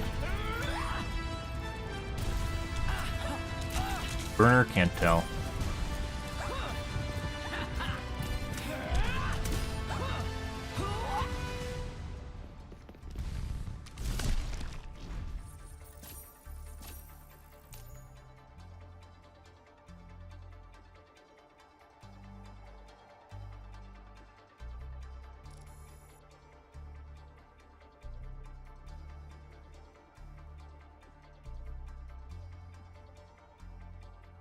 Okay.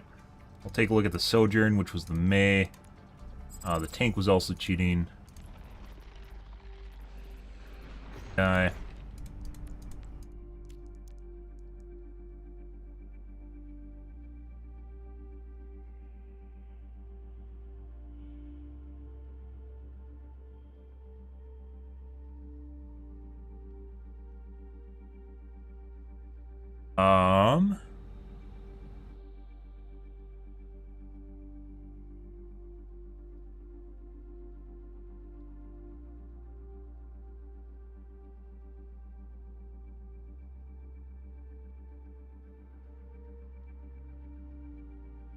Okay, we need to look at the Alari. I need to see if I need to reboot my.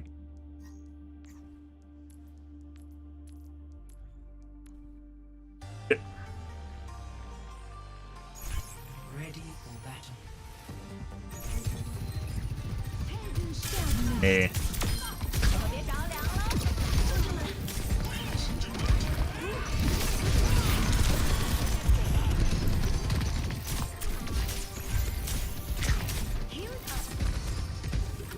Fast forward to Sojourn arc.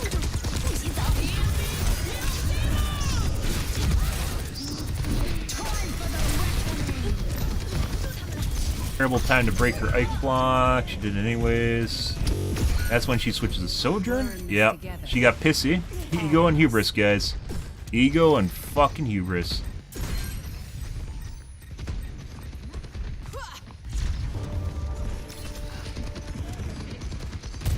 Dodge this. Dodge this. You just tried to shoot the fucking Junker Queen through the wall.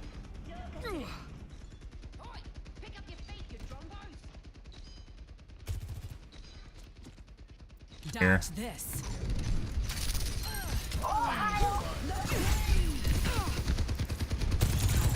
Around the corner, what looks to be looking at the Zen, right here.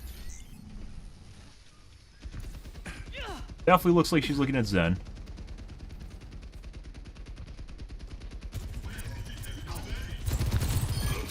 You're a professional.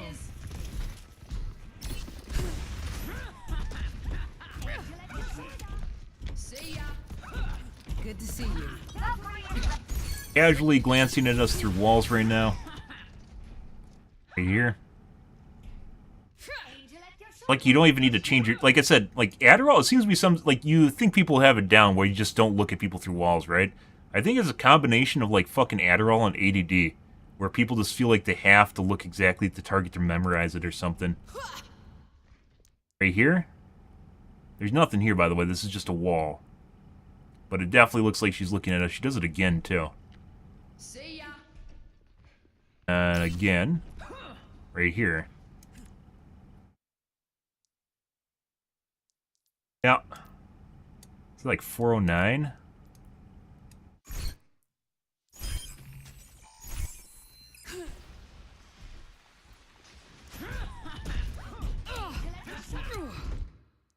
Or 10. I don't know if that's like the aimbot's locking on or something. I don't know.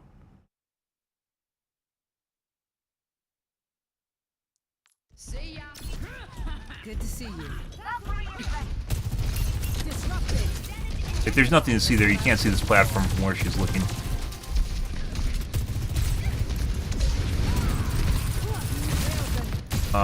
Pre-aim on the Junker Queen? Yes, it is. Oh. Wait for Soldier. Let's switch targets to the Soldier, despite focusing the Junker Queen. Trying to shoot the Zen through the tree and the bus. Trying to shoot, I mean, you can see the Junker Queen. Snapping to the Lari through the wall.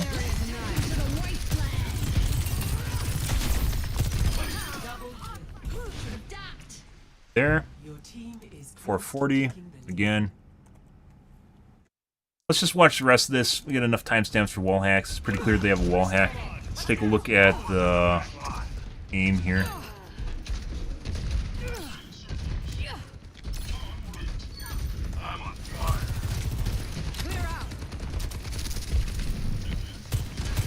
Watching him through the wall, trying to shoot people through multiple walls. Yeah.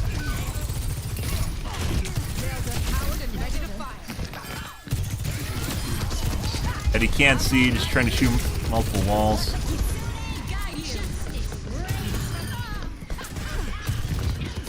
Just trying to shoot a guy he can't even see through a wall.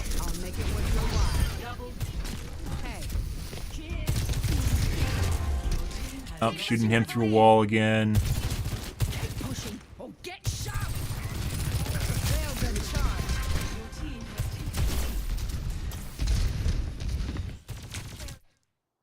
Still have problems with my hit register, or my my reaction time. My input delay seems to be fucked up. Hey buddy, nice icon! When did you start cheating? Season... is it 3 again? Season 3. Lots of people decided to start cheating in Season 3. Good for them. Our accounts, probably burnerish. Probably, like, there's a lot of people that start cheating in Season 3 and a lot of people with 100-hour accounts. So I think it has something to do with the bandwave that happened in Season 2.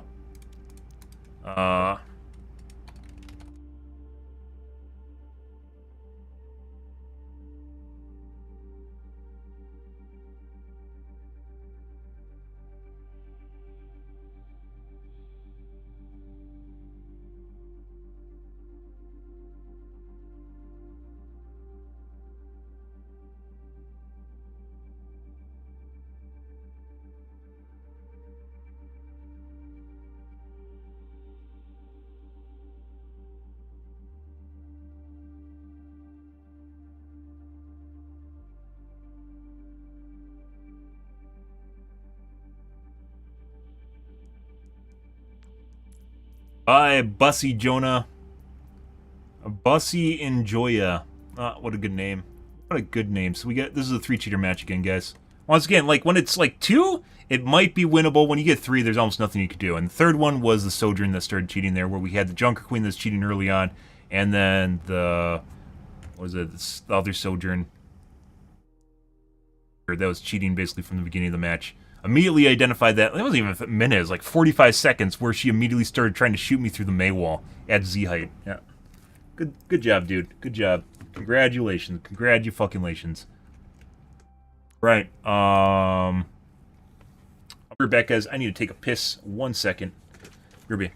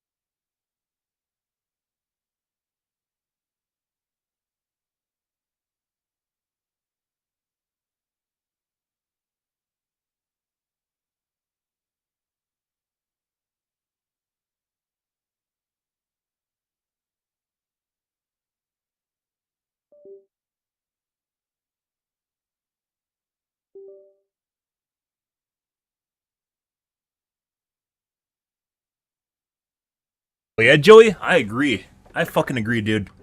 Good. Good. Alrighty. Also, close this. Not that.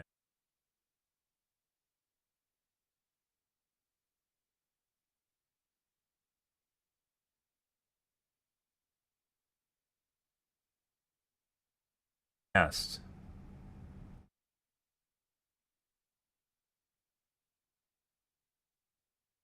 Okay.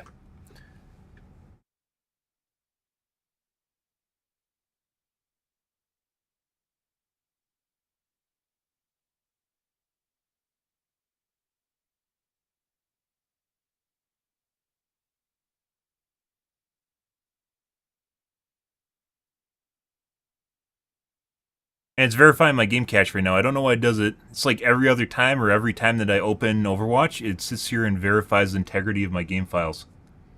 I don't know why. Because why not?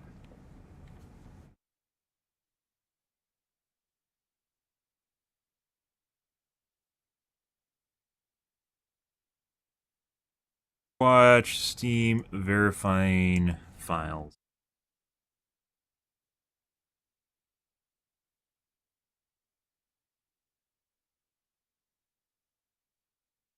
Consistently verifying games I don't open.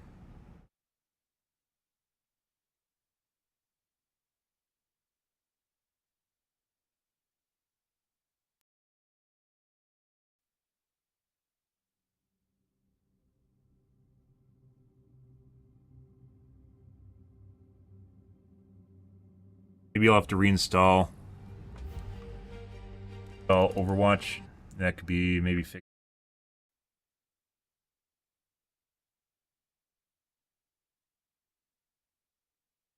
Okay, well, I did that.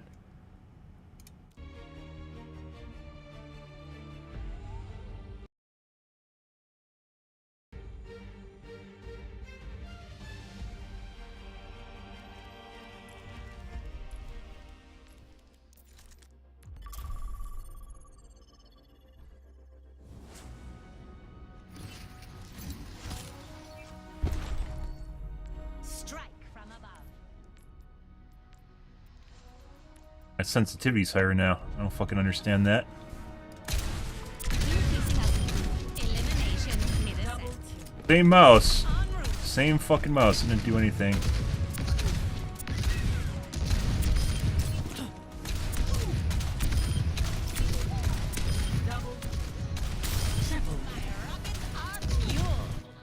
I don't know if that's better or worse. We'll find out.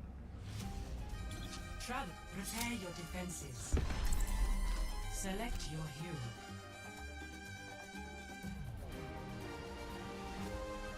Alrighty. Off we go, guys.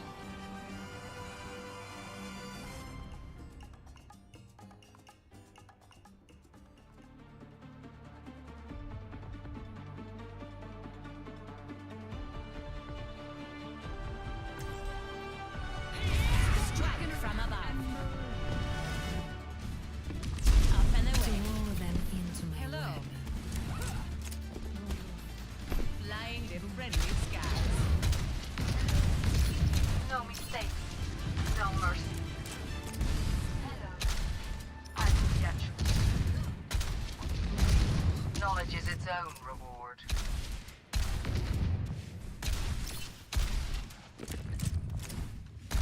Hello.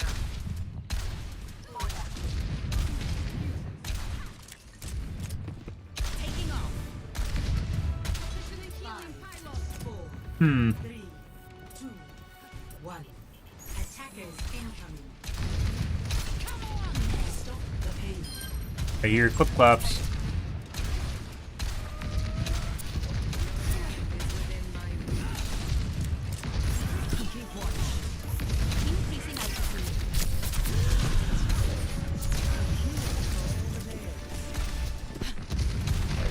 Enemy here.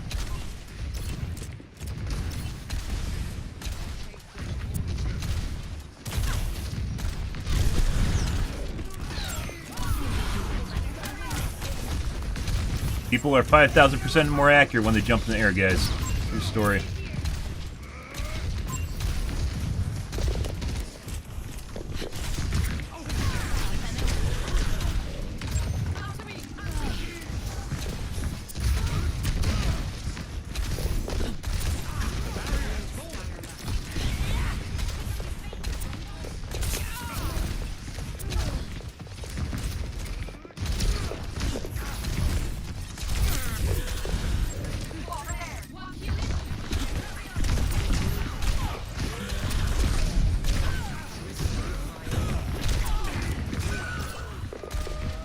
That's not good.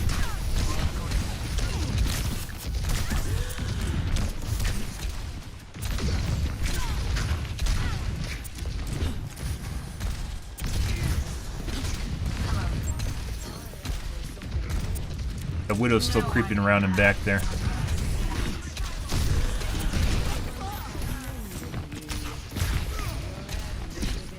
Aerial positioning underway.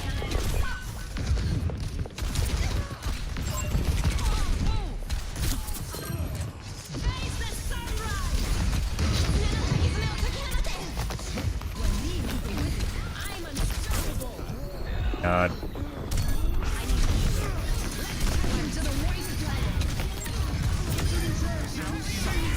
Establishing Okay. area.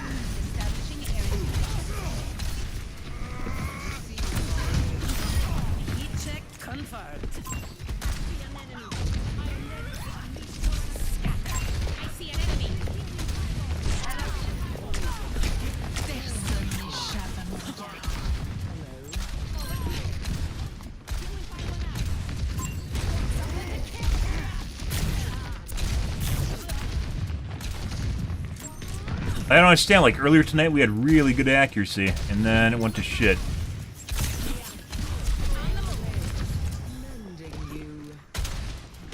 Oh, I just had the wall here?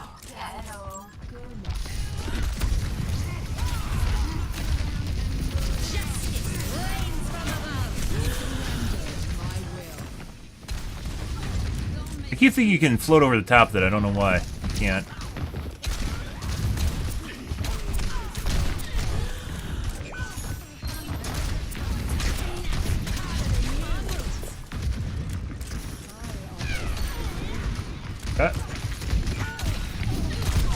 Ooh, didn't make it. Actually does not look, it definitely feels different. Actually does not look better though. Positioning. No one can hide from my sight.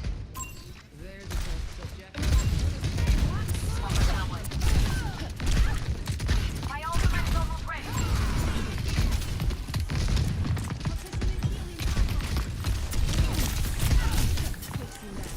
I knew I had something. 60 seconds. On the move.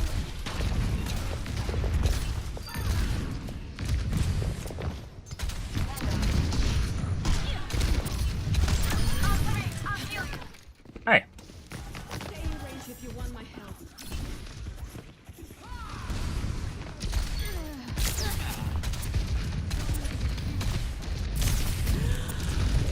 En route. You're broken. Thank you. 30 seconds. Let's take him to the wasteland. Time for the reckoning. Repositioning. Not where we want to be. Apparently he still has an ult in.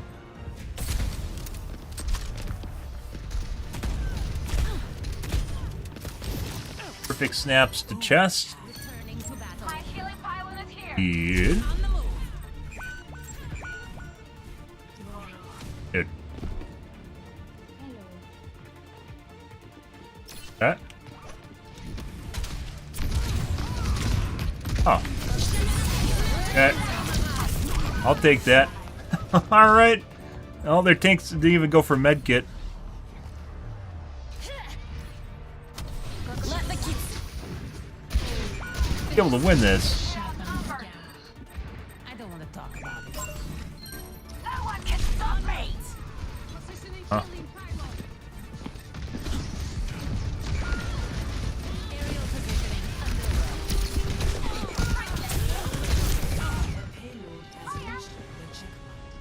Dude, my fucking aim feels like it's like hyper sensitive now. And I don't stay down. My ultimate is ready to be unleashed. Killing pile on the point. Establishing aerial position.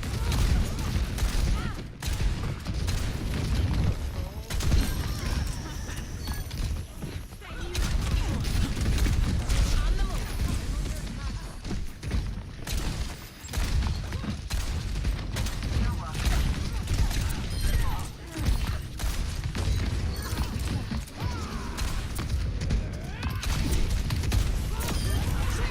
We got it done. okay.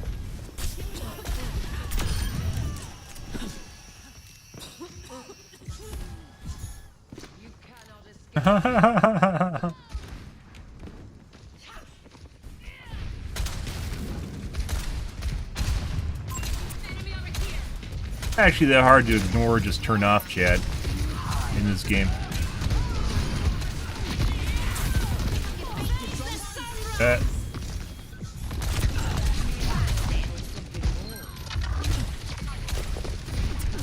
take him to the wasteland.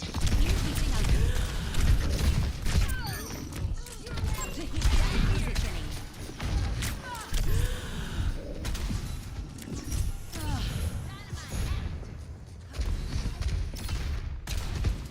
Yep, you. Oh, gape you? I'll gape you. 60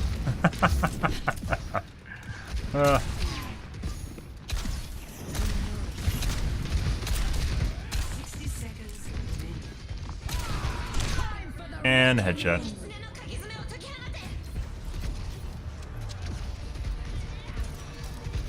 Came through wall. Ciao. Shake it off. On the move. Direct pre-aim. That guy's going over there shooting me in the face. Good for him. Over there. I'm sorry. Aerial positioning underway. 30 seconds remaining. Can't fucking hit directs worth shit right now. This is reactive.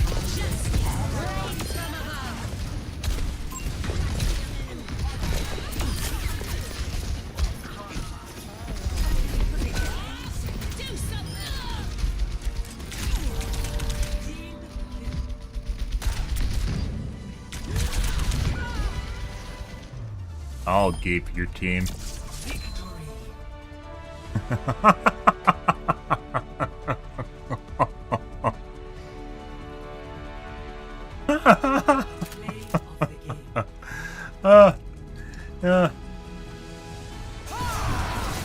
And still winning. None of you can stop me.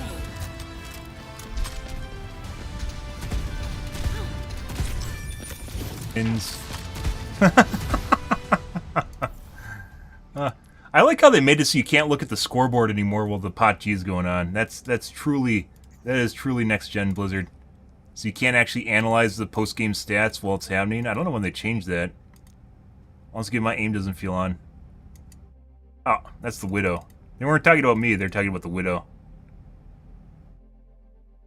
Thought I had 13 deaths. Nope. I don't care about my deaths at all. Did good damage wise. Like I said, it feels like my mouse is like insanely fucking turned up the sensitivity by like 1,000 or something. It's fucking weird.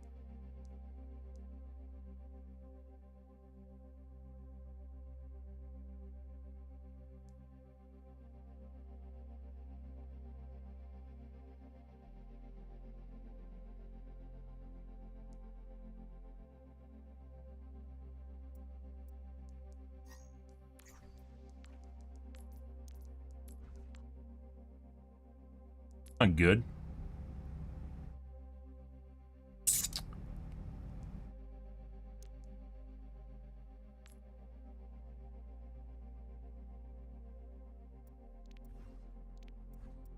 Another one. Burner account. Yeah, someone bought it in Season 3. Like, once again, look, the magical Season 3, guys. Like, it's not like, oh my god, everyone just climbed in Season 3. No, this is a 100-hour account. And they were trash prior to Season 3.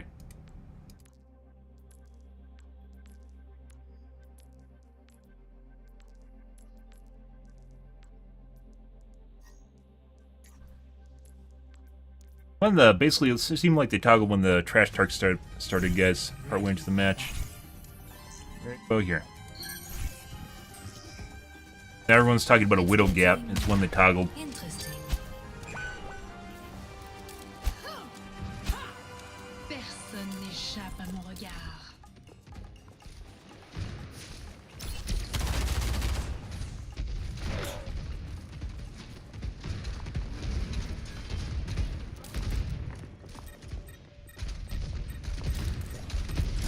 I just typing.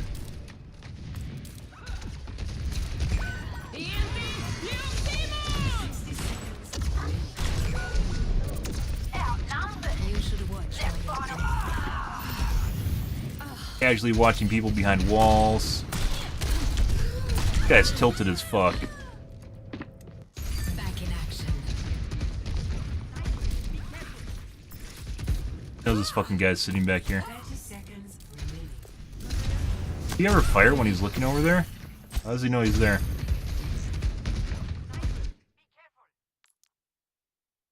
Clearly knows this guy's here. It's 5'11". He didn't fire. 30 seconds remaining. Now he did.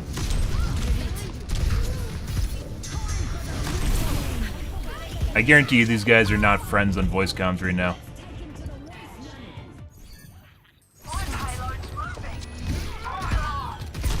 This guy's clearly tilted. He's just trying to show off how good his aim is and shit, just by doing random spastic thing, which is also just hurting his performance. The Eye of Horus watches over you.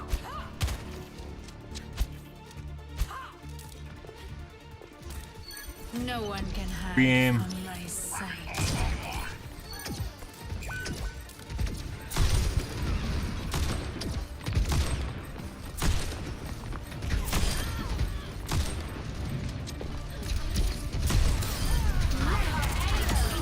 It actually looks like he's like jerking his mouse slightly before like he fires. I am the Junker Queen. Actually causing him to miss.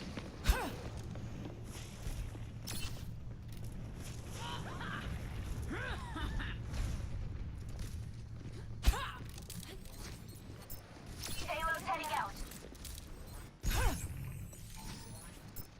Halo's...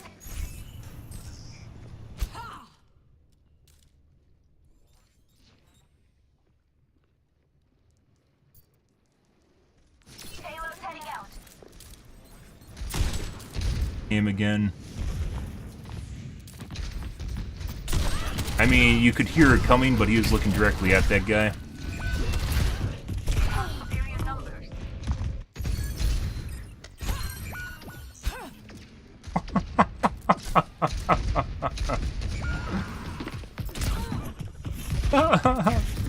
Why is he even looking at the fucking Moira?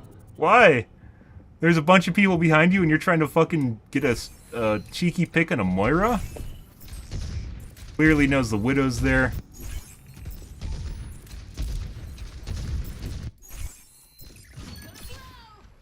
It's getting interesting. To the payload. Still can't see her.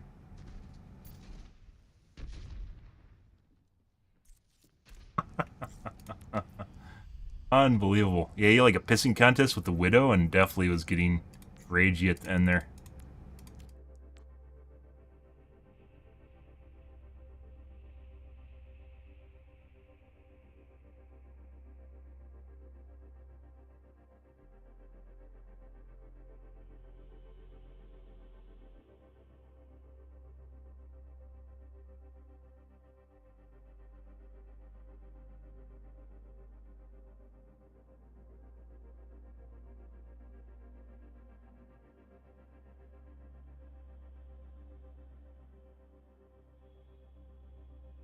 Nice name too. What a nice name. It's always people with fucking like. If you ever see a guy with like a cutie name like Fluffy Bear or something, it's almost always some ragey asshole. I don't know why. It's like a compensation mechanic or something. So this doesn't feel quite right. What the fuck's going on here? Something's going on with the mouse.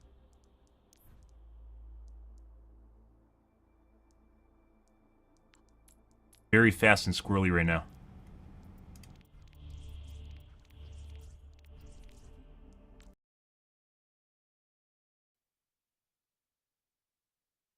I don't know.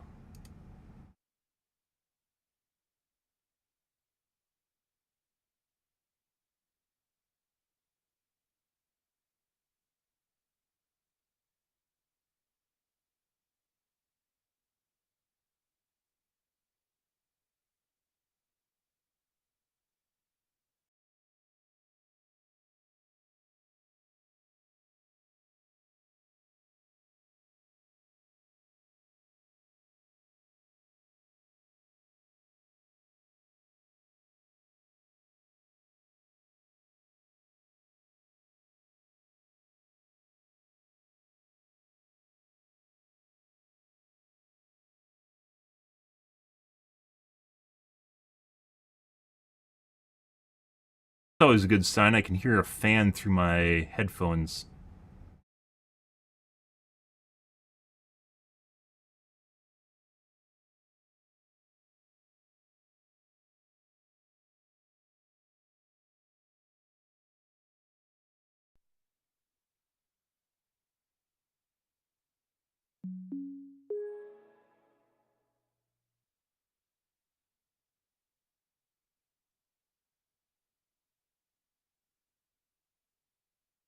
Very weird.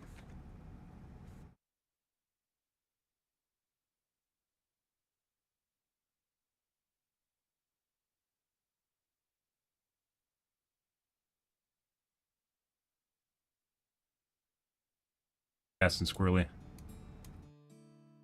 Yeah.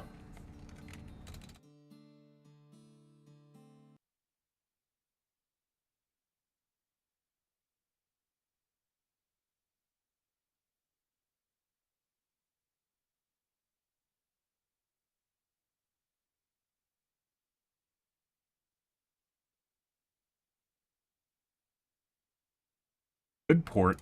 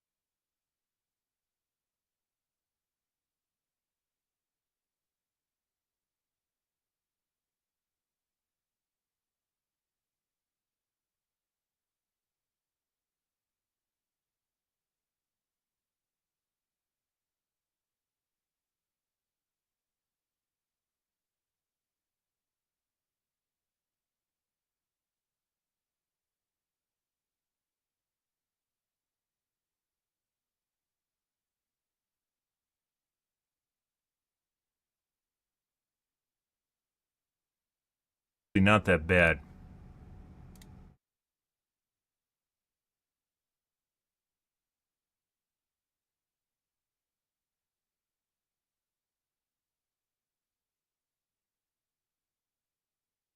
Yeah.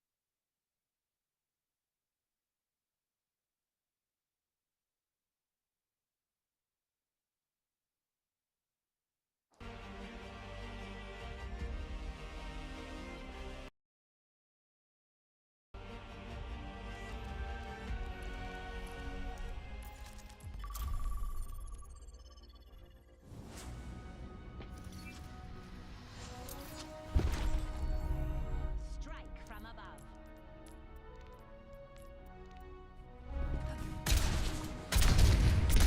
Aerial positioning underway. En route.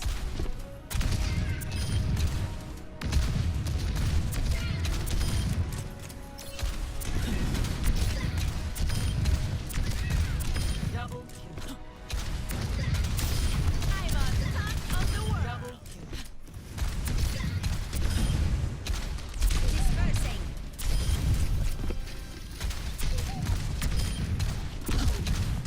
Double. If restarting my computer changes anything, why? Why does restarting my computer change things, guys? I think I restarted it yesterday.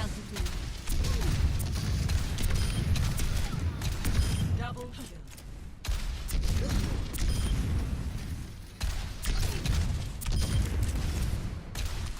Blasted. Splash. Yeah.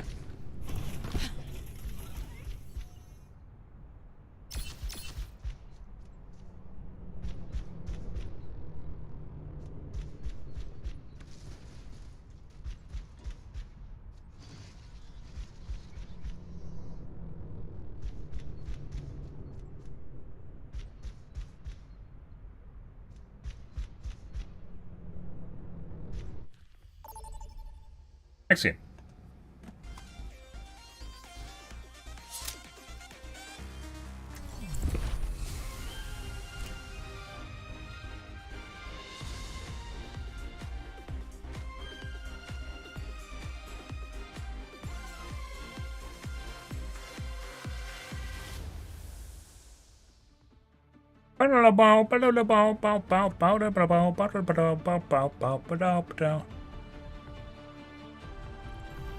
Strike from above. Hello. State of the world. Something has to change. Yes. Pre-flight checklist complete. Running clean and hot.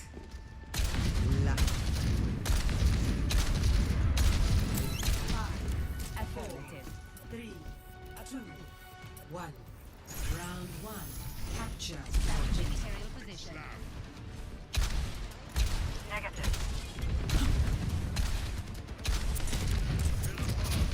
Enemy here. Enemy over here. Blasted. Outlawed.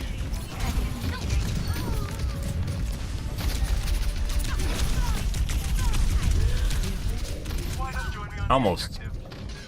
I almost got back in. Still seems like it's too bright. Game's too bright. Okay, my head's in the game. Aerial positioning underway.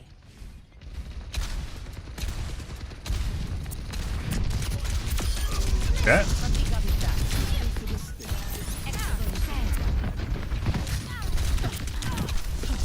Positioning.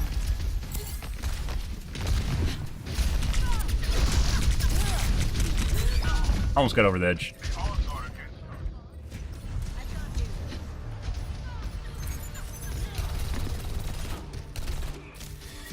Tried to shoot a guy through a wall, so we got another cheater. Okay. I thought his aim was pretty accurate when he shot me in the air. Oh.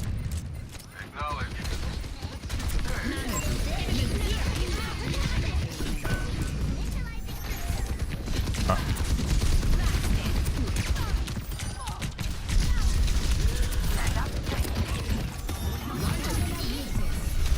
Ah.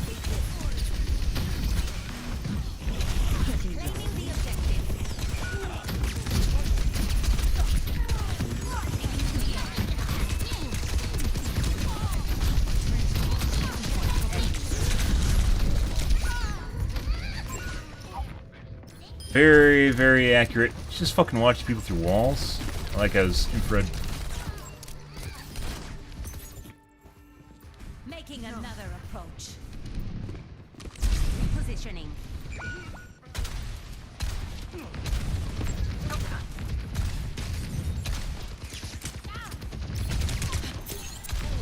Very accurate soldier, too.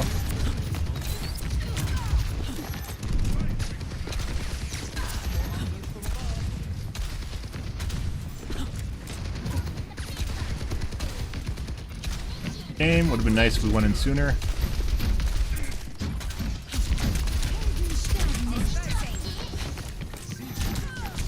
Yeah.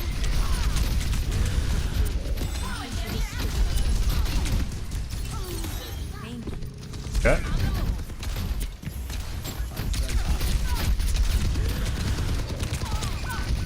Very, very accurate soldier. As well as the Sombra. The Sombra we know is definitely cheating.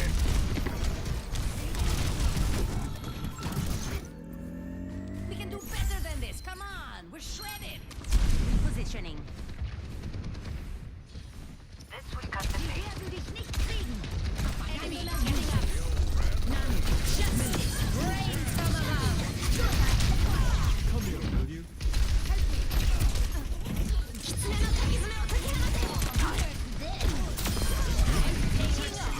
Oh, not the tree.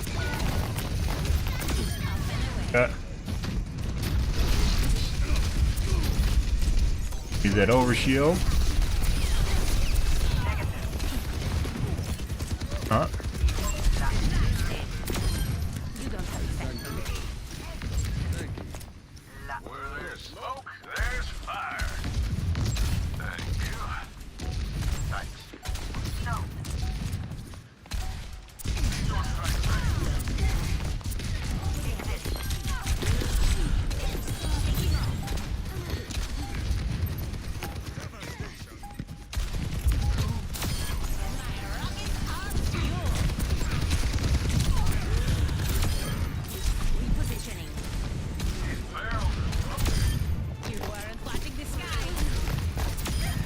Much better. Just restarting my computer, guys. I don't understand. Score 1-0. Look at that shit. All because I fucking restarted my computer. I don't understand. I don't understand. I don't understand. Oh, I don't pretend my mouse doesn't feel like it's on fucking crap cocaine now either. So.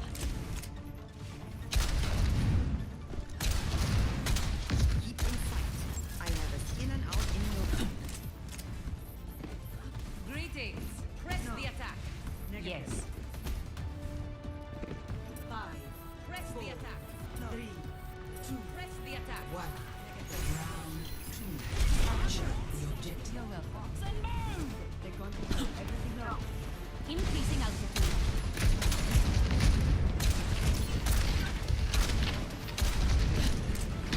Widow?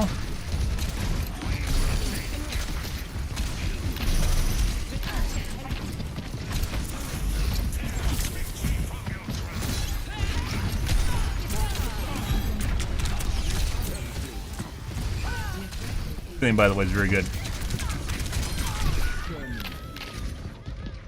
Had to kill him.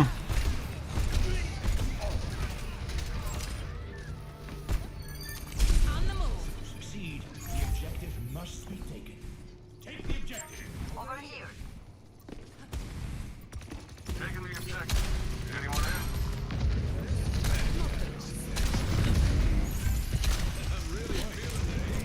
Aerial positioning underway.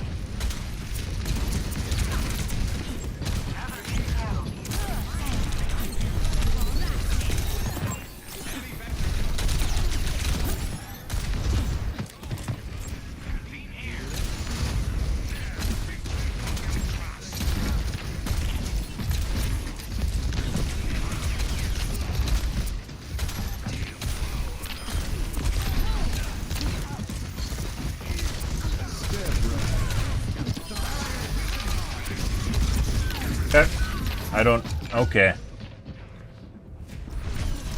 That reload, guys, literally just cost us the ability to kill the Riptire and the Junkrat, and possibly the next guy next to him. On the move. Nanoboost administered.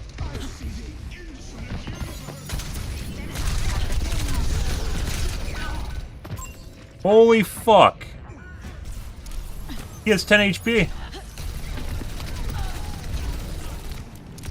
I would have died right there if it wasn't for the Lucio bait. Positioning.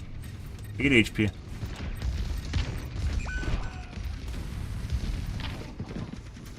What is that melody?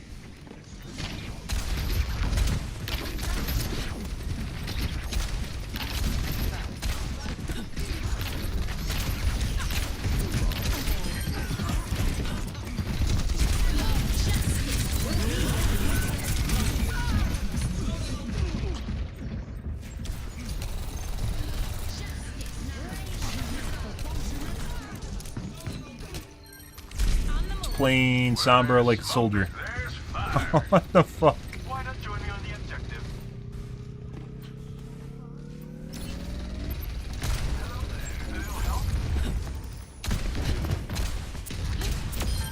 Off, dude. He's literally just sitting there acting like a soldier.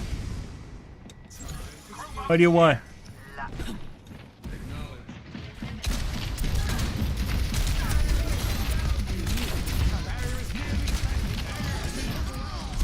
Positioning.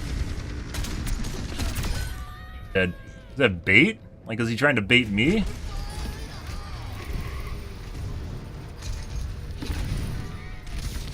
Okay. Alright. En route. I'm with you.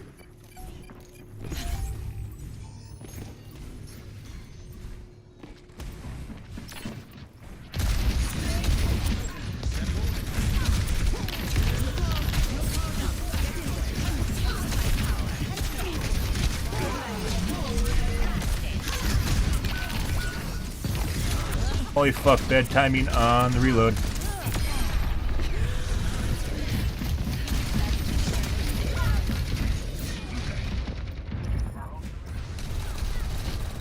That is 5,000% cheating. It's not painfully obvious. It's a very big I don't stay down. match too.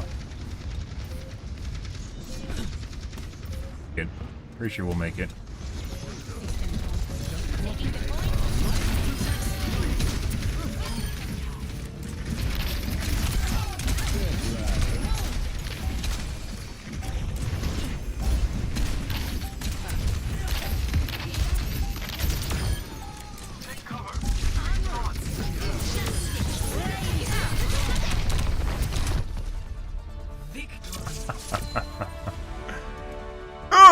Nope.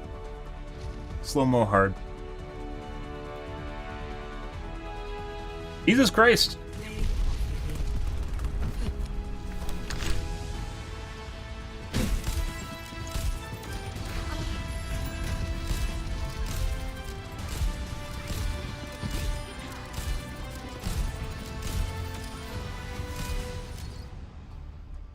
Also possibly cheating. Sombra was for sure cheating, which is...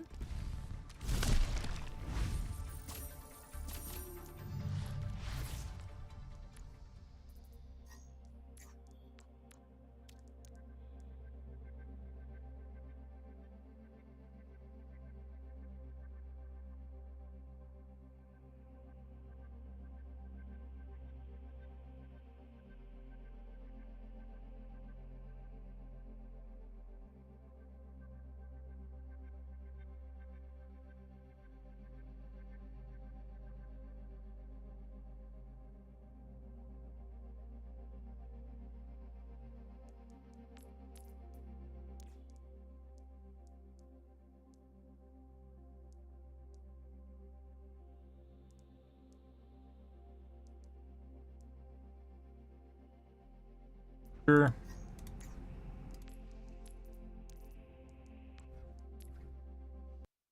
Look at.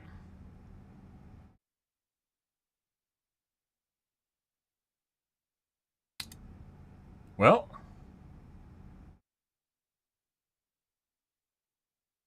Can't watch the replay on that one, guys. Because it's Basan.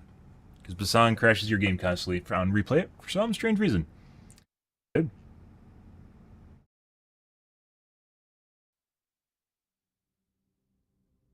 Why it does a no signal? Like, it shouldn't be changing my signal at all.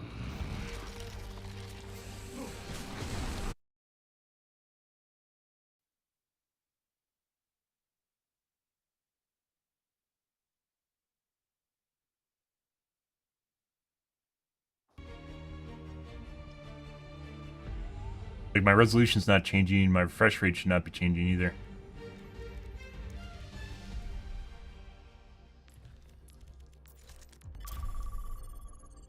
Next game.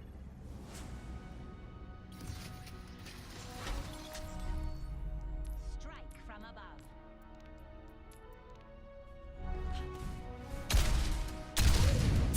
Establishing aerial position. Double kill. On the move.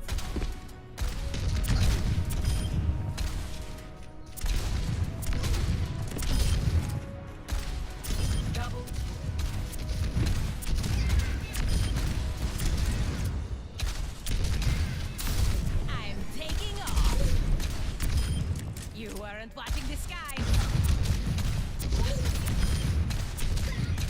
Double. Good. Good, good. Mm-hmm.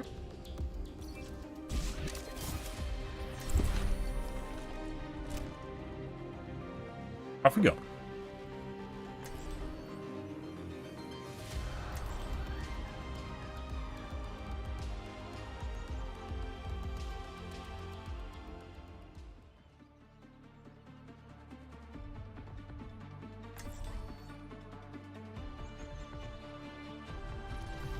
Strike from above. The heart and soul. Oh, we're in the thick of it now.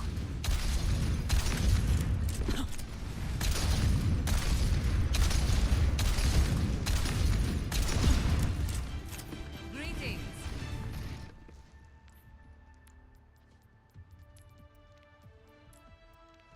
Five, four, three, Hello. 2, 1.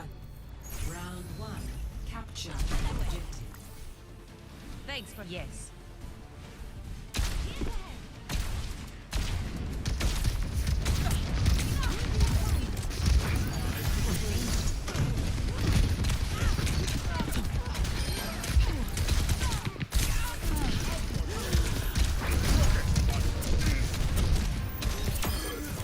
Watching the skies.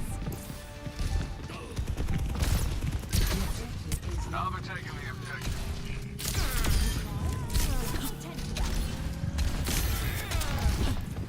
I'm capturing the objective. I am empowered. Bad guys, take him out. I knew I could count. Increasing altitude.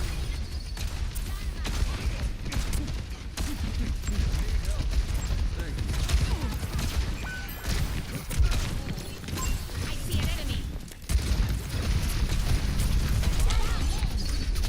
That's 3 in a row. For you to make it on. Enemy here. Okay. I see an enemy. Fire! I clicked the button, it didn't fire. Why did it not fire?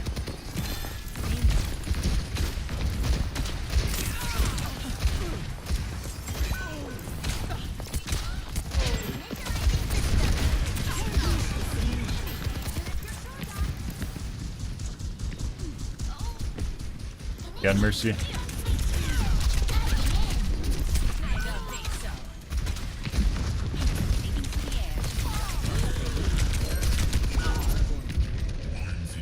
air. He went over the top of the building, guys.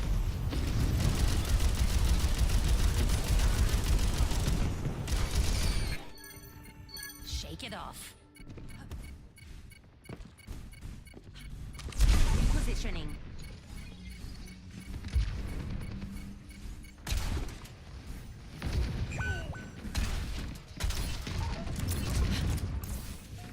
I will not waste this opportunity. My rockets are yours. We're leaving to win.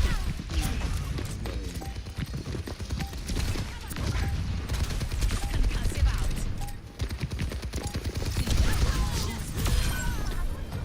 Yeah. Do something. What do you suppose he's looking at right there, guys? Oh, look, it's me.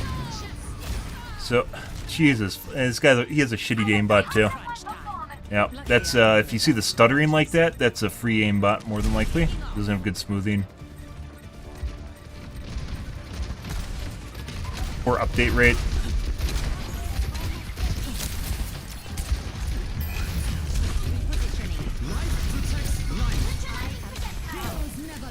Like me some overshields.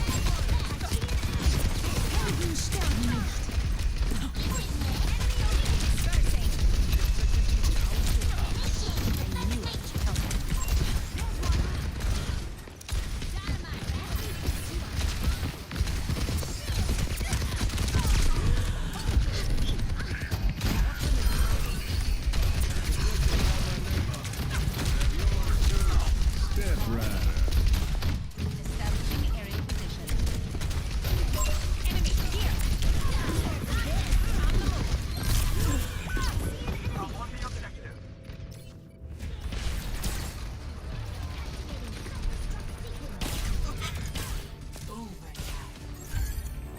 Always more to learn. Repositioning. I'm really feeling the heat.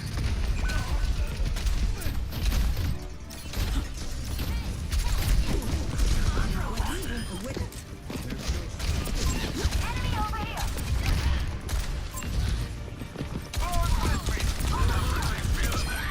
Fucking do that. It's overtime. She can res someone too. First round, 1. Eradicated. Score 1-0. We're going full suicidal, guys. I'll make sure we take out Mercy with us. I will not waste this opportunity. I just shot through that. Hello. Pre-flight checklist complete. Running clean and hot. Yes. 4, 3, 2, 1. Round 2. Capture the objective.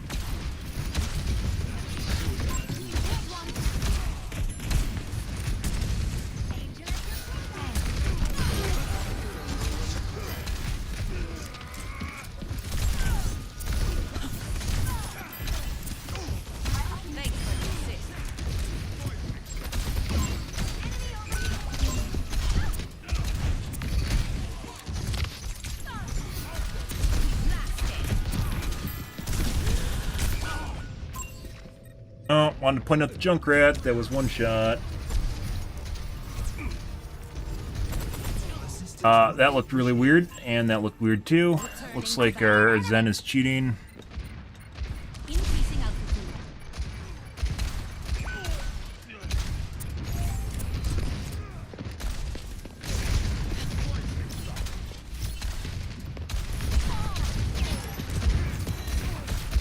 I am power.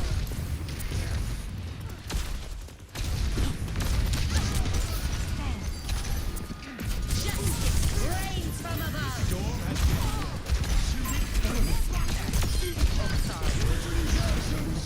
Me too? Me too. Uh-huh. Like, he just got pissy that I didn't feed a shield? Tank.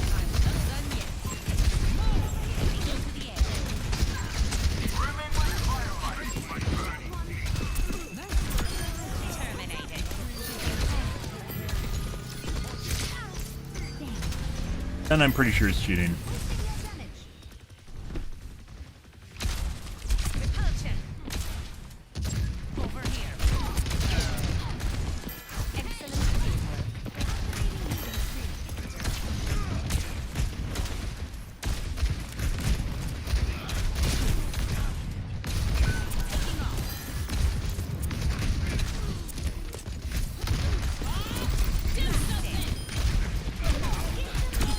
Picked off. I don't know where the Bob is. It's on point. Heads up.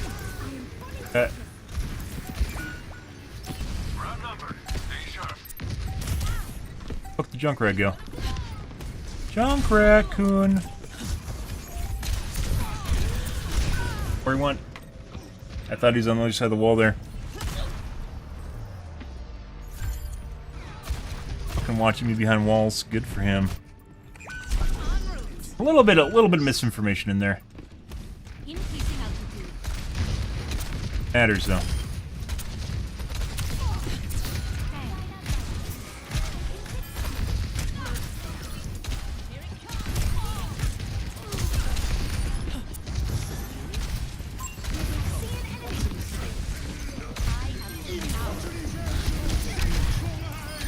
Over there. Hey buddy.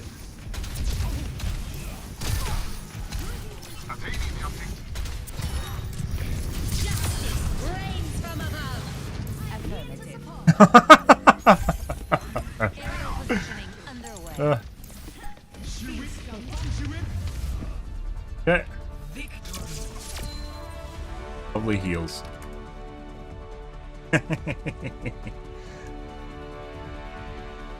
Grant's a solution. Yeah, it totally is.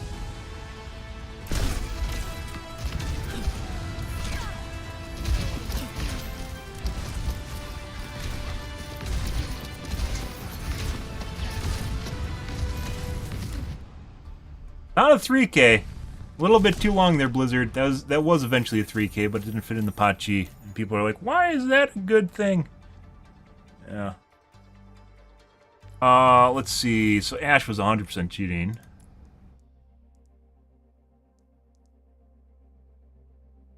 Is it the Junkrat? Playing Ash at the beginning of the game? I'm pretty sure it's this guy, right? Because he swapped. Fantastic aimbot. Let's check to make sure. It's like sometimes they do a swippity swap too. If they're cheating, they'll try and confuse you by swapping with each other's characters. They could have just played McCree, right? This guy could have played McCree. He didn't need to actually... Oh, he did play McCree for a little bit. You actually need to play Ash. Ash and McCree are almost duplicate characters.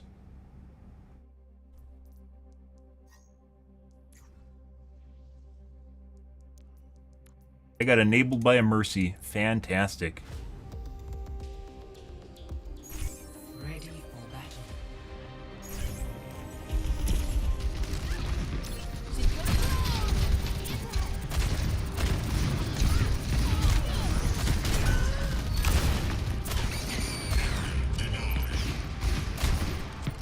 He just fucking accidentally shot one of the...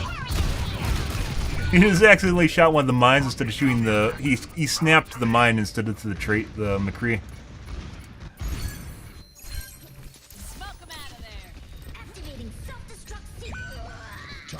Stabilizer activated. Nanoboost administered. That warms the bones. Fucking watching me.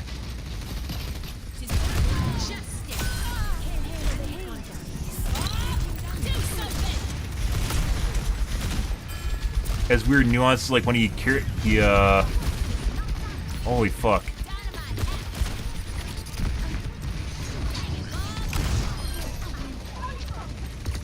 When he did his coach gun, it like snapped in between the coach gun and whoa, the fuck. Yeah, this guy's cheating.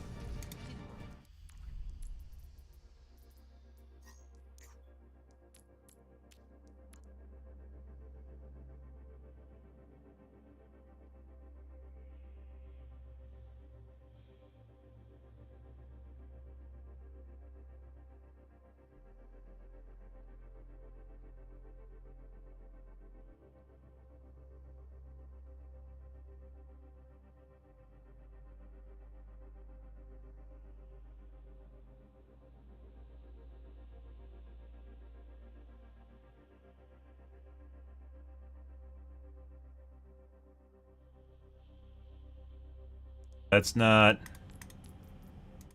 good aimbot. When you see like stuttering and like jerky shit like that, that's like a free aimbot you find on a forum.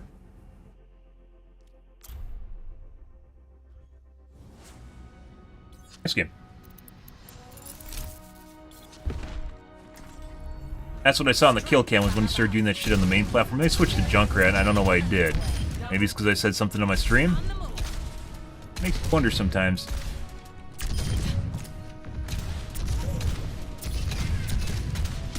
Like after the McCree dicked on his face, he got pissed off about it and then toggled harder, and then it started having problems.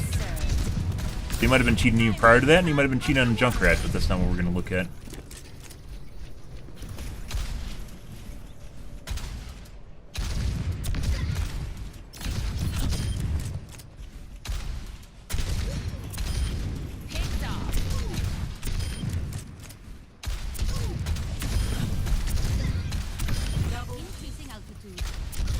You can see, like from a psychological standpoint, that's obviously not something that's like you can ban people for like raging, right? But you can totally tell in like the posture and the way that they're aiming in the game when they get tilted and shit, like that Widow earlier. That was getting taunted by like either our team or their team, and it was just like constantly just like clicking her scope and stuff, and just like snapping to people behind walls and shit. Like, and then just like throwing shots to like she snaps to the target and then like flicks away and then misses the shot. Very weird.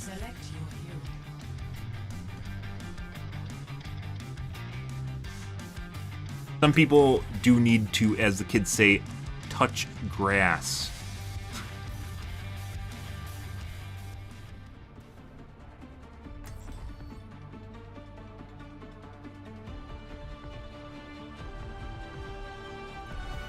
Strike from above.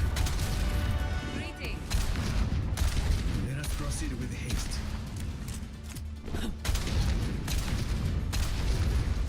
Affirmative. Pre-flight checklist complete. Running clean and hot.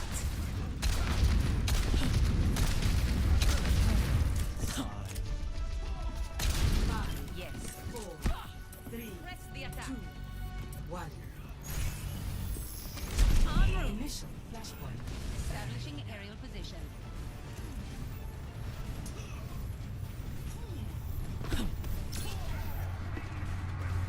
Speaking of weird stuttering, that's what else what happens when you have something on your mouse pad. Maybe he had something on his mouse pad. Survived that, but nice.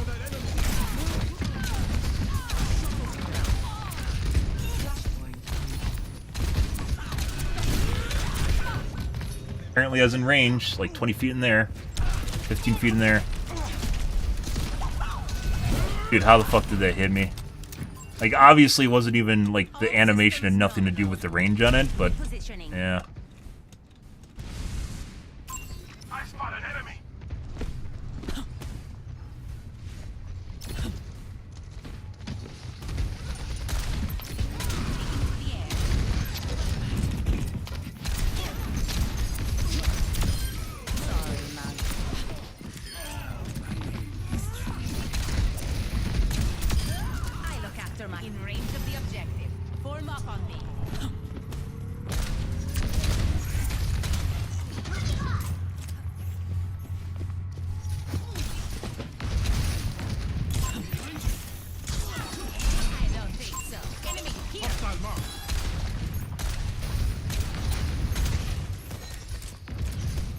A tank.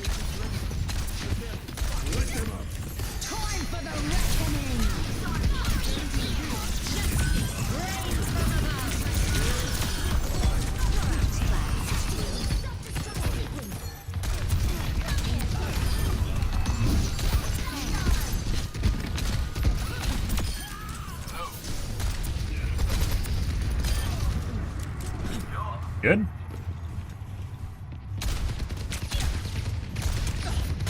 Once again, like fucking Ferris Q is like a bug zapper. People love just trying to peek you when that happens. They could just hide. They could literally just wait it out. And they're like, God, I gotta really kill this guy. He's ulting.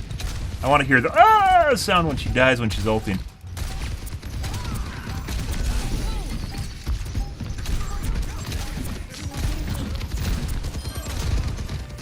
Life Weaver wanted to help. Get more credit than most people have. Okay. Over there.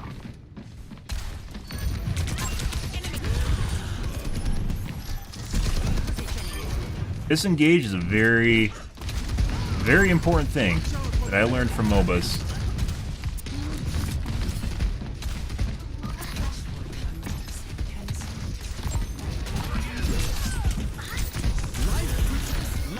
I'll do that.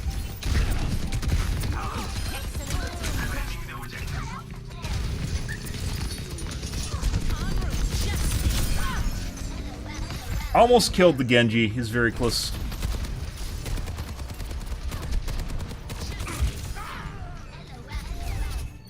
It's actually the soldier that did all the damage to me, not the Genji. Good. Establishing aerial position. The light becomes time for the reckoning.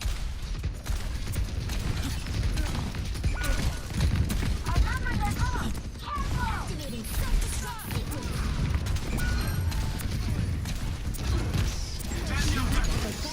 Oh.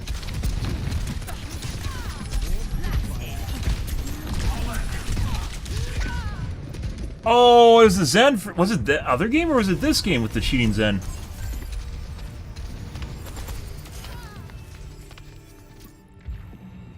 Oh, with the guy that just like insta-snapped me? I think it was the game before this. Forgot about that.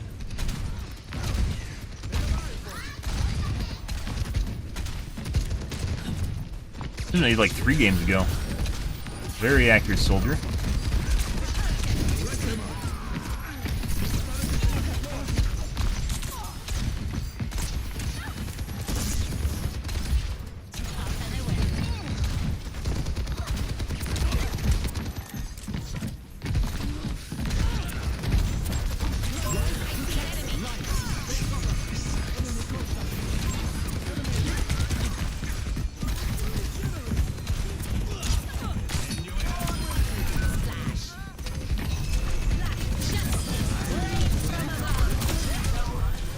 Remember earlier when I couldn't fucking hit the Junker Queen with my Q? It's because there's input delay. I really need to hook up the... I think I just want to keep this monitor purely because of the reflex analyzer. I actually care about it that much because it's pretty clear that there's some input delay issues at some point.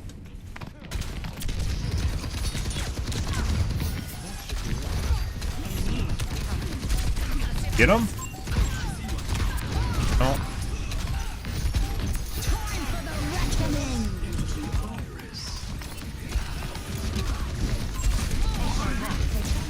Poo-poo tree? That's not my poo-poo tree.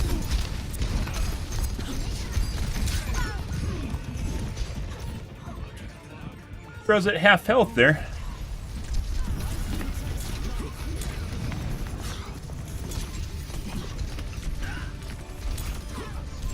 Just put 3 shurikens into my brain with a melee.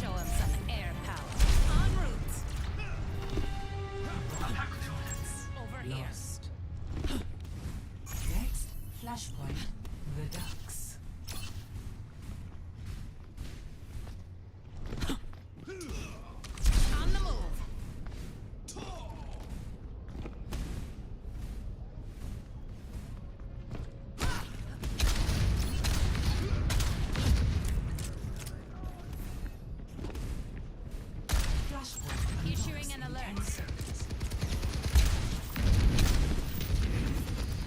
Enemy here.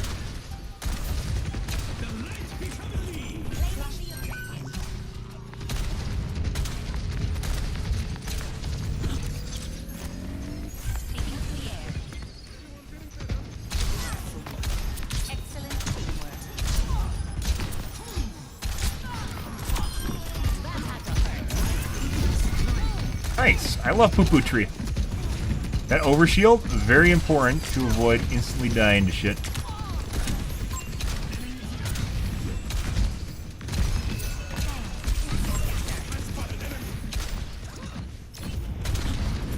I see an enemy.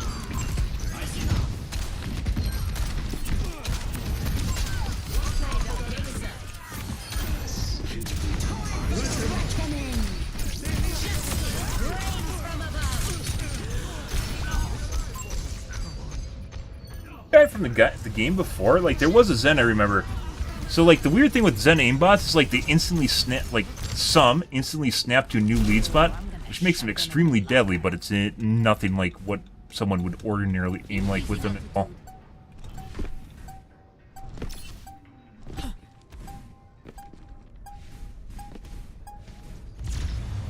Attack the objectives. On the move.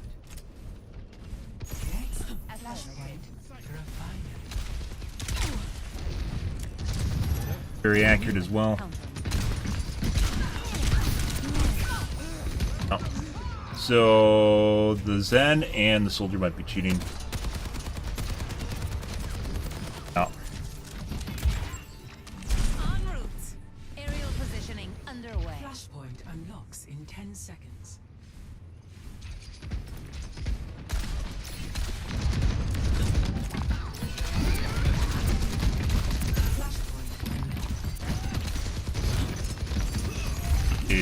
No, missed.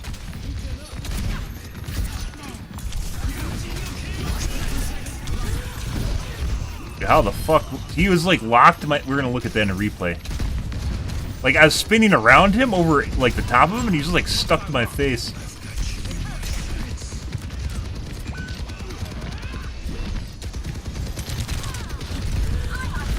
That is Darker Queen.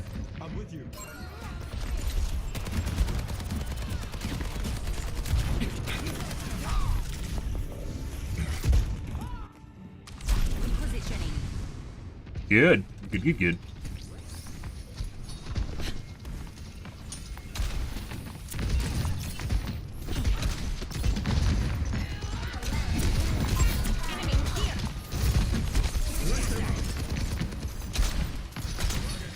Like this, there's not enough of an angle here to actually do anything useful. Very certain the soldier's cheating. Yeah, he just toggled the people through walls. Good. Lost. Next, flashpoint, junkyard. My ultimate is ready.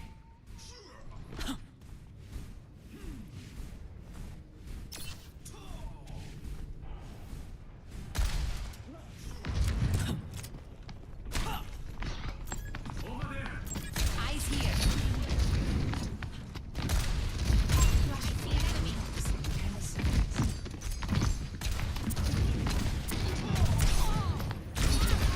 Enemy over here.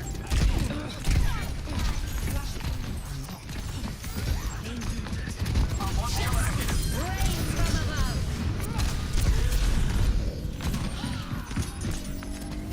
Enemy here.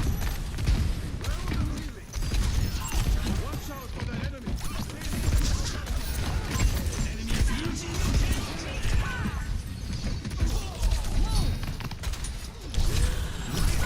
I don't know how that missile missed.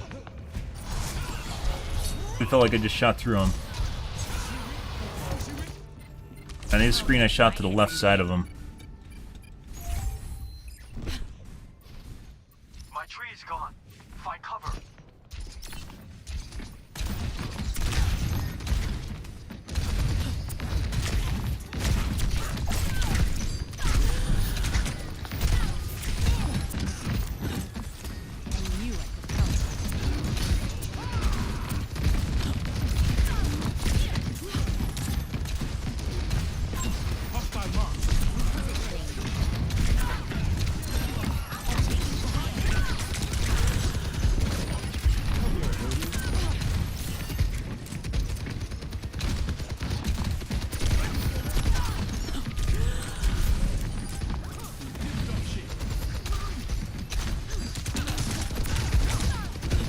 Fucking soldier literally just fucking hides to try and peek at me and like do as much damage as he can before it runs away and does it again.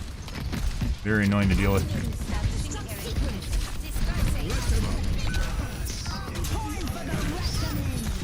Okay.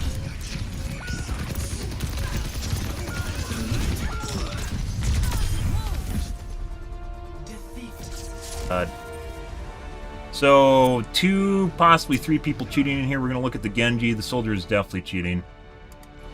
And also look at Zen.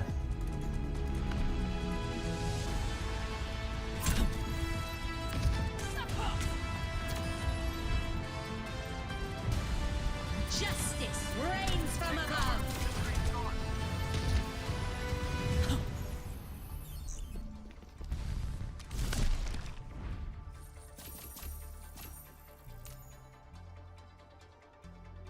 Okay, let's look at the Zen now. Very sticky.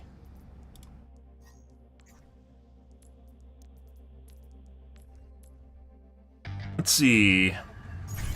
Ready for battle.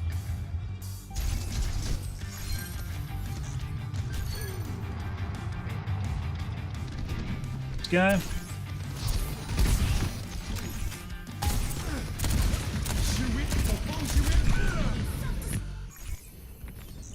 Flashpoint unlocks in 10 seconds. Wrong team. Flashpoint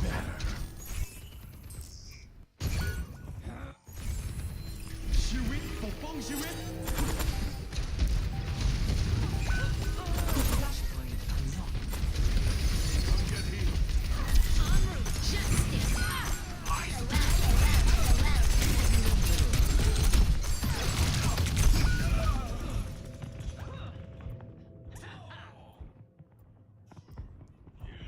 No time for whinging. Let's take him to the underworld. Let me assist you.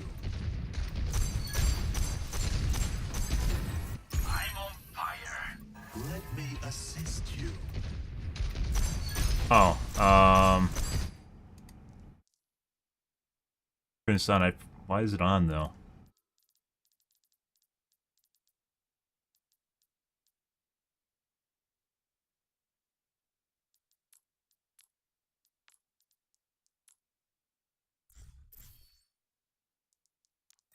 Climbing the objective. Get out.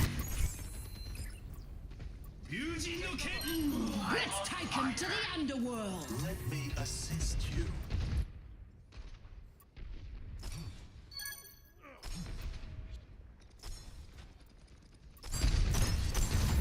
Climbing the objective. Get over here.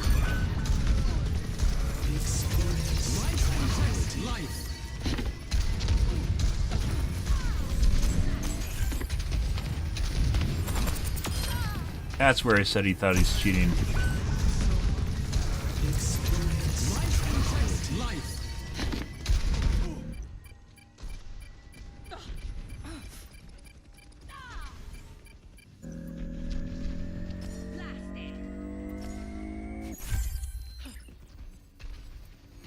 Looking right here.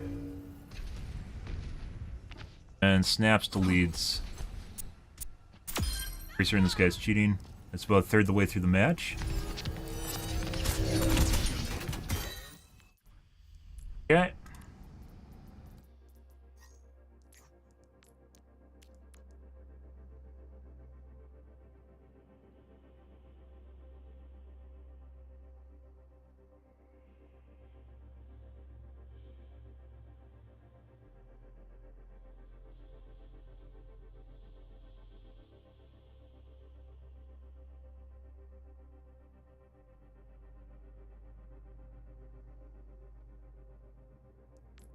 Okay, and then who's the other guy? The Genji? The Genji had something that was fucking weird. He's like on my face, like just staring me down while he's jumping all over me.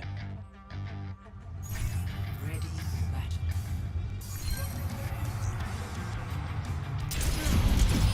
Genji tends to be very technical, which is entirely possible to use abilities and have a lot of abilities be used for you. Did I do a Diva Bomb? Good.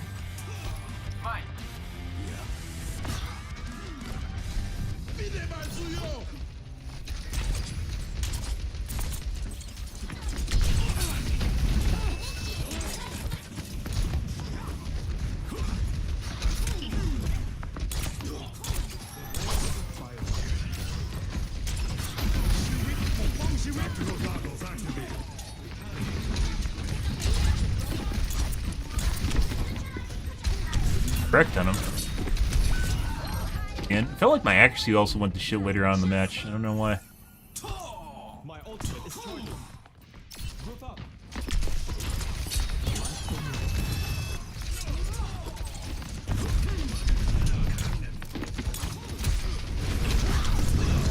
Even if Genji like looks like he's looking at people through walls, the problem is like when he wall climbs, like right here, it looks like he's staring at me through the wall, but he also goes up to wall climb, so you can't really pick out whether or not he is like he's directly looking at you through a wall. That looks like an aimbot though now.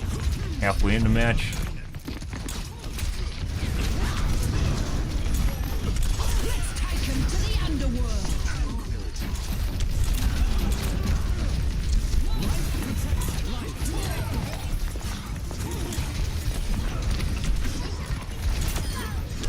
Saw one in my brain.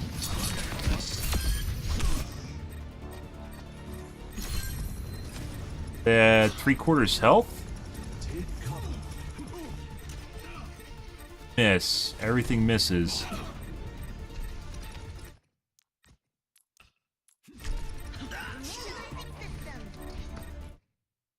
I don't understand. It's like 3/4 health, guys, and then somehow he does 3/4 of my health, so 150 HP of damage instantly.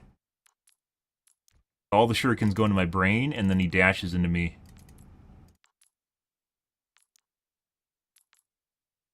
Tap the headshot. I think they all register headshots. He doesn't even do anything, he just headshots me. And? How the fuck did he get 150 damage out of this?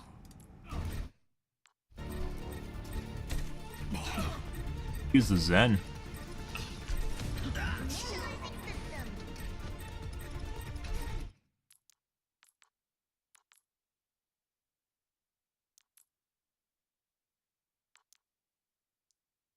I don't actually know, I just somehow lost 150 HP. So like all three of them are registered as a headshot? Zen ball. Also went into that guy's brain.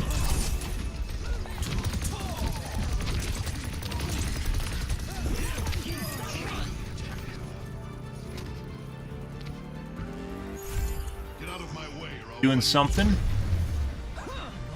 Wish you could see match chat so you could figure out when people are AFK typing or when they're actually fucking with their cheat. And you can't.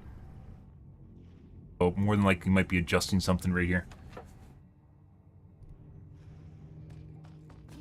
Oh no.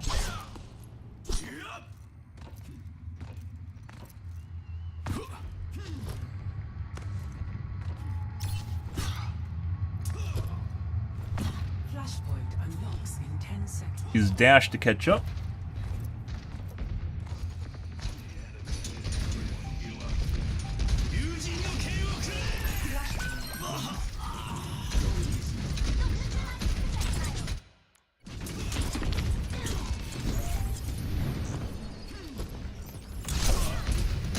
Punching me through walls.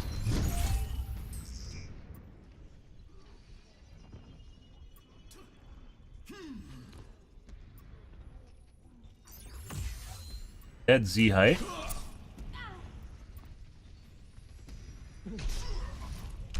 That looked like it just went through him. Deflected that one. Shots again. That would have been a headshot if I didn't dodge.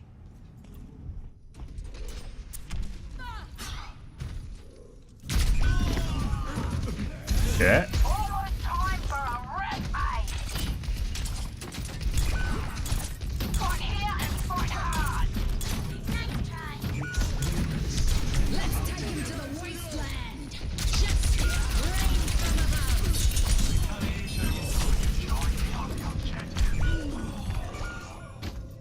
And again, I might just be like the Zen might just be doing all the damage to me, and I thought it was actually the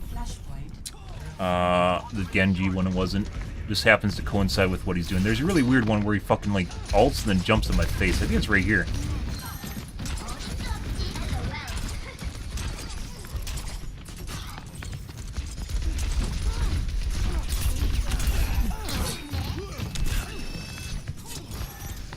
Pretty sure it's right here. Point unlocks in 10 seconds.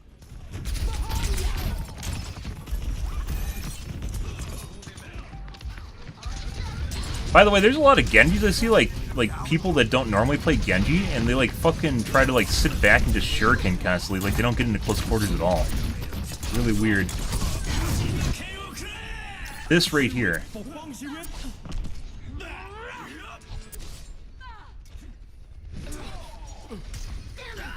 Hit the tree.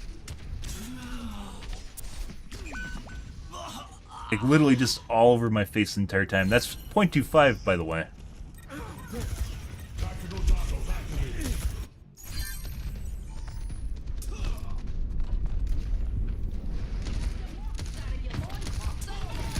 Possible pre-aim.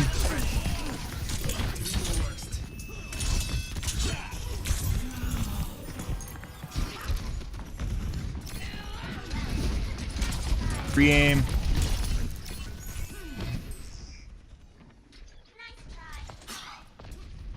Throwing at the Genji before he sees him.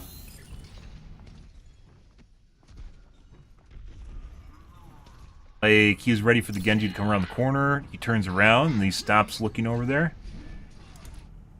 Clearly trying to shoot at the Genji.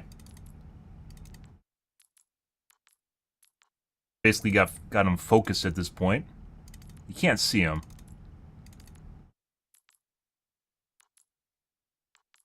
Can't see anything. He's throwing right now. And you can't see the Genji. He just now sees the hand. He's cheating. More than likely cheating. That could have also just been a opportune pre-fire? I don't think so, though. Like, he wasn't even spamming before the guy came around the corner. And he's clearly eyeing up the Genji through the wall. Enemy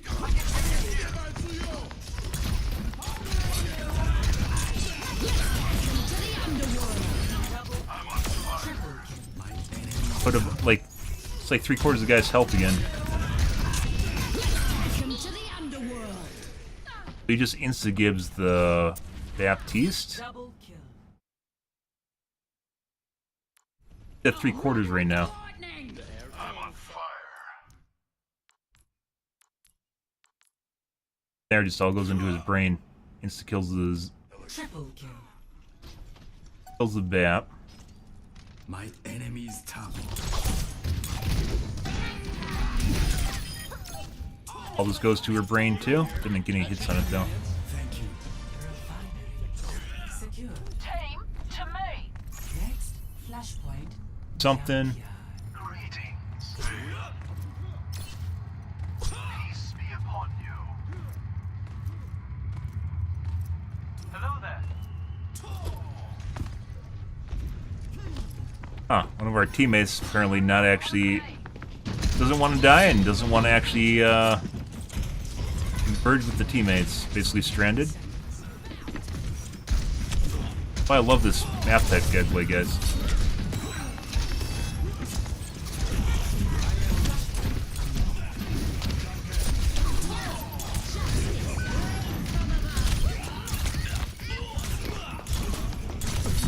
A lot stickier now.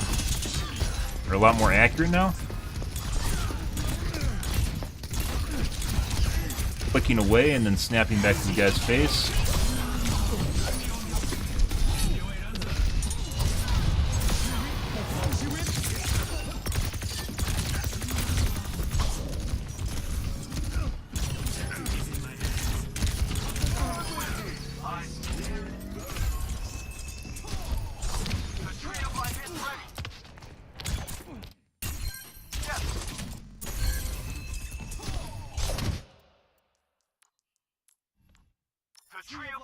Not pre-aim.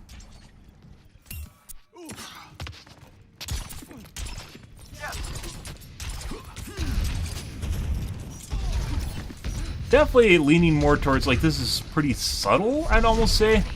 He just loves... There are definitely some cases where it looks like he's looking directly at people through walls, and the pre-fire on the Genji earlier. Then just snap throwing shurikens into people's brains.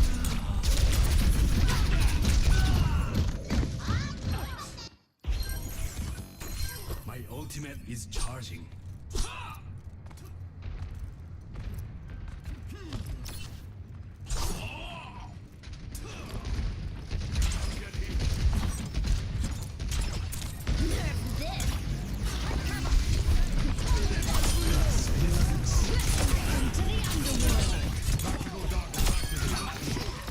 Everything's going into people's brains again.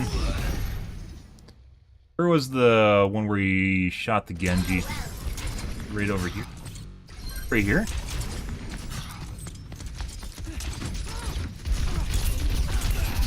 Just throwing shurikens into people's brains. Genji blade.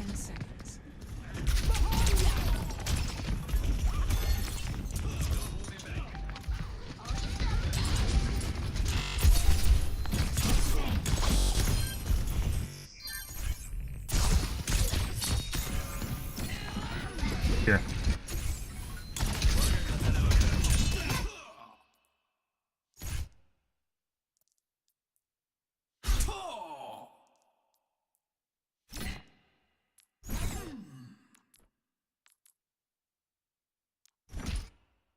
$10.07, $10.08. Let's see. Again.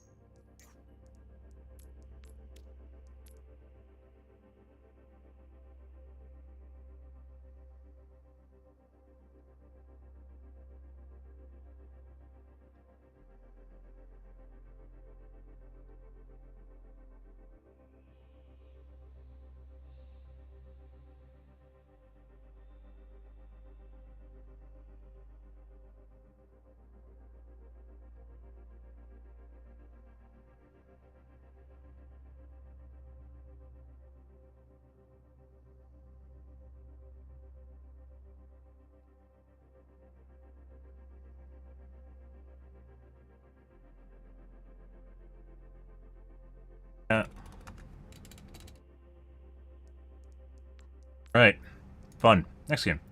So, basically tonight, guys, we've had 2 to 3 cheaters per match. Yeah. Good stuff. We had a 4-person cheat squad earlier tonight, too. Good. Which we checked. All with really bad aimbots, too.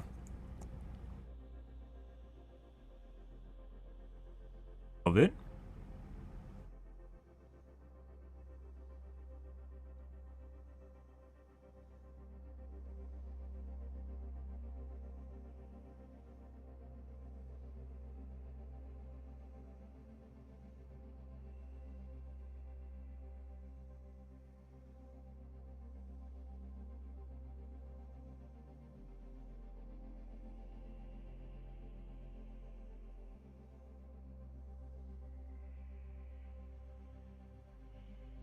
Next game.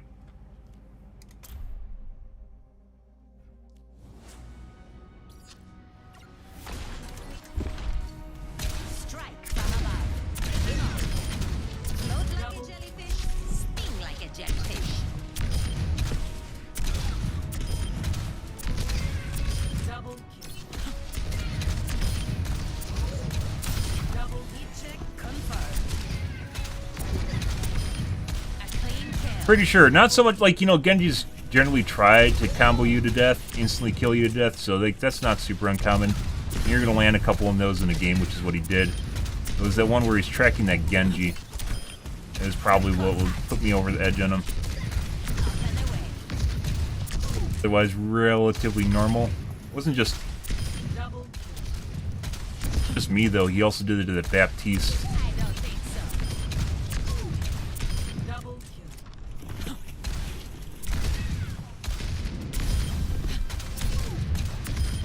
When I'm hitting my shots, you can't touch me.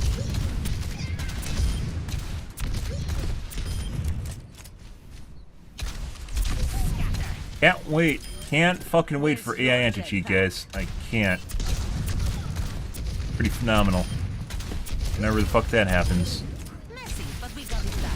There's a company advertising, Inebrian was advertising it earlier this year. I mean, they're still a company and they still exist, but they don't really have like any games where they can reliably speak or like any usage examples where they can show it off, which is usually a bad sign.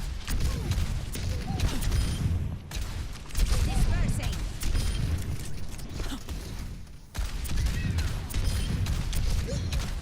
Double you are flashing the skies. Taking to the air.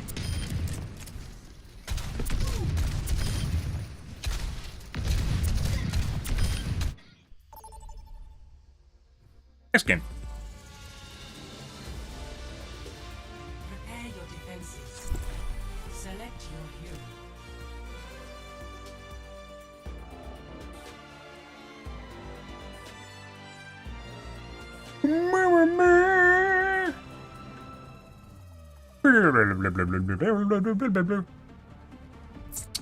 Uh-huh.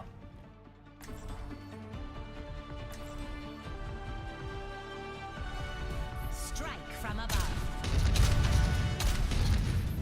Hello. Ooh, I live for this.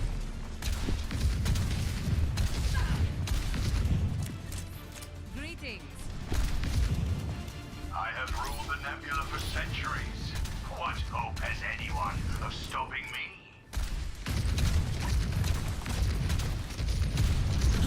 Hello. I heard you hosted my dearest Satya in Sarvasa. She is a delight. How do you know her? We were roommates at the academy. My, did she hate it when I left dishes in the sink? Most people do. 5, 4, 3, 2, 1. Increasing altitude. Attackers incoming. Engage without haste. Stop the pain. Enemy over here. Enemy here.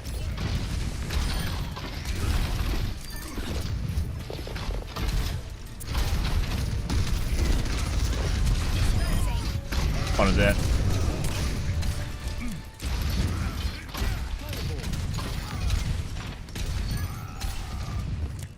Taking off.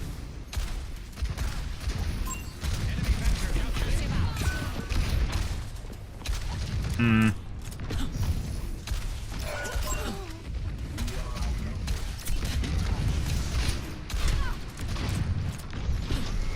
Yeah, we are. I don't think so.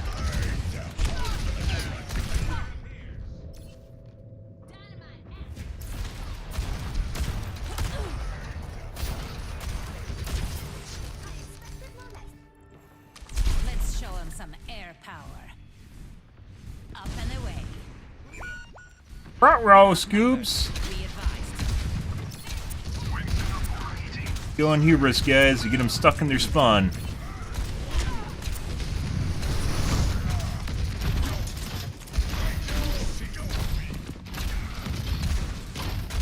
Off. I know he's just trying to shoot me through the shield.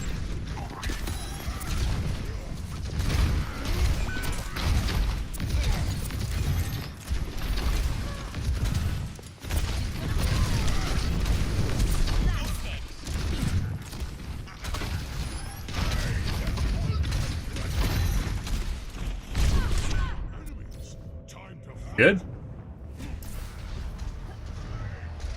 Pretty sure the Ashe is cheating now. Not sure about the Widow. En route. I see an enemy here. So late night. Aerial position. There's an enemy here. Pay attention.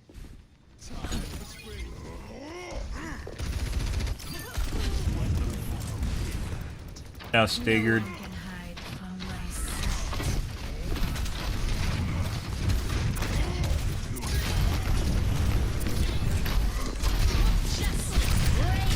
Oh, why the fuck was a Rhine there? Shut That was a free 4. Oh my god. You fucking zoomed away and I didn't realize it, guys. Thought that was our tank behind us. It wasn't. Aerial positioning underway. Great if the Rhine wasn't there.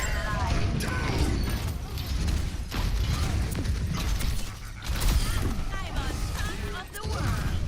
Enemy over here. Messy, but we got it done. Up and away. I see an enemy. Excellent team. I don't think so.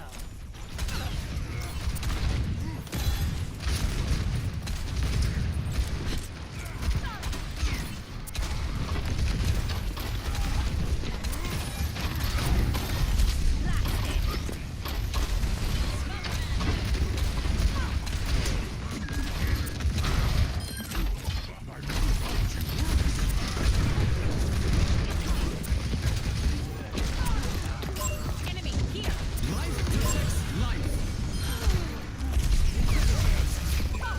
Wanted the tree juice. Tank was dead already. That looks like an aimbot. Pretty sure. In addition to the Ash. 60 seconds remaining. No one can hide from my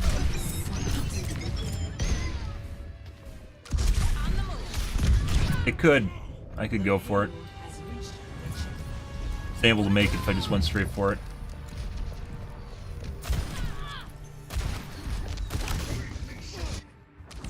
Repositioning. Aerial positioning underway. They outnumber us. Keep it tight.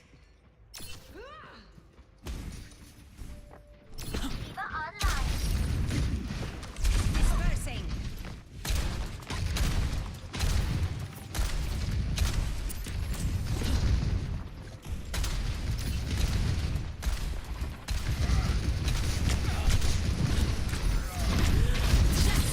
Rains from above. Heat check confirmed.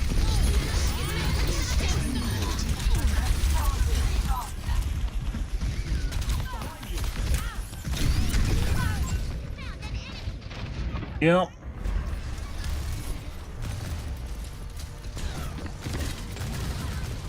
It looks pretty sticky. Increasing altitude.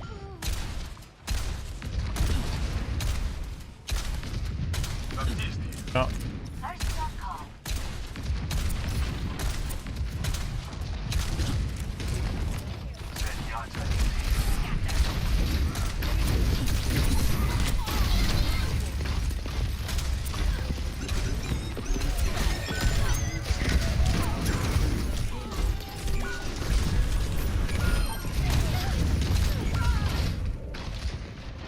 Good.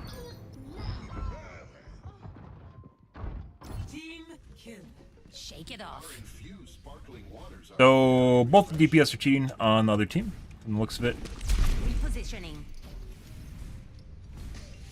Establishing aerial position.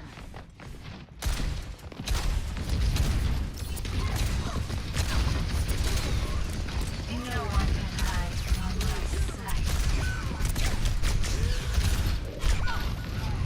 Good.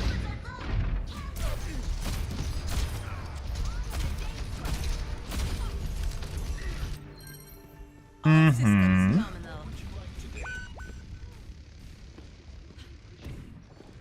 Also seems like we don't really have much in the way of heals going on here.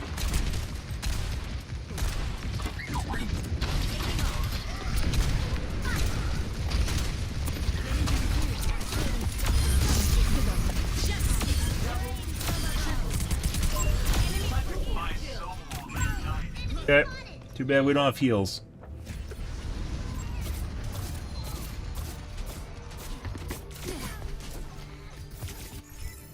En route.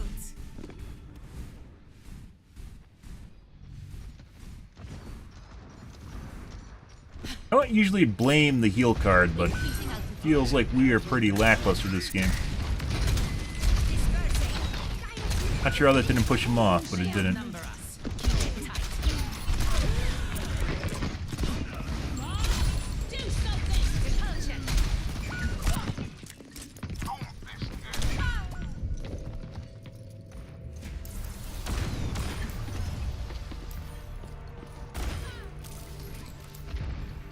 Making Good old another one. Z-height. Experience tranquility. Aerial positioning underway. Trying to insta get me out a door so I don't actually do anything.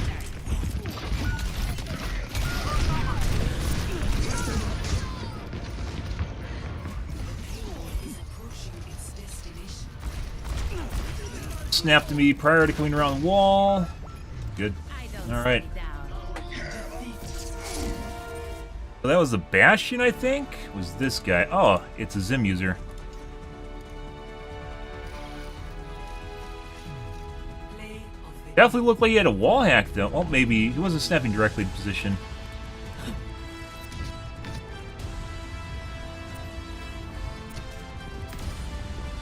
Justice reigns from above. 3 hits.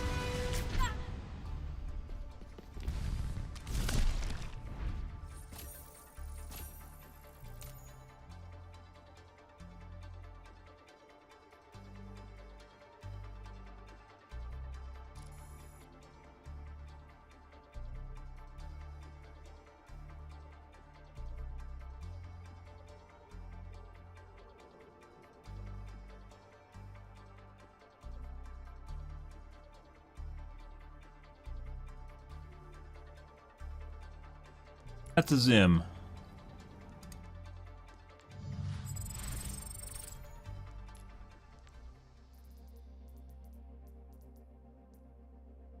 Ash just all game.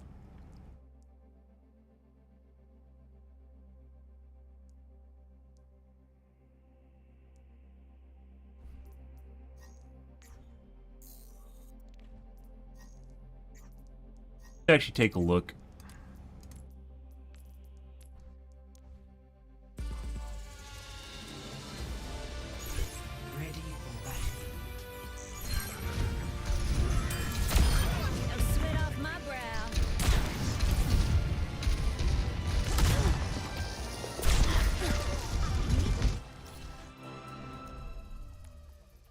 Pressure.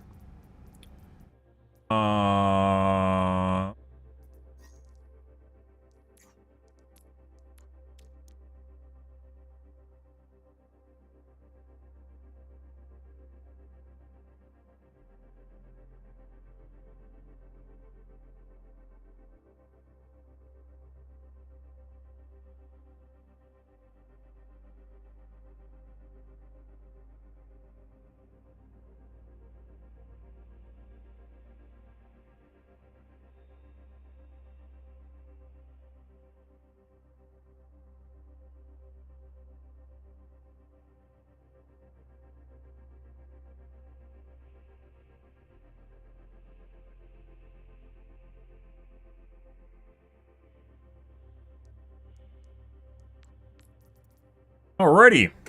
Fun. Why not? Why not? We will have peace.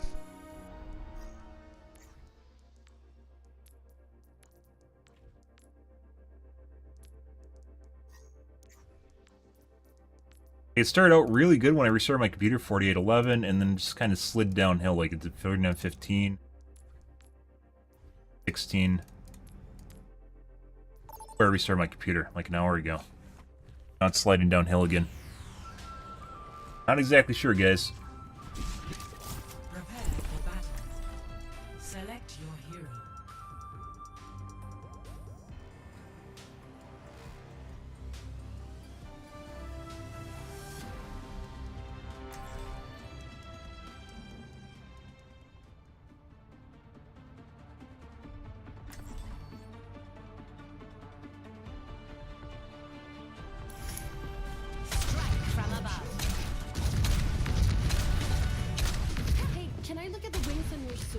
No, you can suck my dick and I'll show you. It's for a different idea I had. I just thought the view from up there would be inspirational. Yeah, make your panties go sploosh. I get it. I recreate Aladdin.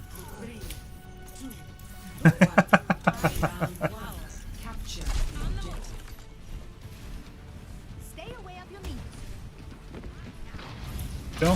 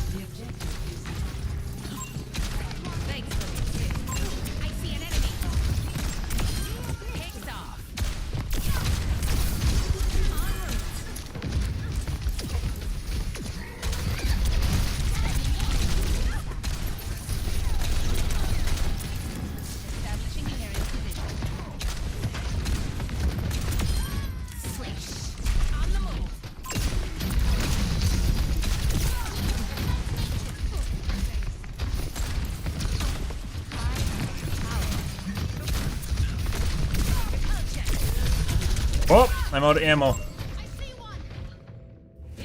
Very, very accurate. I don't stay down.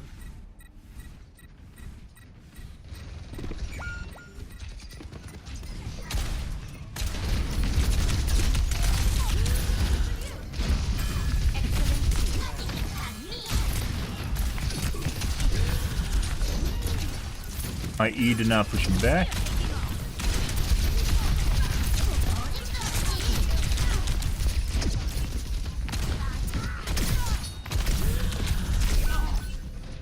Got me after I E'd. No way.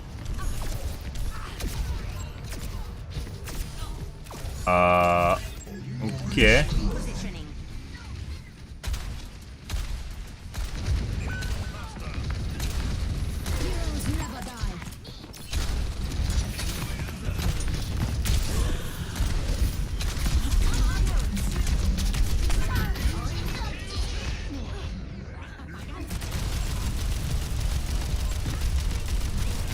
Very unfortunate.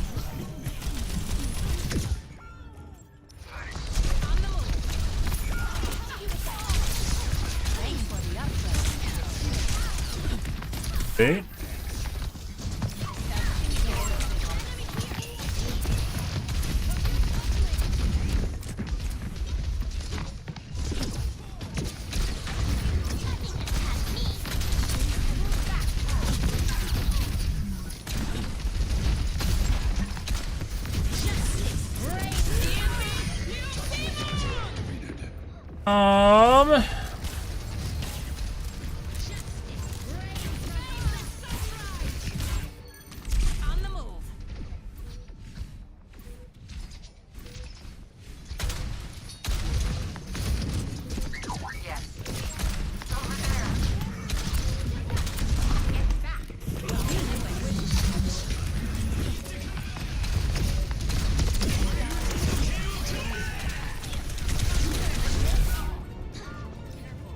Pretty sure the Lari's cheating.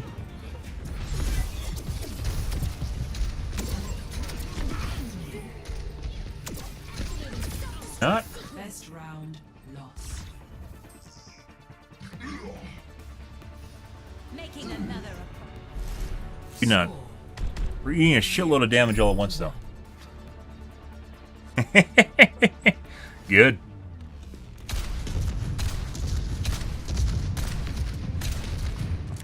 More field research.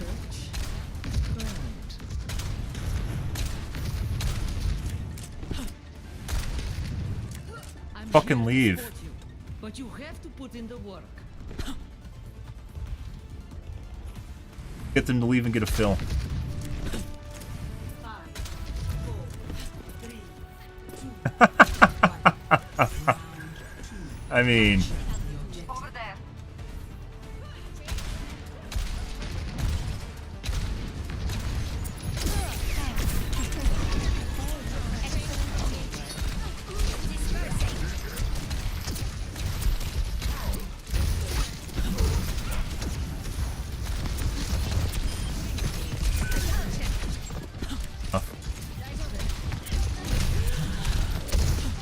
I really got pissy. I killed him that one time. He just jumped his hook. Get him? No. It is very difficult to boop Genjis. That's cheating.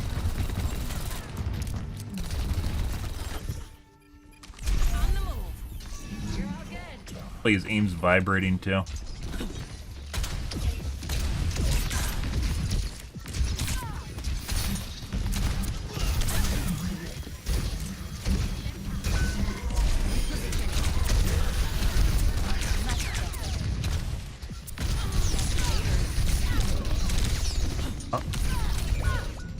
Tried to E, my E was not up.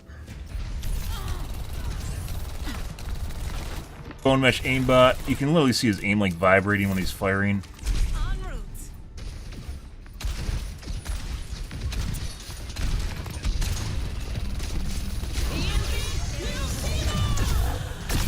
Huh. We just ate that instead of our team?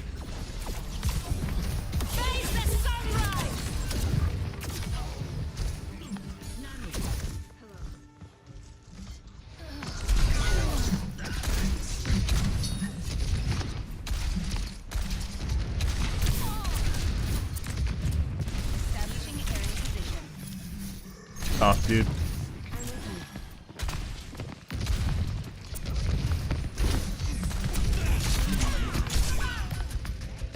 fuck is he doing?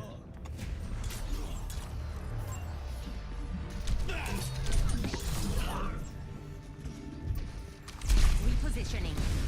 Let the Kitsune guide you. Justice reigns from above. Dude.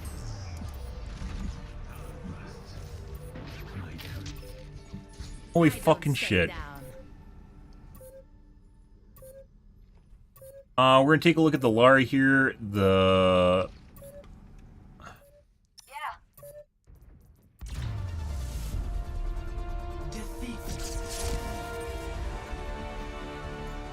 Sombra is 100% cheating, which is this guy.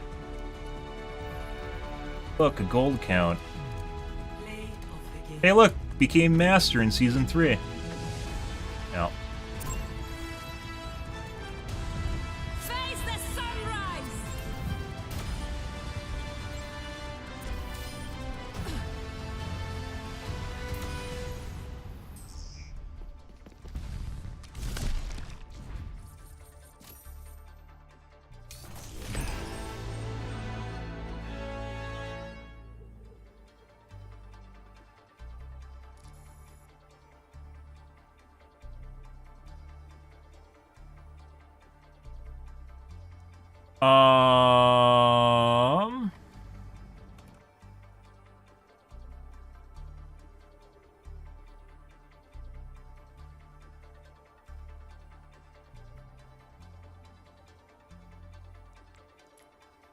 That's pretty straightforward. I mentioned before, guys, it's one thing if you climb like 2 ranks. It's another thing when you climb out of gold to fucking master, like in one season, just instantly. You have like multiple games in a season. You aren't winning this because they're cheating. Take a look at the Alari 2.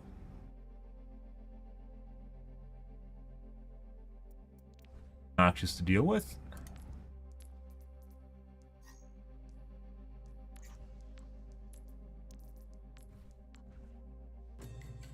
You did good. Can't make this shit up, guys.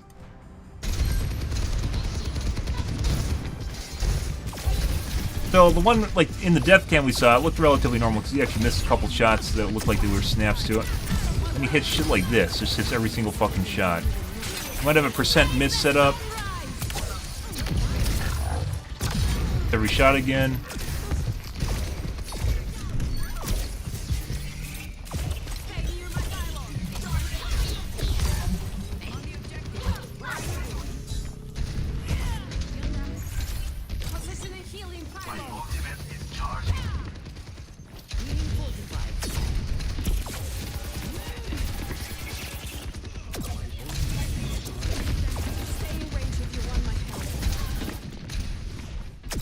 Just snaps the guy through the wall. Lari? Not the Lari, Brig. There, that is a direct snap. That's 214.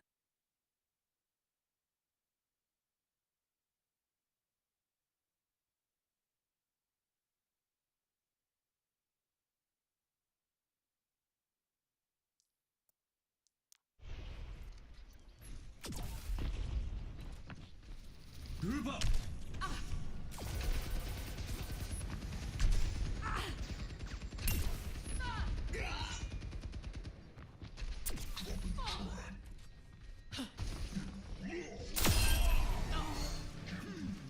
I'm on fire. You can literally see his normal cadence of his aim and then instantly snaps to anything.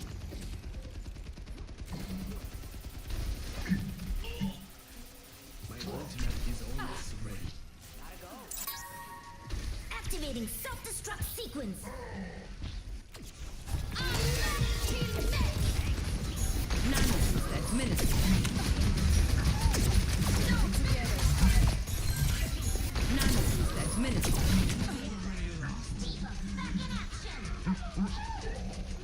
Almost shot her through the wall. Still trying to shoot her through the wall. Keep it together.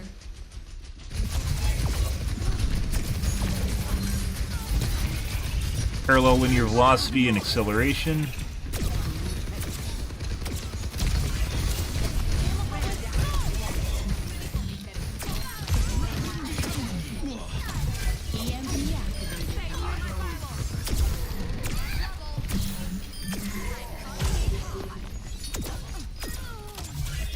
Morning, Axel. I don't know. I mean, I report a shitload of people. Tonight's been really bad. It's like 2 to 3 per game. I think it's distance-based, maybe.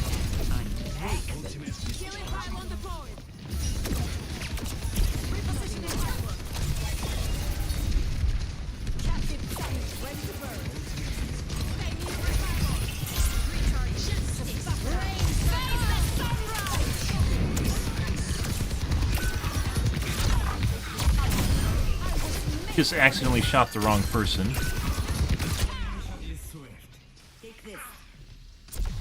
Reacts late and then shoots the brig. Actually, he doesn't react late and shoots the brig. He does shoot the... Misery made manifest.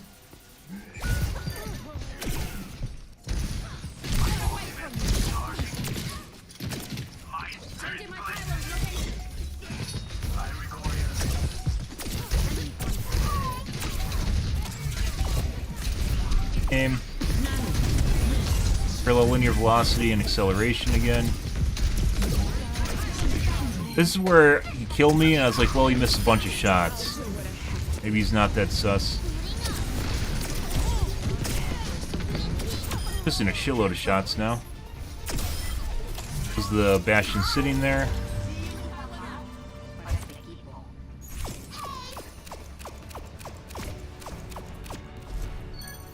He toggles off at the end of the round?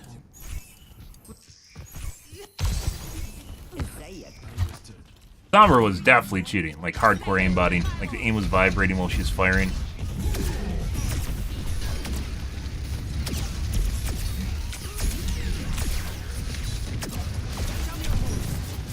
Like the aim auto corrects back to his original location after he flicks. Or not always.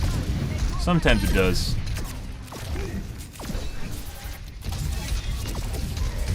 What is this?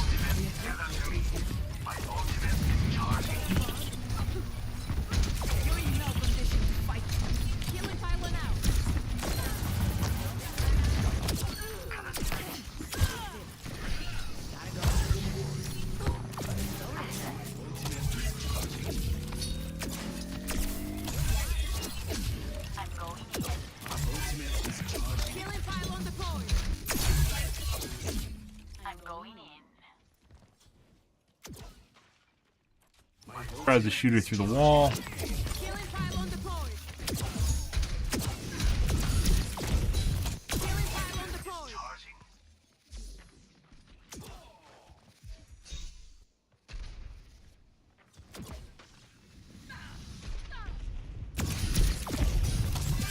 It's almost like the aim, when he fires the button, the aim snaps to the target, and then it returns to like the original direction or how he's normally aiming.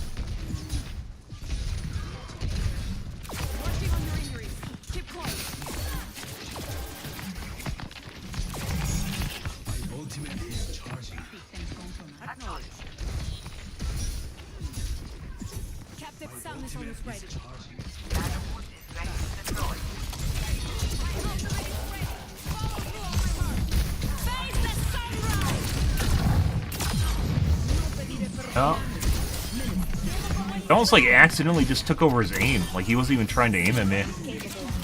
Pretty sure his aimbot's distance-based where he doesn't shoot far targets. It's like within 70, 50 feet again, 60 feet.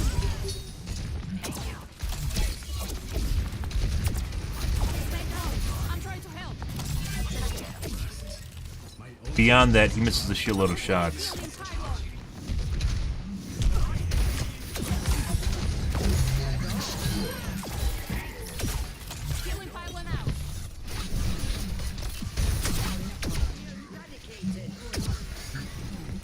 Very certain he's cheating.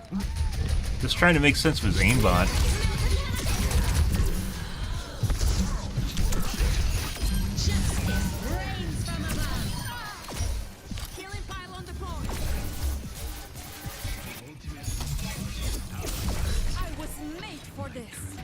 Doesn't miss at all with his laser beam. Once it like locks onto people, it doesn't really matter what they're doing.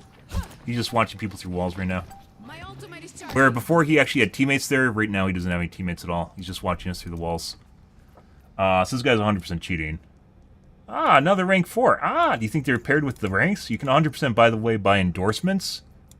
It's very difficult, by the way. Extremely difficult to get rank 4 endorsement, and rank 5 is next to impossible. It's always sus players that seem to have them, too. Not always. Usually, like, you'll get a heal bot in there somewhere, and then, yeah. When do you start cheating? Ah, Season 4. No, maybe not. Still a diamond. Season 5, maybe? A pretty meaty gap here. Wait, that's a very weird looking aimbot.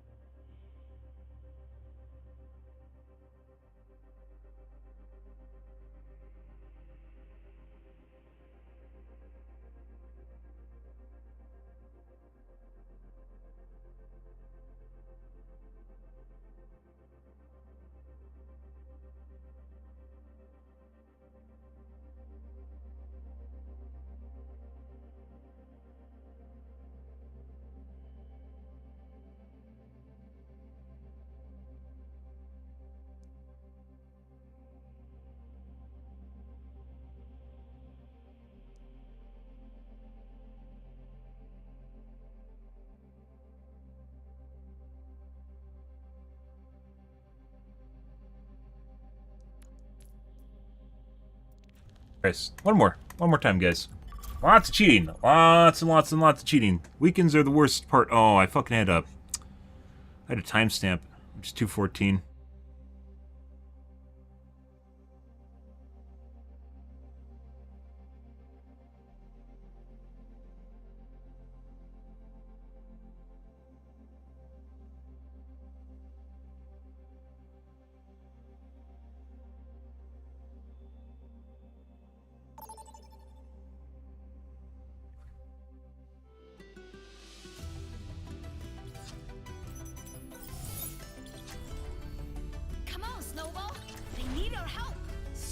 From above.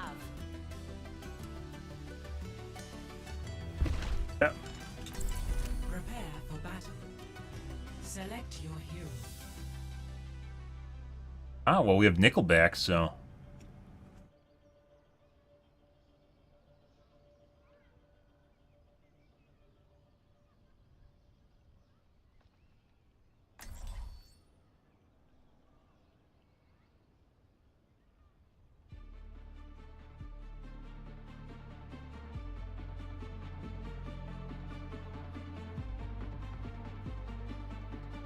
Okay. Yeah, way too many tonight. Lots and lots. We spent most of the night watching fucking replays instead of playing. It's not what I like doing. When shit usually gets out of control is when I just start watching replays constantly. Fuck. I'm like fucking Blizzard's anti-cheat staff for them.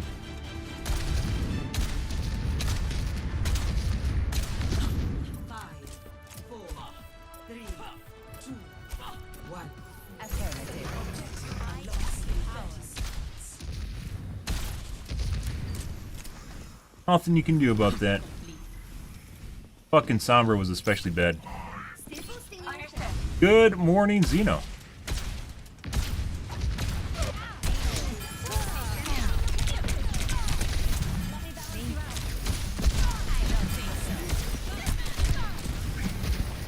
Lost initiative.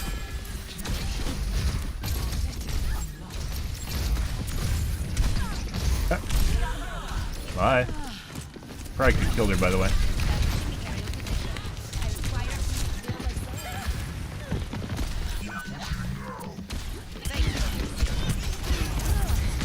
Fuck off. Holy fuck. That's not what I wanted to do.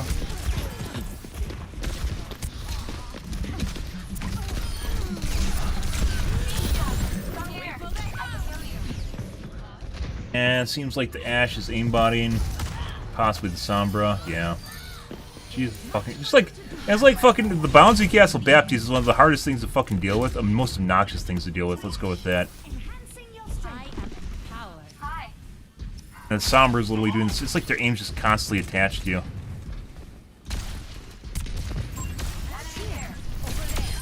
What a dumbass.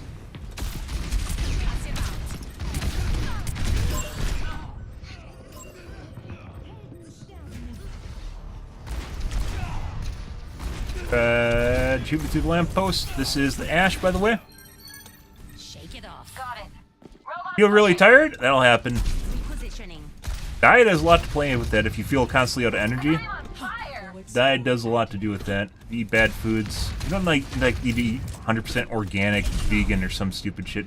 Which, by the way, I'm pretty sure isn't even healthy for you, but you need protein of some kind.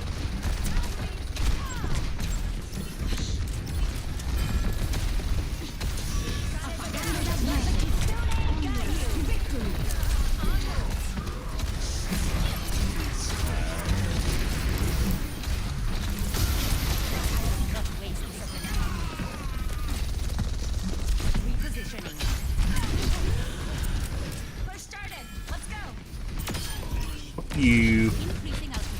Like I said, disengaging is actually a really good skill, especially with the amount of cheaters in this game. They almost always will overcommit to trying to kill you, so if you just hide when they're like going to, they're like trying to insta DPS you down, they just like overextend and die. Jumped on my face, which actually did damage to me, but he's dead now.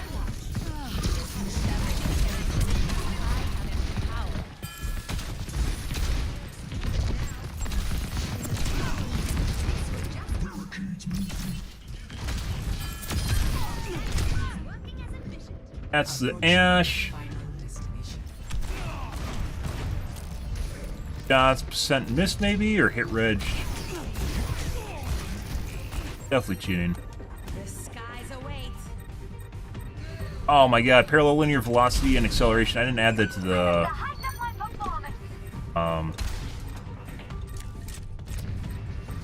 Sorry.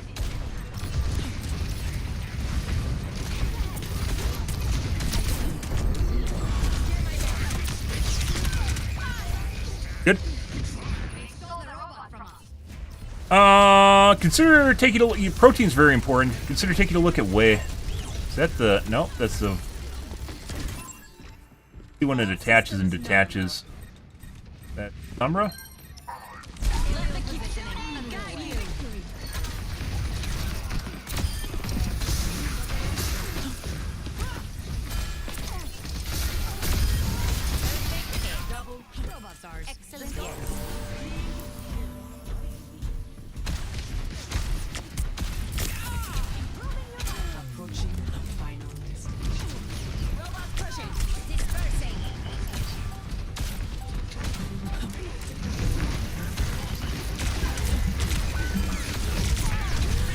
Oh, we got stuck.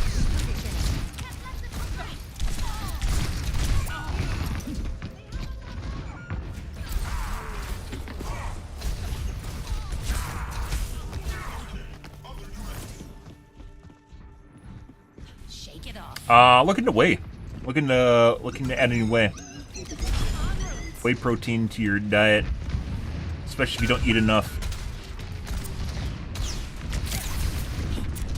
Oh, the Lari also had a max lock range.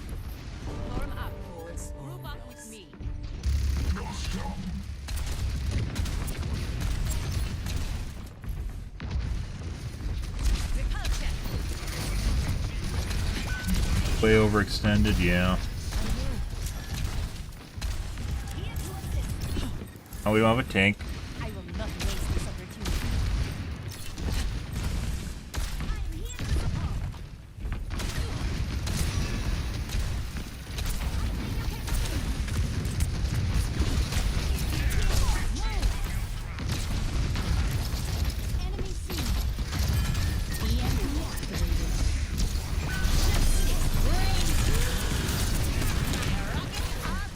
Well.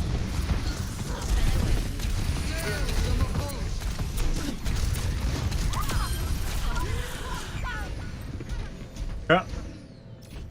Good.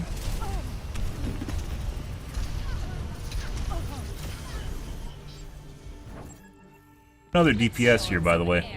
Doing something. Positioning.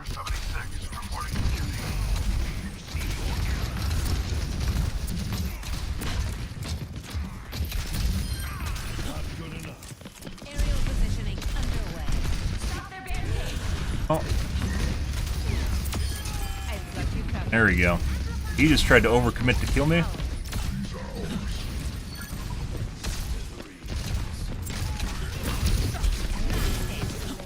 That's not where we wanted to go with that. There they are.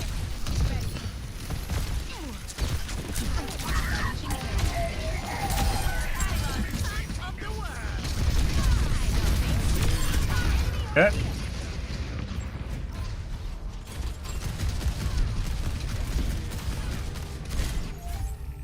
Always more The max range? Oh my god, it's so difficult. Like, when there's one person, it's one thing keeping track of them. It's like 2 or 3, it just gets ridiculous.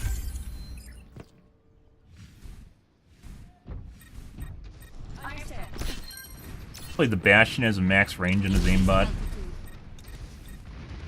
3 has hit registration issues.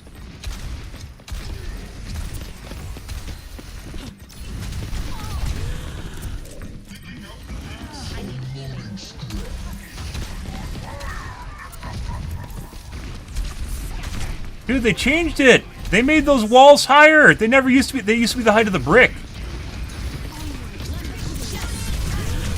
They used to be the height of the brick. You can't push people off there anymore. Dude. Fucking Blizzard's such a nanny.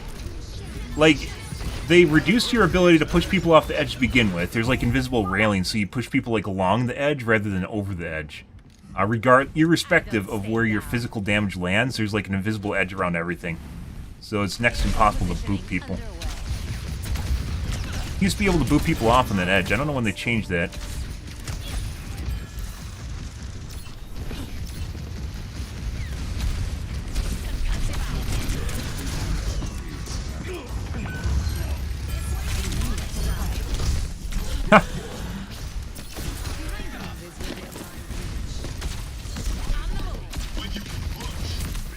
That's not what we want. That's what we want.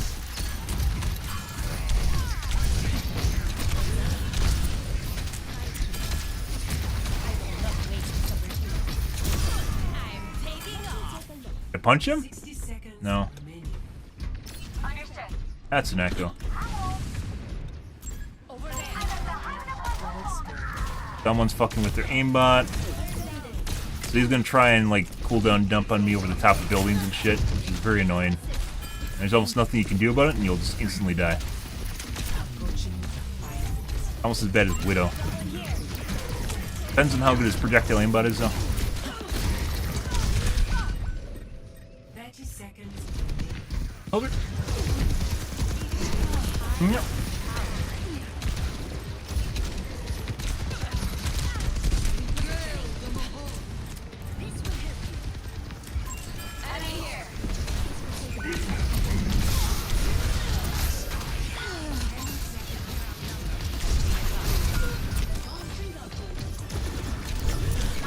I was gonna Q him just there.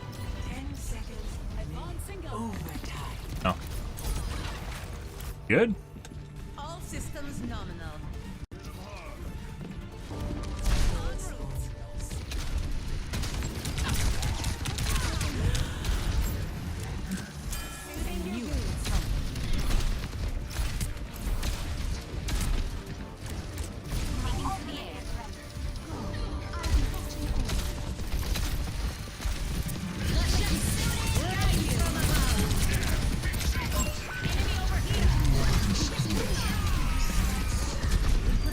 Stay with the robot. We're almost there.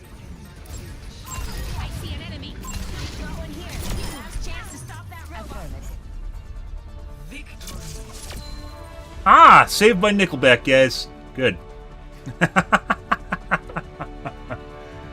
Uh-huh.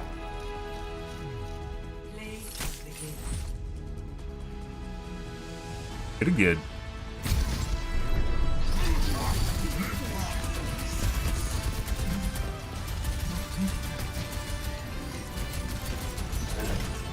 And that looks like an aimbot. See it doing little spinny motions while he's firing? It looks really fucking weird. Yeah, that's like a shitty free aimbot. More than likely, but we aren't going to look at it because I don't watch my teammates because it's a huge waste of time, more so than the amount of time I'm already spending in the game. Watching people instead of playing. Free in the Ash, that is the Sombra. Soldier. Bastion.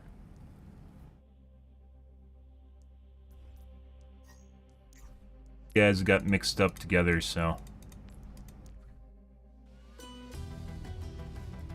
Free has hit registration issues. The Sombra has a max range on her aimbot.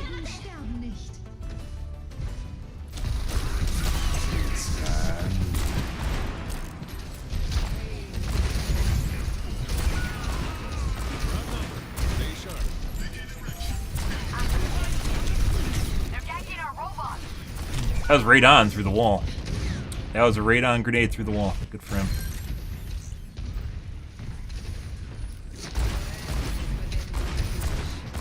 Definitely has some shots that are on that just aren't hitting.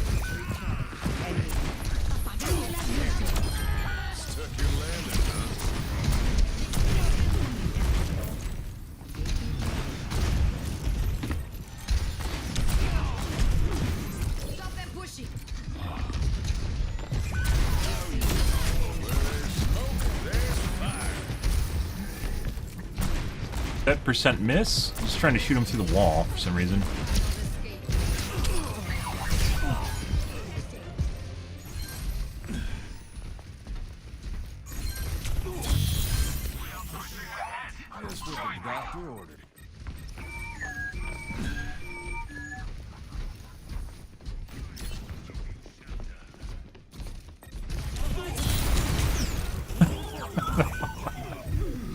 It looks like he's watching him through the wall.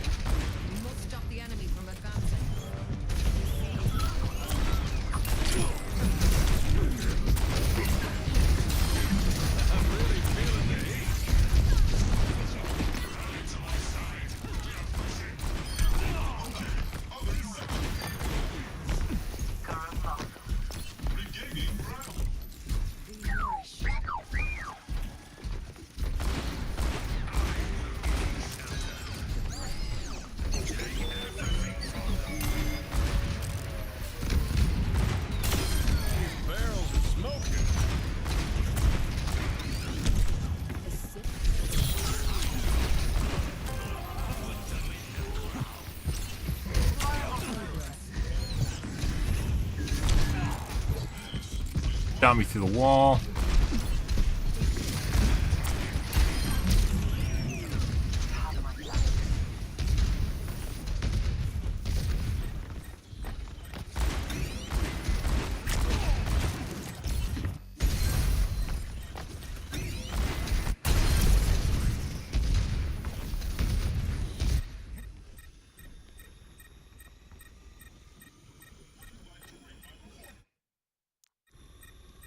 On you the ping.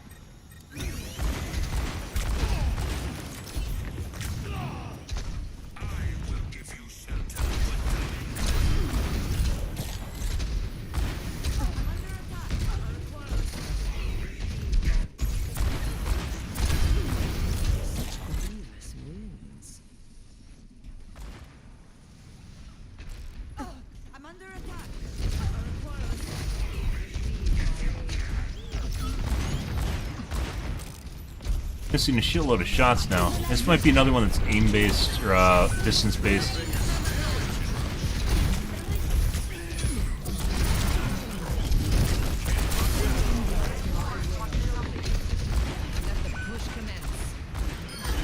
Actually looks like he flicks away from the target, causing him to miss.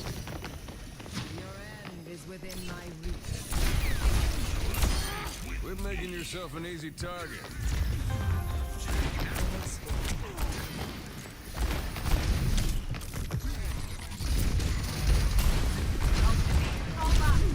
Registration issues once again.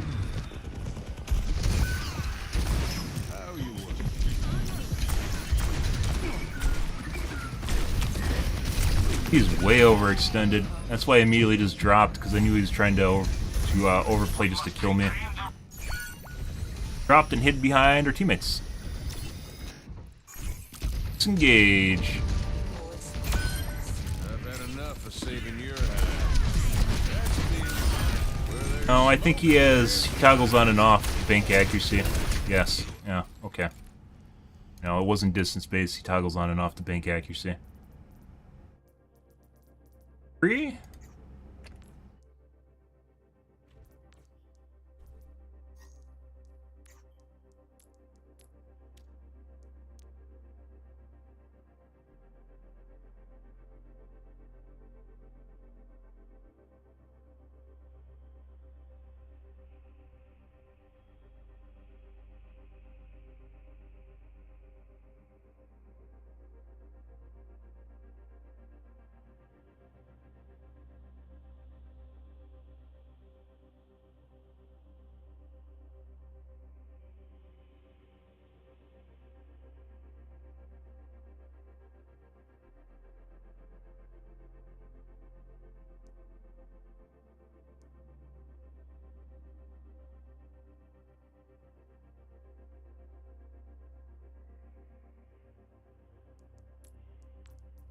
Okay, now the Sombra, who had to switch to Bastion despite their namesake.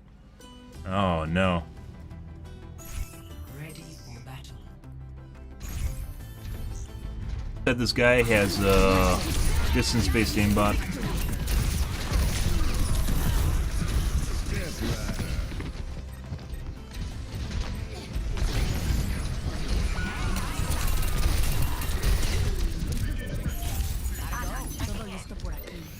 That was like an instantaneous snap to a hack target. The fuck was this? Gotta go. Checking in.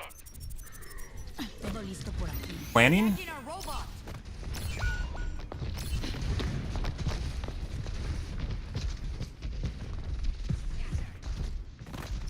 you. Put them in the ground. Accidentally started shooting the hog instead of me, which he's trying to kill.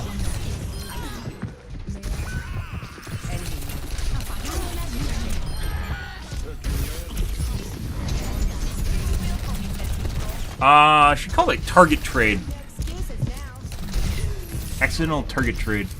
Stop them pushing. King takes over. I don't think Blizzard would understand what I'm talking about, though. Bastion.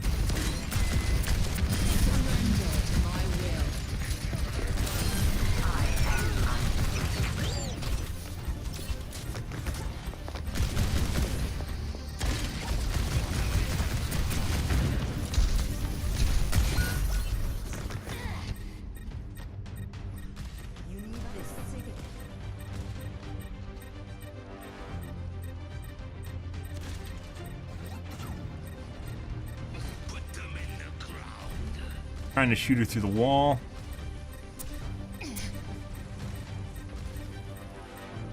Which is funny because you'd see him like trying to check the side angle for the Sombra. But if he's cheating, he knows where the Sombra already is, right? With the wall hack.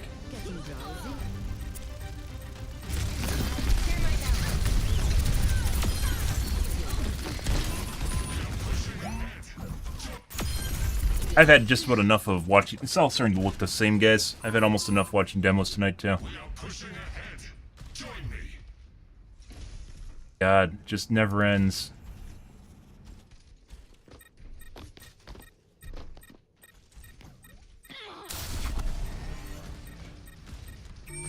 Watching the Mercy, even though this fucking Kiriko's literally right next to him.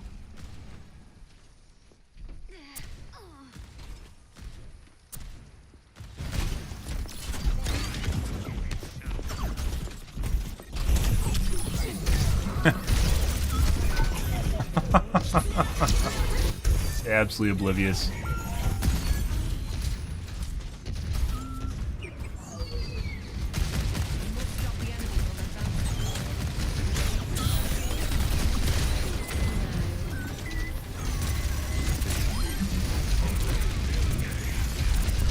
So, accidental, you see the accidental trade here? He's trying to kill me, right? And then the aim takes over because I must have dropped behind or literally right next to him, so his aim snapped to the Kiriko, who he wasn't trying to kill. Even though he's in the middle of trying to kill me right now. And then it just sticks, and then he realizes that he wants to kill me, and then he snaps back to me.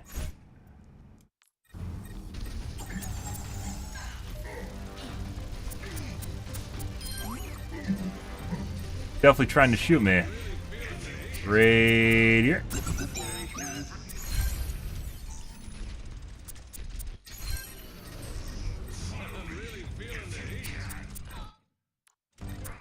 And then it takes over and snaps to... Is she behind me?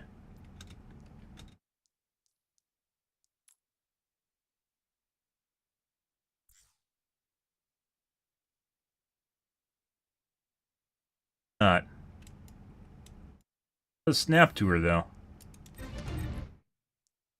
Realizes it snapped to her, and he snaps back to me.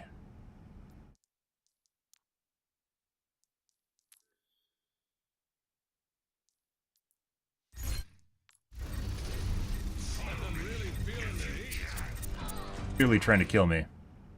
And I'm right there. Now he's locked onto the Kiriko.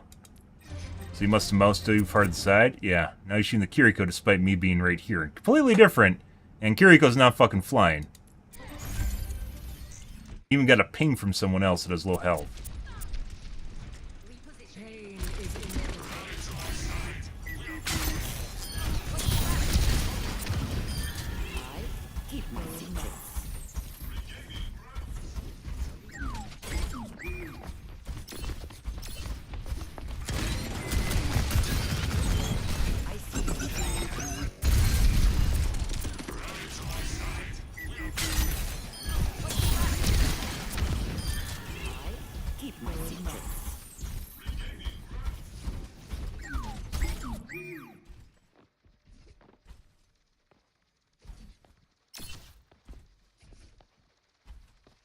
Marker. It definitely looks like he's watching her. The Z height.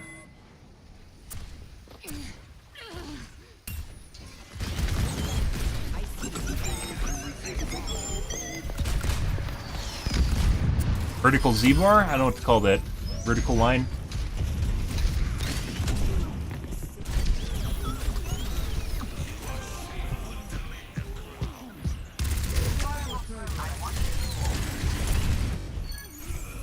I think he's really loud.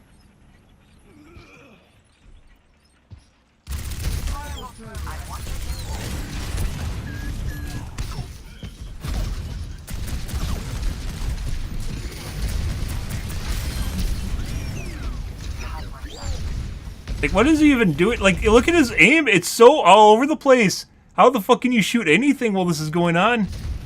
His mind has to be chaos.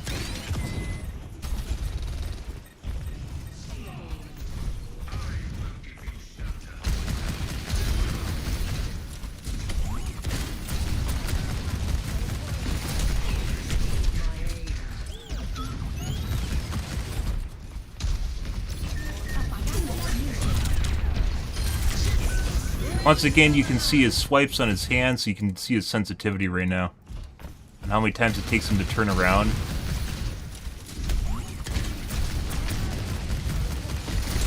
Is that just like Sombra paranoia going on here from the other Sombra? I don't understand what this guy's doing. 2 swipes? 1, 2. Dead. That's because the tank ran away.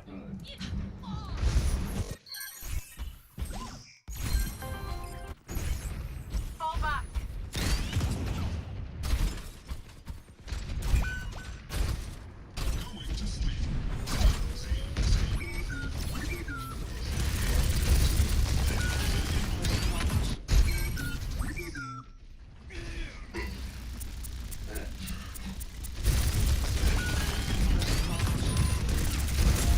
Trying to shoot the tank through the wall.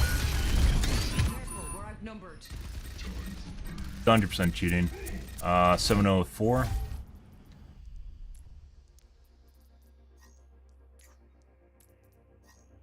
Port first, so I remember.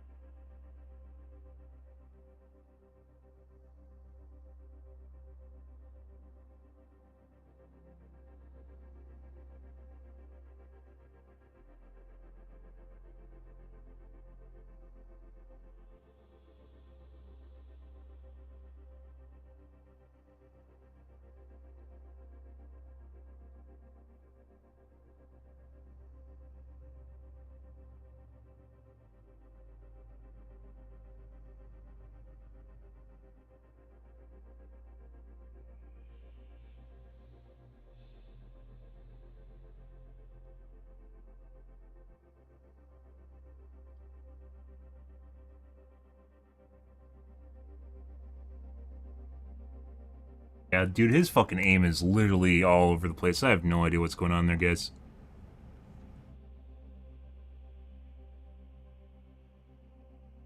Yeah, I've had enough. This is overtime, guys. I'm still trying to get used to my monitor, which is interesting. I think it's better than my... It's definitely better than my old one. How much better it is, I don't know. And also, I'm having some issues with my input delay, and the consistency of my mouse is all over the place.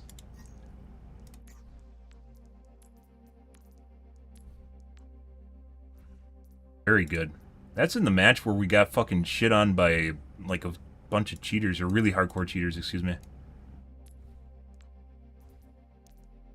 Short? I mean, it wasn't even that short, 48-11. After I restarted, my accuracy went back up. Yeah, like, I had some pretty bad matches, and then we just restarted my computer, and Bye.